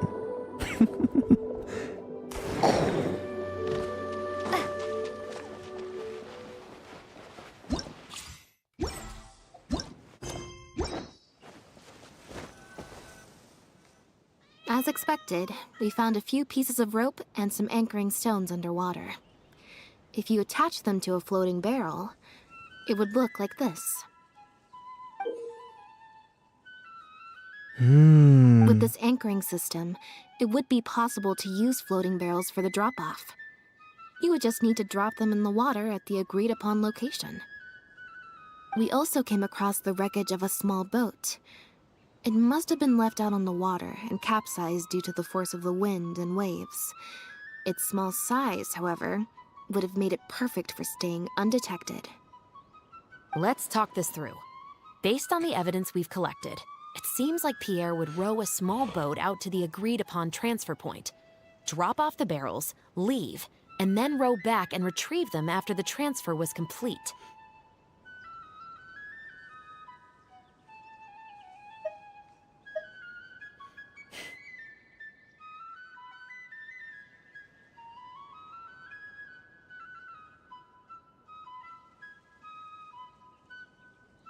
Why use such convoluted drop-off method, though? Yeah, wouldn't it be easier for both parties to meet up at the transfer point on their respective vessels and exchange the goods right then and there? It could be that he was trying to avoid meeting up with his associate face to face. As one of the sole survivors of the Lefebvre family, maybe he was just used to that sort of elusive lifestyle. It seems like Pierre deliberately chose the floating barrel method so that the goods could be dropped off and picked up at separate times. That way, the two parties wouldn't have to meet each other. Well, if that's the case, they must not have a very close working relationship. Let's not jump to any conclusions just yet. Assumptions can be detrimental to solving a case. It's possible they were just trying to keep a low profile. Two boats sailing to the same location at once could be too conspicuous. The most important thing is that we can now confirm Pierre wasn't acting alone. The floating barrel drop-off system is proof enough of that. Let's say for now that he was only in charge of producing the imitation synth. That would mean there has to be at least one other person involved in the operation, likely in charge of transporting the goods across the border. That explains why we couldn't find evidence linking him to any overseas operations. Yeah. Since we've determined that the goods were transported by boat, maybe we can track down some travel logs or something.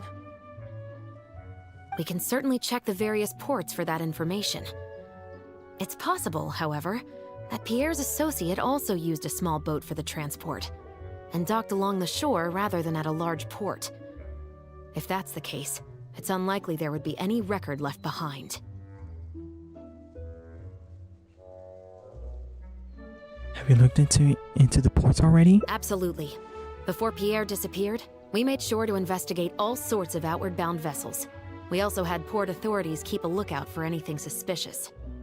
Unfortunately, we were never able to find out how they managed to get the imitation synth across the border. A small boat and a few barrels isn't going to get you very far. You're right. Whatever vessel was used for the pickup, the person responsible for smuggling the substance out of Fontaine would have had to use a larger vessel for the actual transport. That's the only way they would be able to smuggle on a large enough scale to make a profit. They must have found a way to disguise the imitation synth to clear port inspections. Well, even if we can't find any trouble logs, we can still search for other clues. Exactly. We can't let any opportunities slip through the cracks. Although, given the amount of ports that could be involved, we should probably split up. I'll run home and ask some of my brothers and sisters to try and dig up some information. I should also head back and update my platoon on our progress. I'll grab some reinforcements while I'm at it. Lynette, Traveler, why don't you head to Lumiduce Harbor and see what you can find out? Got it. All right. Come on, Bonnie. You too. That's a good kitty right there.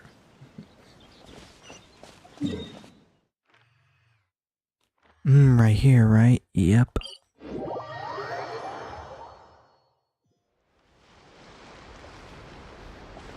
I spot a Melusine.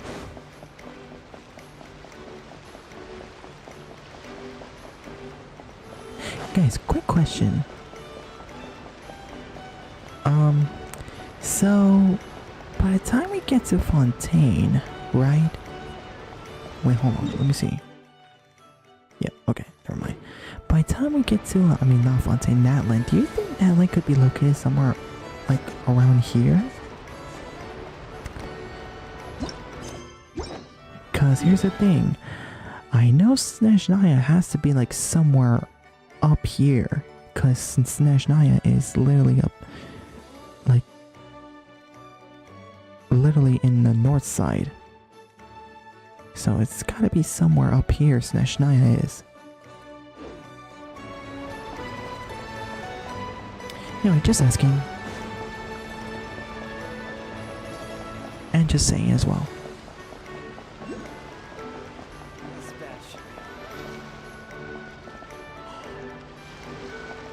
She seems so freaking Lynette, familiar. Traveler. And Bonnie too. What brings you all here? Hi.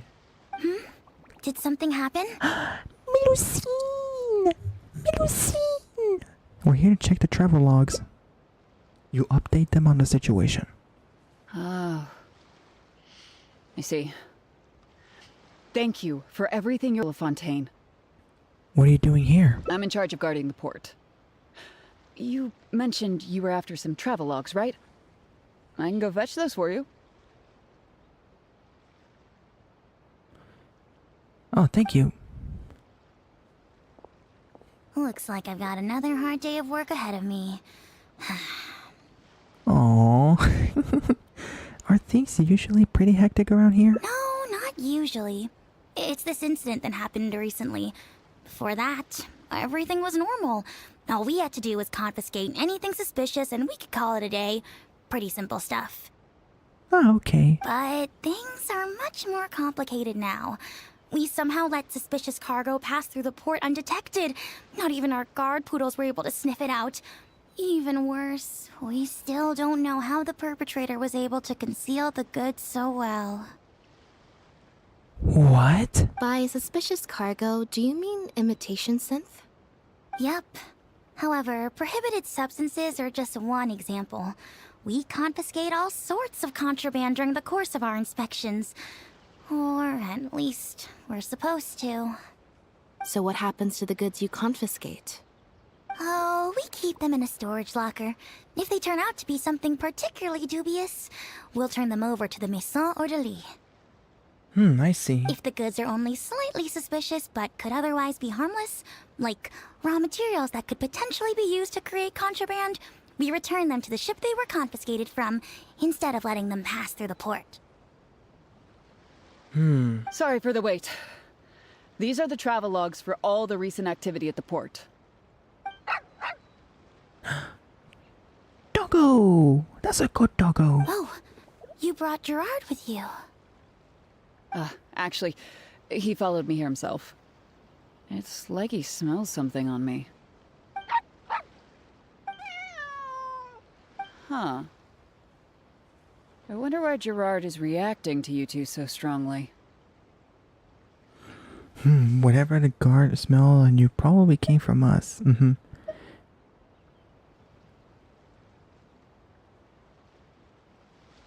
Could it be because we just left the place where the imitation synth was made? Huh?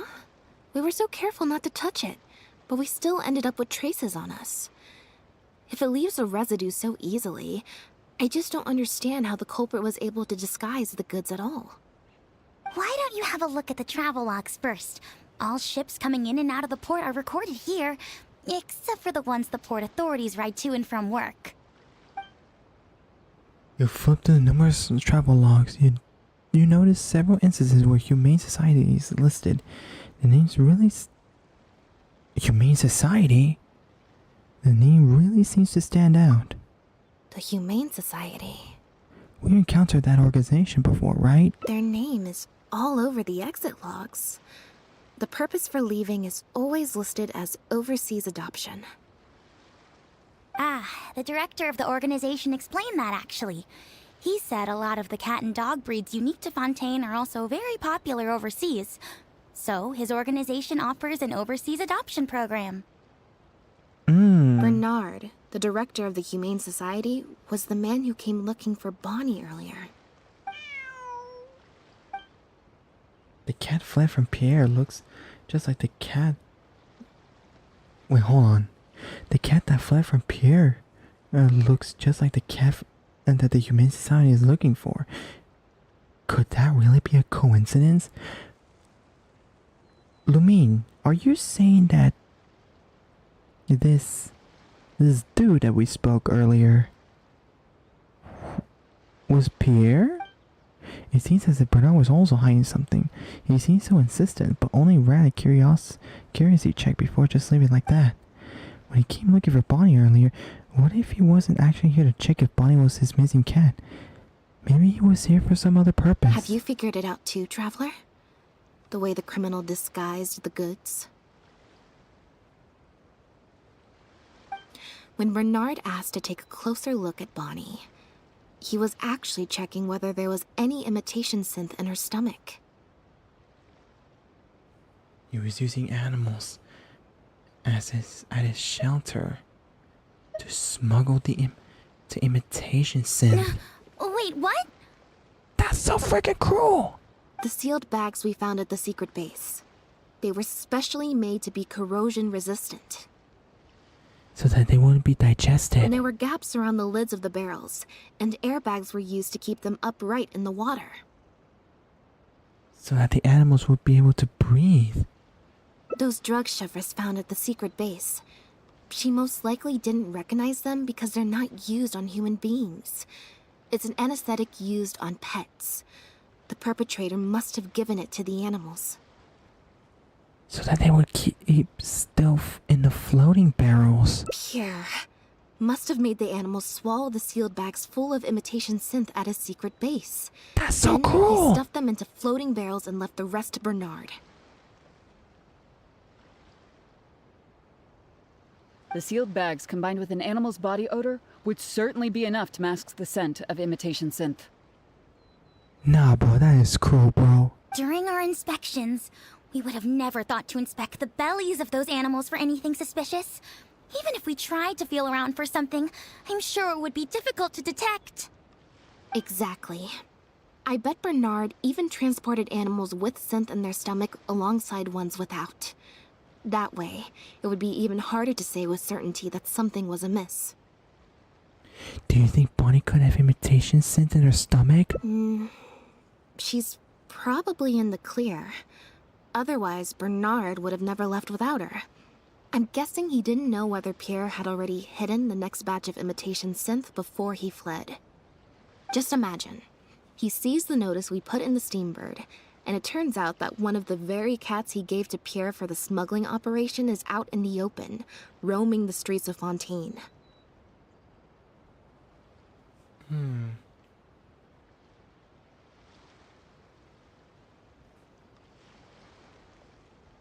If Pierre had already hidden the next batch of imitation synth, then Bonnie would practically be living proof of their crimes.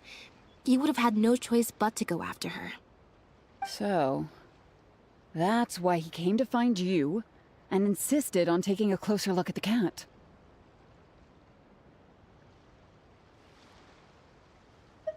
Pierre must have fled in a hurry.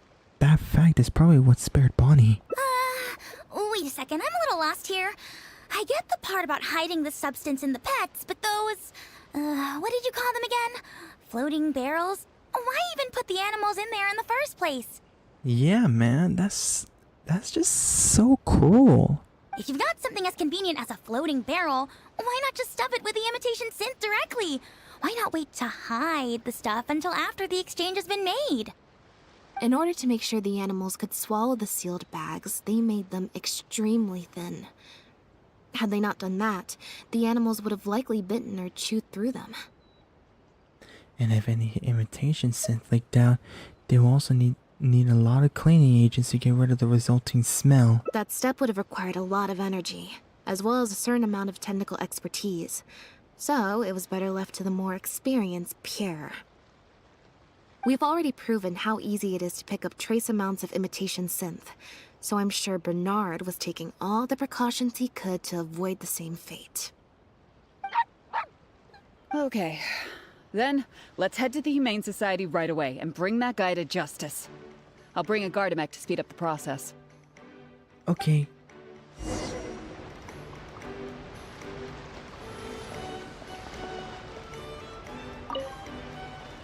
Sorry, but I can't go with you. Surely you'll be able to handle him, what, between Elodie's Gardamek and all three of you? Oh, okay. Alright, well, see you later.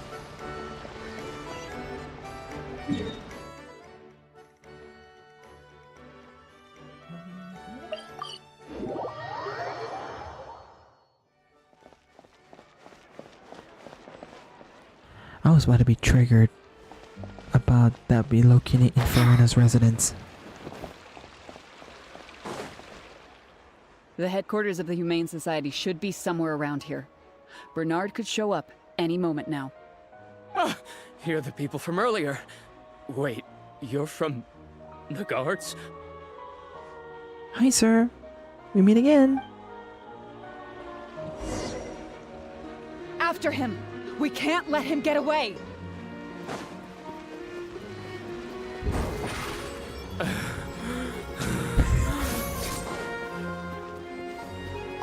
Come over here, buddy. Give it up, Bernard.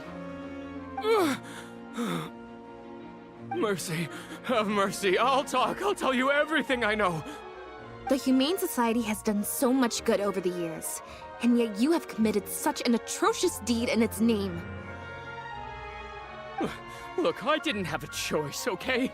My father cared about those blasted animals so much, he didn't bother to take care of his human wife and son at all. While those animals were showered with love, I lived worse than a dog. No one asked. Tell me, how did you first get to know Pierre? She just said no one asked.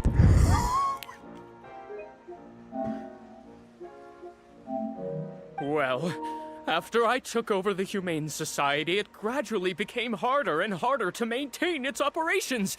Until one day, someone suddenly passed me a letter. It said that I could stand to get a large sum of money as long as I helped them to transport some animals abroad. It was only after a few such transports that I finally understood what I was really transporting. But then, Pierre wrote to me, saying that we were already partners in crime and that I better keep cooperating with him if I didn't want to be reported to the guards. But I was like, this person seems to be unnatural. Brother, that's a sus look. There was a hint of dishonesty in his trembling voice. You knew it from the very beginning, didn't you? The reason why you had to go through so many steps just to transport some animals. I'd suggest that you confess everything right now if you don't want to add anything else to your list of crimes. Yes, officer. I would order wooden barrels and flotation devices according to his instructions, and then load the sleeping animals onto a boat. Once I sailed to the location he provided, I would dump everything together into the sea. And a few days after that, I'd come by again in my boat and pick up the animals sleeping in the barrels. Once I had received enough of them, I'd bring them to the harbor to be adopted abroad. That guy, Pierre, he was running the entire show. He set up all the meeting times and found all the foreign adopters. Oh, and he even supplied all of the goods too. I just did the transport. He was the one who planned out and executed everything else. So where is he now? Look, I don't know, okay? I've never ever met him in person. We've only ever communicated through letters. And when did he send his final letter to you? Just last night, he said that the Marechaussee Phantom is now after him, so he's planning to go into hiding for some time. He didn't mention where he's thinking about going, though, but he did tell me to look out for the guards. It's been a few days since Pierre's last appearance. I'd wager that he sent that letter after he found his hiding spot. So where's that letter now, huh? I burned them. It was on his orders. I had to burn every letter after reading them. I wasn't even allowed to share them with the rest of the Society employees. Sure sounds like you're trying to use the lack of witnesses or evidence to pin the blame on Pierre. No, I swear, this time I'm only telling you the truth. Well, we can check the truth of your statements at the Opera House. I hope you know what'll be coming for you if I were to find any discrepancy between the evidence and the testimony you just gave. I know, I swear I was just telling the truth. My thanks to you both. Had it not been for you, I really don't know what would have happened to this case. Bonnie helped, too. That's true. It was all thanks to her that Bernard was finally exposed. Yeah, that's a good kitty right there. Why suddenly runs and hides behind you and Lynette? And it looks like she's grown quite fond of you two as well. Then I'll leave you be. Just let me know if you find any other new leads.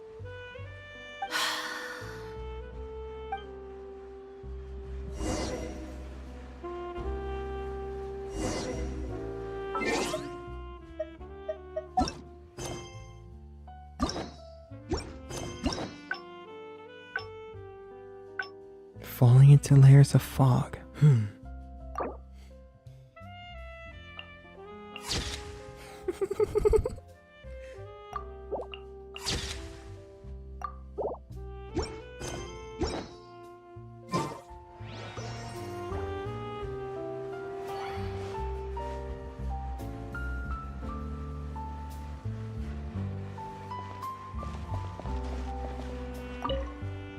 Now behave, and follow me to the interrogation room.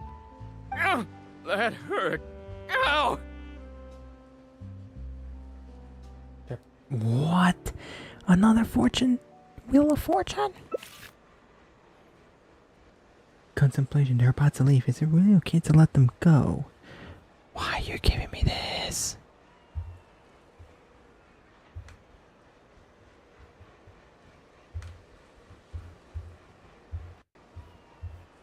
Ay, dude. Ay. Fine, let's see.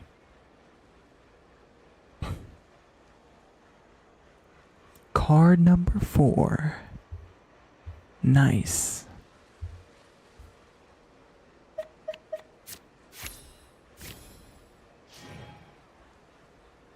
Check failed.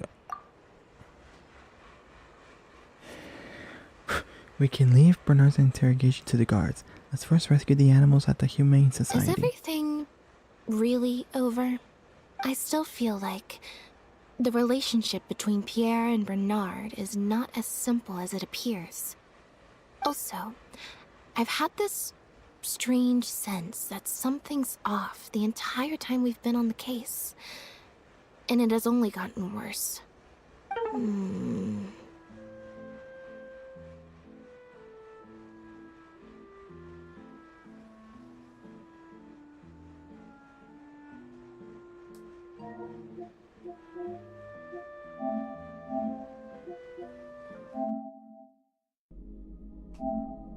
I'm resetting this. I have a bad feeling about this.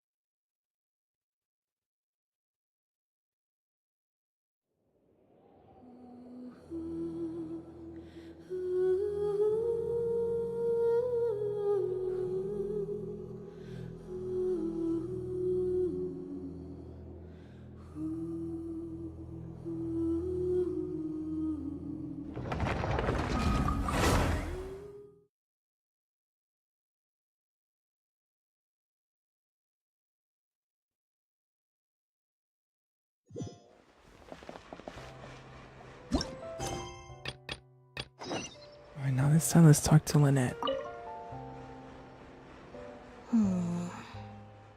Something on your mind still? Was that obvious, huh? Well, even though it didn't feel like Bernard was lying, after talking to him, I'm getting an even stronger sense that something's not quite right. We investigated so quickly that perhaps we've missed a thing or two along the way. Let me activate deduction mode and consider things again from the top to see if we can find anything new. Is there still anything unresolved or strange that we should try to consider?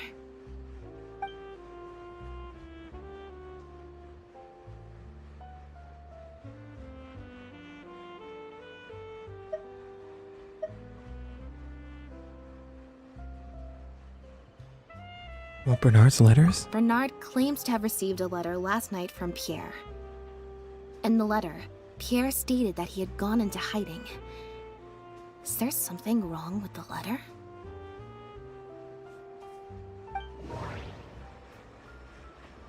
It's this again. Is she gonna talk? Frick, she's not gonna talk. Regardless of whether he sent it anonymously or secretly delivered to himself, it's no longer something we can follow up on. Escape location. The letter didn't mention Pierre's hiding spot, although it makes sense that Pierre wouldn't want anyone to find him. The lost cat Bonnie. Bonnie had already been on the loose for a few days when we found her yesterday morning. That means she had already broken free when the letter was written. The letter's purpose. If the point of the letter was to tell Bernard to get on his guard, then why didn't it also warn him about Bonnie?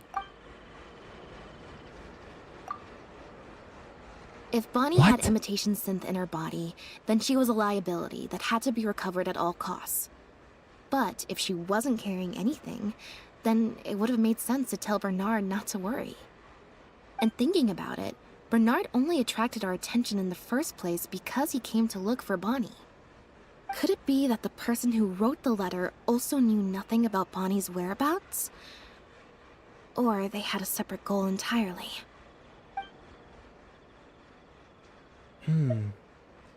There's an unexplained part in the operations of this trafficking ring. Well, we've discovered that Bernard is responsible for the trafficking, while Pierre deals with supplying the goods. Is there something else in this scheme that we're missing? Communication. They always communicate in writing, and all those letters have been burned, so we can no longer confirm or trace anything. Yeah, get that out of the way. Handoff. We've already proven that Bernard and Pierre coordinated their handoffs by passing floating barrels to each other on open stretches of water. The ledger. Bernard can be compensated for his work after completing a shipment.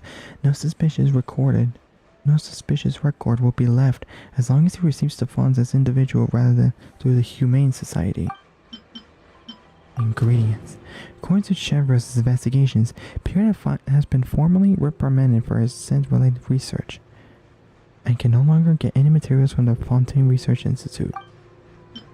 Connections. Any past member of the Lefevre family would probably have a number of connections outside of Fontaine. This one? No, I don't think that could be used to answer that question. There's no need to rush. Let's see if we can find any other suspicious points about this case. Brother, what? The Marechaussee Phantom found Bonnie and the Lefevre pendant at Pierre's residence. That was the beginning point of our investigation. Bonnie has been with Pierre ever since the first meeting between Pierre and Marechaussee Phantom. That's why Eloy came looking for her. But that shouldn't be all. The pendant. The pattern on the pendant is proof that the owner is an illegitimate child of the Lefevre family. But they shouldn't be all. Brother, I can't even say the freaking last name. The pet handoff.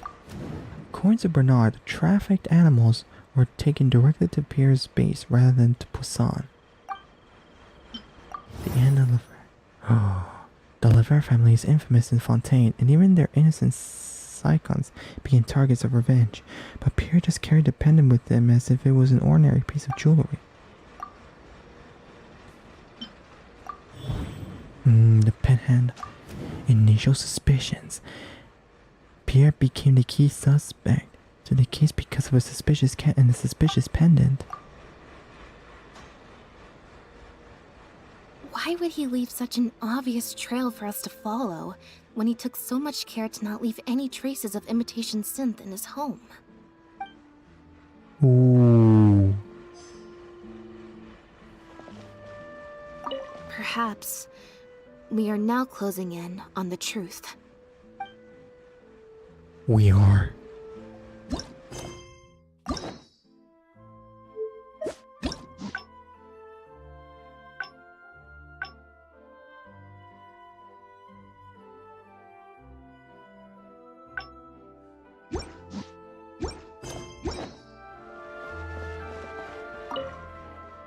Now behave, and follow me to the interrogation room.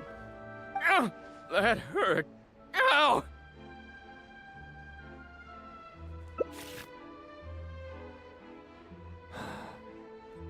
Oh boy. Okay. Let's initiate the Wheel of Fortune.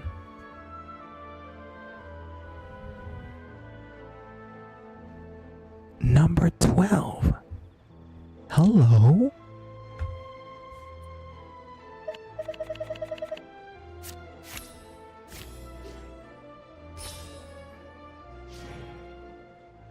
Are you kidding me? Is everything really over? I still feel like the relationship between Pierre and Bernard is not as simple as it appears. Also, I've had this strange sense that something's off the entire time we've been on the case. And it has only gotten worse. No good. I've still got nothing, and I'm nearly out of energy.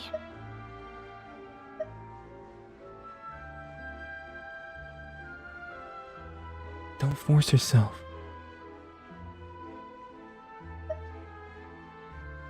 Alright, I'll stop thinking about it for now. At the very least, we've made it so that no more animals will Please tell me that was supposed to be like that.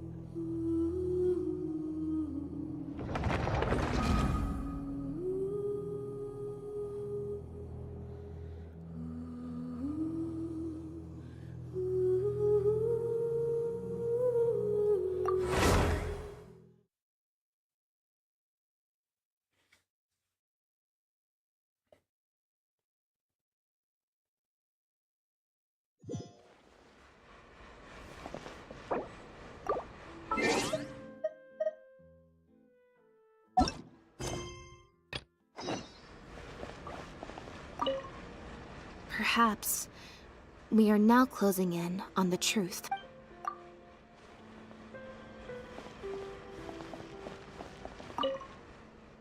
Now behave, and follow. Ow! That hurt.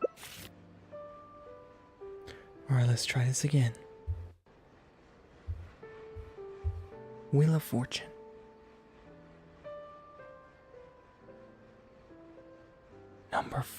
Number 4. Shoot.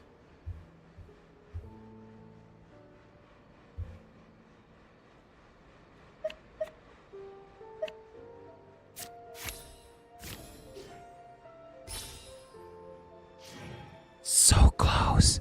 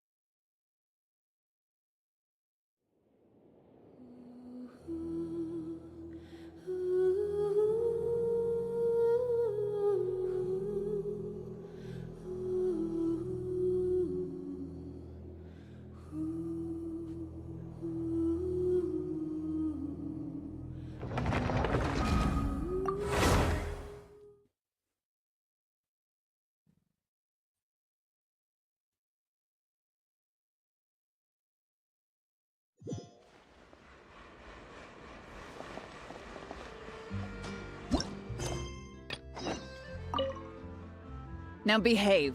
And that hurt.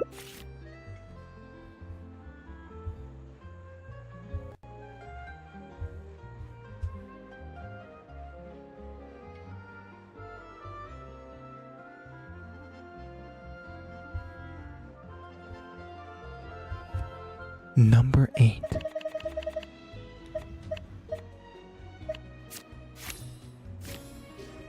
Let's go.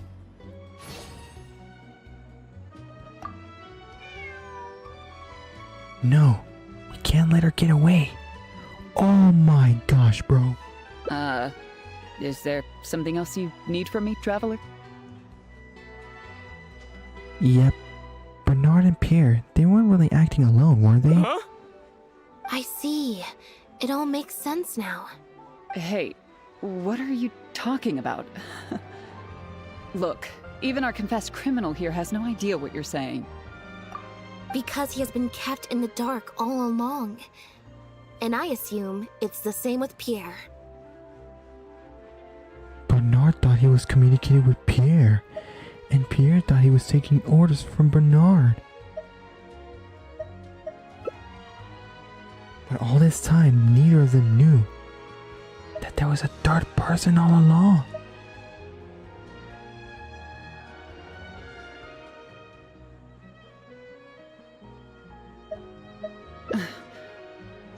Wait, what? That never quite added up for me. Why did Pierre feel compelled to return to his home with Bonnie and the pendant, and make them so easy to find for the Marechaussee Phantom? Any animals Pierre received from the floating barrel should have been taken directly to his base, and considering his precautious situation, the pendant should have been the last thing Pierre would leave lying around. Both of these things are in stark contrast to his usual meticulous and vigilant behavior. There's only one reasonable explanation. He was following orders, just like Bernard.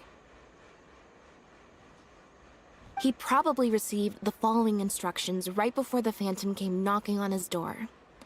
Bring the cat and the pendant, and our undercover agent will be sure to help you. Unbeknownst to him, however, the third person who wrote that letter to him had long decided to sacrifice him and Bernard to save themselves. What? They instructed the two men to communicate through letters and barrels, specifically so that they never get to meet each other. Honestly, this third person is probably planning to sell both of them out from the very beginning. What? You can't be serious. There was a third person involved? If you focus only on Bernard's testimony, it's easy to believe that only Bernard and Pierre were working together. The case appeared extremely simple. Bernard did the trafficking, Pierre the imitation synth production, drugging, and stuffing. With everything accounted for, the third person would then be cleared of all suspicion. Wait. That doesn't make any sense. If that's the actual truth, then as soon as Pierre is caught, he'll explain his side of the story and the third person will... Yep, which is why the third person made sure that Pierre would never be found again. Mm-hmm.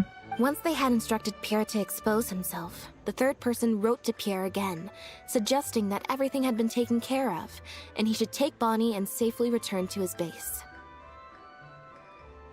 Then they ambushed Pierre. Made him disappear. Of course, Pierre's disappearance at such a sensitive time immediately made him a prime suspect. Knowing that Bonnie had last been seen with him, all the third person would have to do from that point on would be to lead the Phantom to investigate the Humane Society and get Bernard to confess the truth. Bernard would then testify that Pierre was the one who came up with the whole plot, and Pierre would have been seen as having gone into hiding in anticipation of getting caught.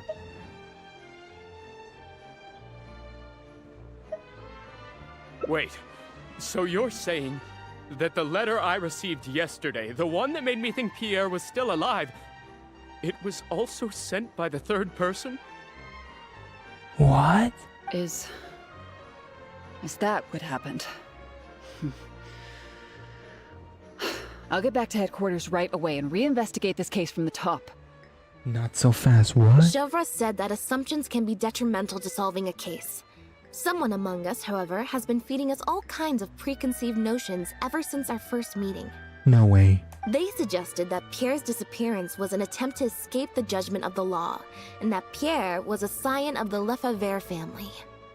But if the disappearance is truly just a cover-up for a murder, then couldn't the true scion have been an illegitimate daughter, rather than an illegitimate son? What? Huh?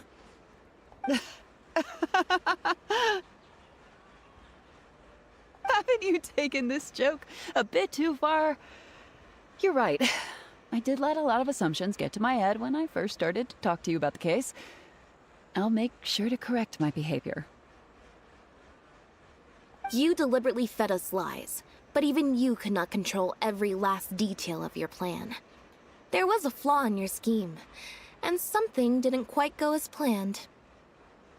What? Getting the Marechaussee Phantom to notice Pierre was only the first part of your plan. Had they failed to take notice of the Humane Society, they could have cast a wider net. And you couldn't predict what they might possibly find, if given enough time. This, of course, was the main weakness of your plan. And once the Special Patrol and Lenny got involved, it became harder to control the outcome of the investigation. As someone accustomed to acting from behind the scenes, you didn't want to take the risk of personally proposing a raid on the Humane Society. So, you thought about pulling a few more strings, so all the suspicion would point towards Bernard and his society. A great option, of course, would also dispose of Bonnie and leaving her body at Pierre's base in anticipation of a later discovery. Once the Phantom expanded their search, it would only be a matter of time before they found Pierre's base.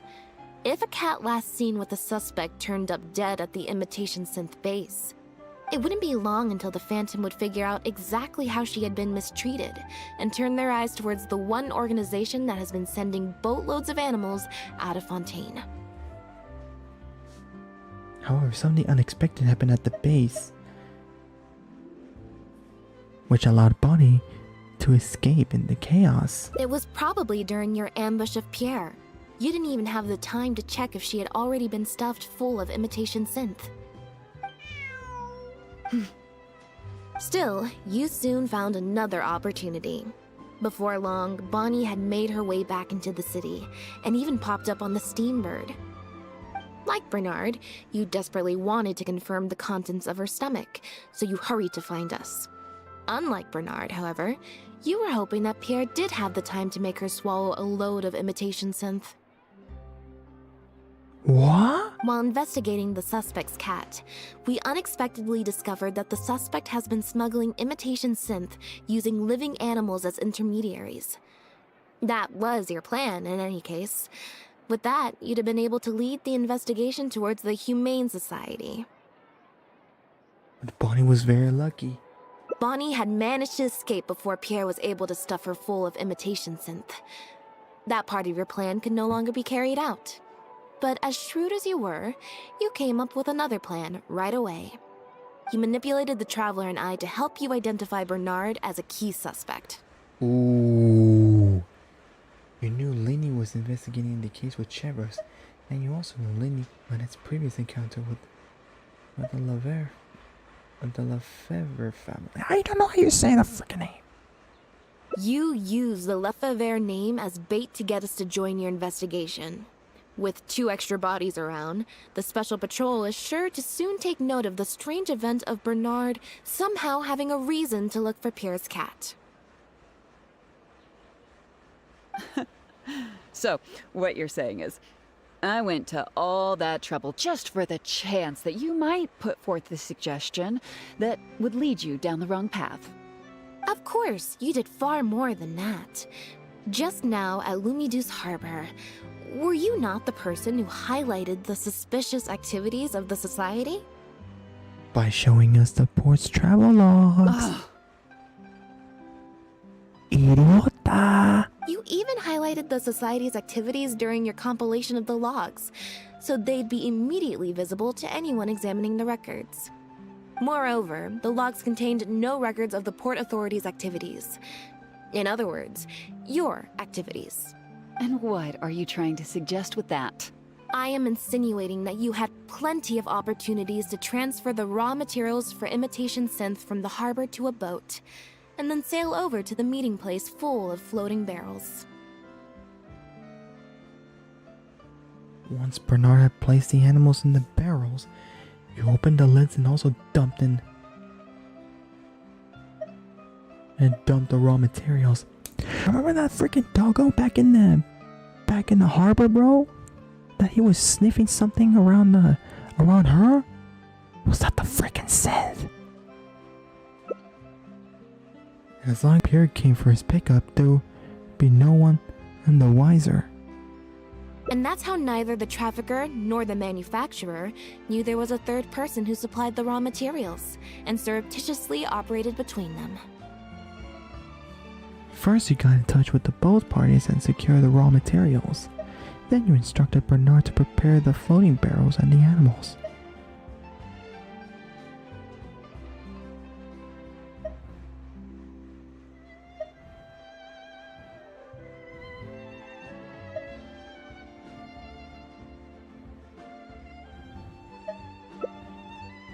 After that, you slipped the raw materials into the barrels next to the animals, and requested that Pierre pick up the barrels and bring them back to his base.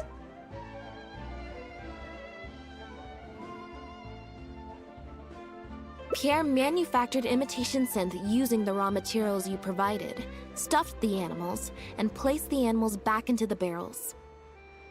Having received the green light from you as Pierre, Bernard then retrieved his animals and shipped them out of Fontaine once he had received enough for a full batch. This is the truth behind your smuggling ring. I can't believe it. I never put two and two together. You've sure got an extremely lively imagination. So what do you think she's going to say next?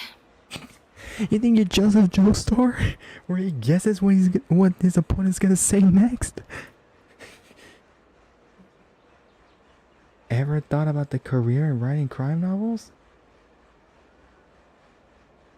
But do you have any evidence? But do you have any evidence? We're Joseph Joestar! We're actually both Lynette and I are Joseph Joestars. It appears that it's quite easy to predict what you'll think or say. Then if we apply that to this case, we can also think of a few places to look for incriminating evidence. Yo! You know very well that this case will not end until Pierre is found. So you will have him commit suicide out of fear and shame to end the investigation for good. That way, you can also pin the blame for the overseas smuggling activities, the theft of the harbor's confiscated raw materials, and even the Lefebvre name on him. Yo, that's After crazy. all, dead, but you still want it to appear as if he had sent that last letter to Bernard, so you have to make sure he cannot be found until after Bernard has confessed to the authorities. To do that, you either will hide his body until you've found an appropriate time to set up a fake suicide scene, or you'll dump it someplace where it'll be hard to determine the exact time of death. Submerged in water, for instance. The location would ideally allow you to keep the body hidden for some time while also letting you keep an eye on it.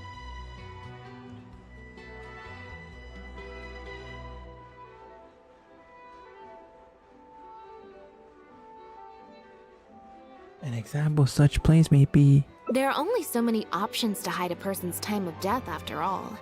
As long as the Phantom investigates each of the possibilities in turn, they'll surely find Pierre's remains. Especially since, as the prime suspect who will now be taken into custody, you will no longer have the time to move him, or set up a fake suicide scene to cover up the murder. How absurd. And on what grounds will you order my arrest? Don't think for a second that your spouts of nonsense will amount to any kind of real argument. After all, I'm... Oh, that pause though. What's gonna happen next in 3, 2, 1? Elodie Lefebvre! Oh my god, I love this standoff. Holy smokes, bro. Holy smokes, bro. I love this standoff. Perfect. As the captain of the Special Security and Surveillance Patrol, I hereby declare you as a suspect in the case. If you have any objections, you may raise them later during interrogation.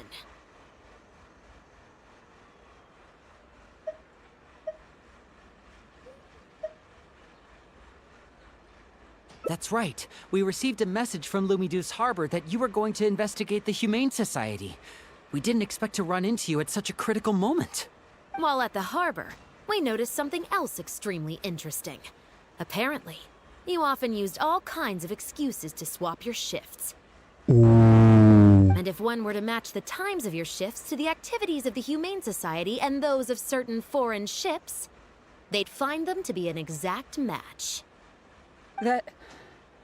That's just a coincidence. Yes, I'm sure you have already thought of a dozen different ways to explain away the suspicious activities, but as far as evidence goes, that should be enough to warrant taking you into custody. Don't worry. If it turns out that the guards are still unable to find any evidence after all this, Lynette and I will do everything in our power to clear your name.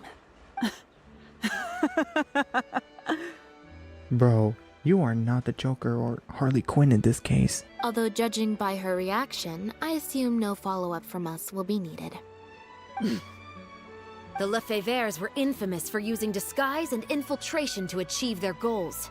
Who would have thought that they would have planted someone within the guards? Oh, hello. How long until version 4.6? Well, I live here in California, which is located in the west coast of America. So, the maintenance will start on a Tuesday of this week at 3 o'clock, I think. Either 3 o'clock or 2 o'clock because of the time zones, because of the time change. But yeah, probably most likely at 3 o'clock. It will change, and no, 3 o'clock, 3 p.m. PST. It's gonna go into maintenance, and then I think by 8 p.m. or 9 p.m. The maintenance will be finished, and boom, version 4.6 will be live. Though, from your time zone, I'm not too sure. Like probably around like 6. Like from you know what? I'm sorry. I don't know. It depends on where you live, and you know what time is it for you. Sorry about that. Judging from the timeline, they likely arranged for you to enter the guards before the fall of the clan. But they probably didn't expect you to turn it to your advantage and use your job to save yourself during the purge. Not only that, but you actively participated in the interrogation, arrest, and judgment of the Lefevres during their fall, thus clearing yourself of suspicion. Sheesh. You brutally and cruelly abandoned your allies as soon as they outlived their usefulness, just like a lizard cutting off its own tail in order to live. You've been doing this for years. Damn. So you played me like a fool after all? What? Bernard's son is knocked out by a sudden strike. Hello? What was that word you used? Ally? You think that someone as foolish as him is worthy to call himself my ally? They were worthless scum, all of them. Not just Bernard and Pierre, but those Lefevres too. They always just saw me as a tool. I lost all my chances of a normal life just because I was born into their lot. Not only that, but because they wanted me to become an undercover agent, they stripped me of my name, too. I had to live in constant fear of them while they were alive. And even once they were gone, I had to continue to bury my heritage and my name. Always worrying that their enemies would come knocking at the door. Do you know anything about what I've been through over all these years? My life as the last Lefevre? Well, this expression seems a bit unnatural. There's a hint of drama in the voice that suddenly agitated Lottie. It feels like her anger may be part of some kind of I bluff. don't, and neither do I care. Oh my gosh. Oh my gosh, bro. No one asked about your past. You can save that speech for outro. Yo, that's crazy.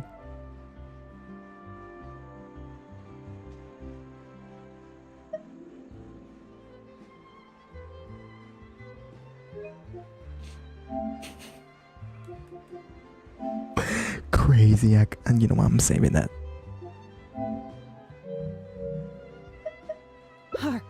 Are you for real? Aren't you a Lefebvre victim too? Elodie, you're the only one still living under the shadow of a name. That's enough. Keep your hands where I can see them and do not resist arrest. If you have more to say, save it for the interrogation room. Bro, that's crazy. What a joke. What a joke. Hey! Oh no. Oh no. That's a bomb. What do you think you are, Rico? Don't come any closer. What's that? Know what this is? I've secretly planted loads of explosives in the Humane Society. Just one step closer and... Spider-Man, if you're out there, use your web. Use your freaking web, bro. Take it away from her. Whether they're cats, dogs, or just unlucky human employees. Okay, what the freak is They'll this? all be blown up into smithereens. Surely, you bunch of goody two-shoes won't let that happen, right?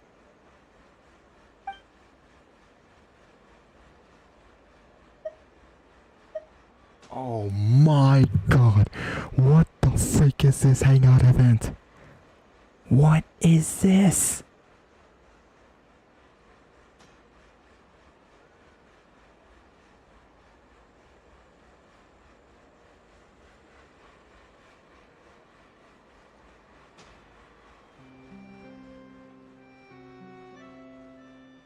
Bro, someone use Sawardo.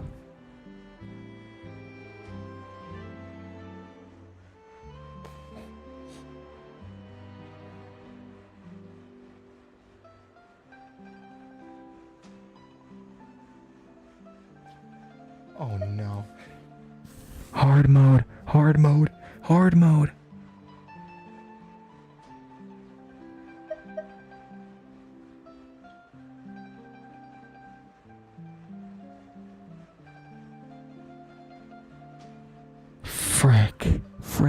Frick.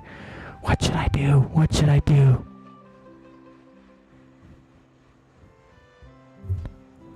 Intimidate, stealth, or deception? You have got to be kidding me.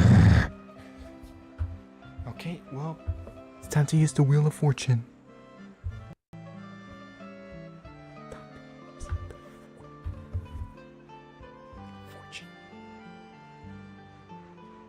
Number 4.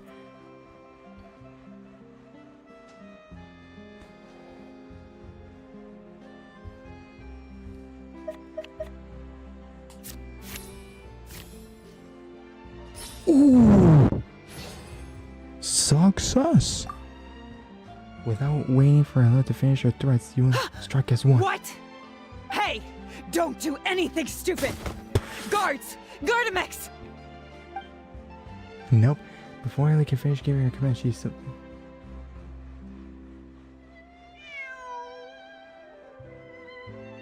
Phew.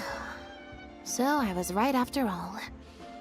It's easier to deal with the person causing the problem than the problem itself. And what about the device she had? This is it. Looks like it's just a toy. So she really... What? Guess that's probably why she suddenly flipped and knocked out Bernard. He probably knew that there were no explosives at the society. She also pretended like she had a villainous breakdown. As if she had no. Well, given that she never even showed her face to Bernard and Pierre, I had my doubts that she'd have gone to the society in person to plant explosives. Thank you for your help, everyone. I'll take them back for thorough questioning, and find someone better to take over the Humane Society. I might need a few statements from everybody. Would you be able to come with me? Sure. If statements are all you need, can Linny provide them on my behalf? I still need to go back and explain some things to the crew. I also had an appointment with the Traveler before we got interrupted.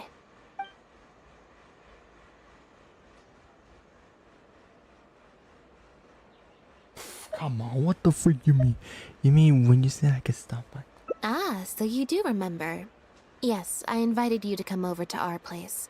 Once I'm done talking with the troupe, I'll make a nice cup of tea and bring Bonnie to wait for you outside of my door. Oh, okay. Closure. Recharge with Lynette. Brother. What?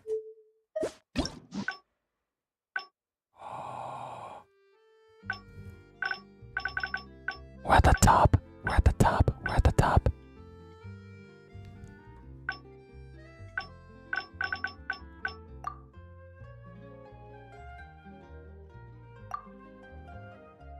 Before the case can be broken, the situation seems to have changed.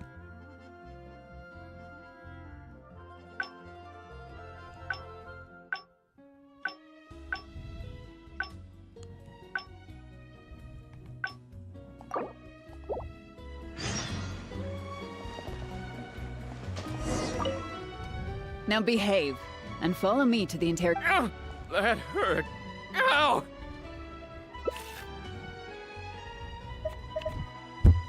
Wheel of Fortune. Now you know what I must be.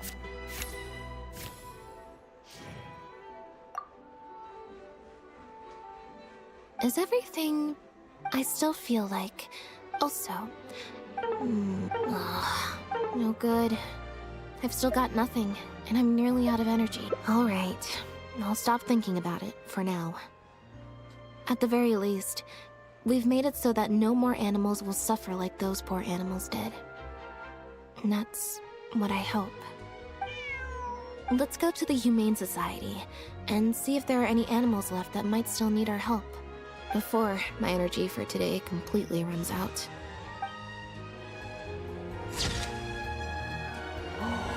That was the ending? Oh my god, dude! What? Save the kitty! The truth remains submerged in the dark undercurrents, yet hope already lies beyond the cage.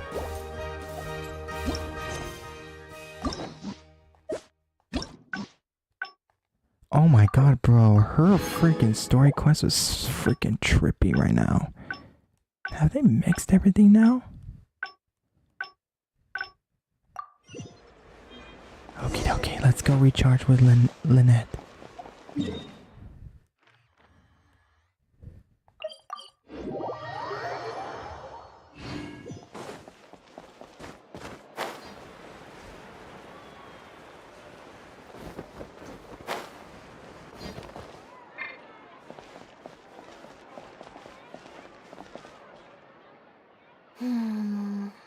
Black tea and a cute kitty. Truly the best combo for standby mode. Want some? A cute kitty, please, brother. Mm-hmm. I hope you'll like it.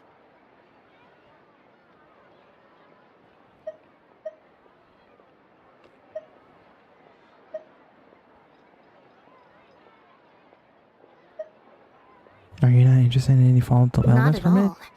Information is indeed very important, but if you were to try to collect every piece of information you come across, your efficiency would actually decrease. Plus, if you just think about it, what sounds more fun? Writing a statement or enjoying a tea party? Tea party. Great answer. That'd be my pick too. Had we not run into that case, we could have spent the entire day like this. But now, I'm running low on both time and energy. The key isn't how long you spend in standby mode, With quality time, you should be able to recharge more quickly.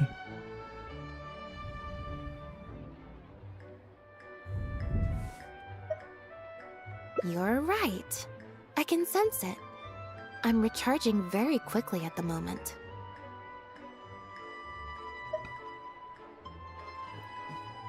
I still have a question though. When did you start to suspect a lot? Something about her rubbed me the wrong way since the very beginning. But to be more precise, it was probably around the time when I saw Bonnie try to get away from her.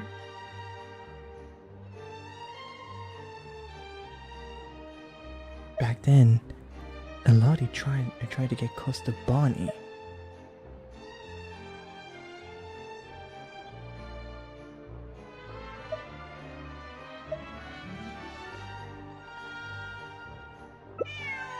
Elodie tried to get close, but Bonnie deliberately dodged her. Maybe Bonnie had tried to evade her before at Pierre's base. Or perhaps Bonnie just instinctively knew that she wasn't a good person. Not everyone who likes cats is a good person. But if cats like you, you're probably alright. Fair enough. Humans tend to overthink things, but cats rely on their instincts, and they're pretty sharp. I mean, just look at Bonnie. She took a liking to you the moment you met. Aww. Aww.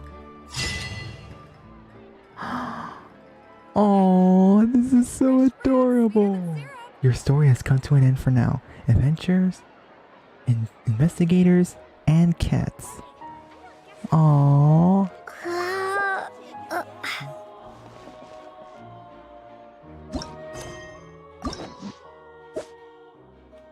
What a good way to end this. And I'm about to end this.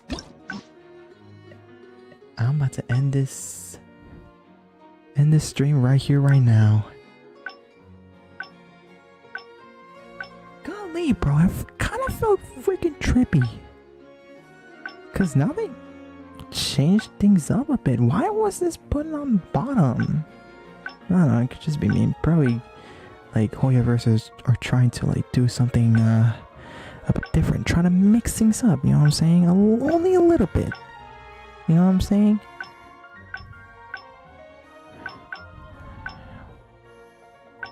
Alright, well, we did end it up with a good memory. Alright, let's go. Boom, save here. Standby mode, do nothing is the happiest thing. Yep. Reminds me of VeggieTales. You know, pirates don't do anything. You know, VeggieTales. You know what I mean. Here we got roaring success. My line of sight was a little bit off. It's fine as long as you smile. Your smile is genuine. And Lumine's smile is genuine as always. Along with Paimon, if only Paimon was involved in one of these hangout events. I mean, Paimon was involved in only a little bit of on Barbara, and a little more on Shikanoing Hazos.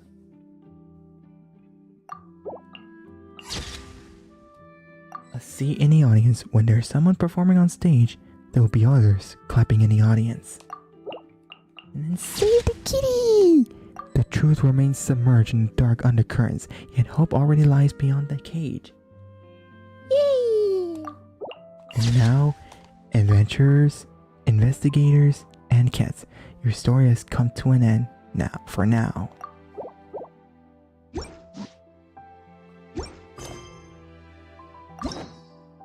And that's it. That's all for now. Now we just gotta wait until the update comes around.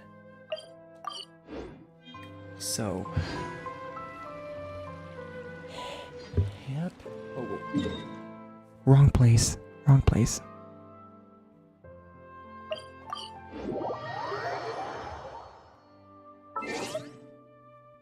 Alright, boys. Oops, not that. Thank you guys so much for watching. I hope y'all enjoyed. Yeah, I was trying to, like, dude, I always try to, like, stream like around 3 p.m. 3 p.m. mostly, but I just couldn't, man. You know, life will always hit you hard, bro. Life will always hit you hard, no matter what. But yeah, it's something that I cannot avoid, unfortunately.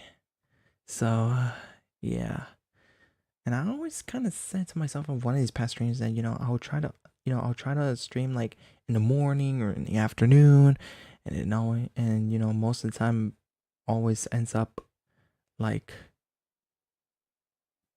during like up to 6 or maybe late night, but yeah, I might not try to say that I'll be streaming this and that, because I know, oh, my controller's battery is about to die. So yeah, I might stop like saying like, I'm gonna start streaming on this time around, not because I know I'm not gonna keep my promises. So my promises because of my laziness and life. So yeah, thank you guys so much for watching. I hope you guys enjoyed. If you did, please be sure to leave a thumbs up, subscribe if you're new to the channel, and be sure to hit that notification bell so you guys get to be the first ones to be notified when new videos are out, when live streams I'm going to be broadcasting. Alright, boys and girls, thank you guys so much for watching. See y'all in the next live stream after the update of version 4.6 comes out, and I'm probably do some world quests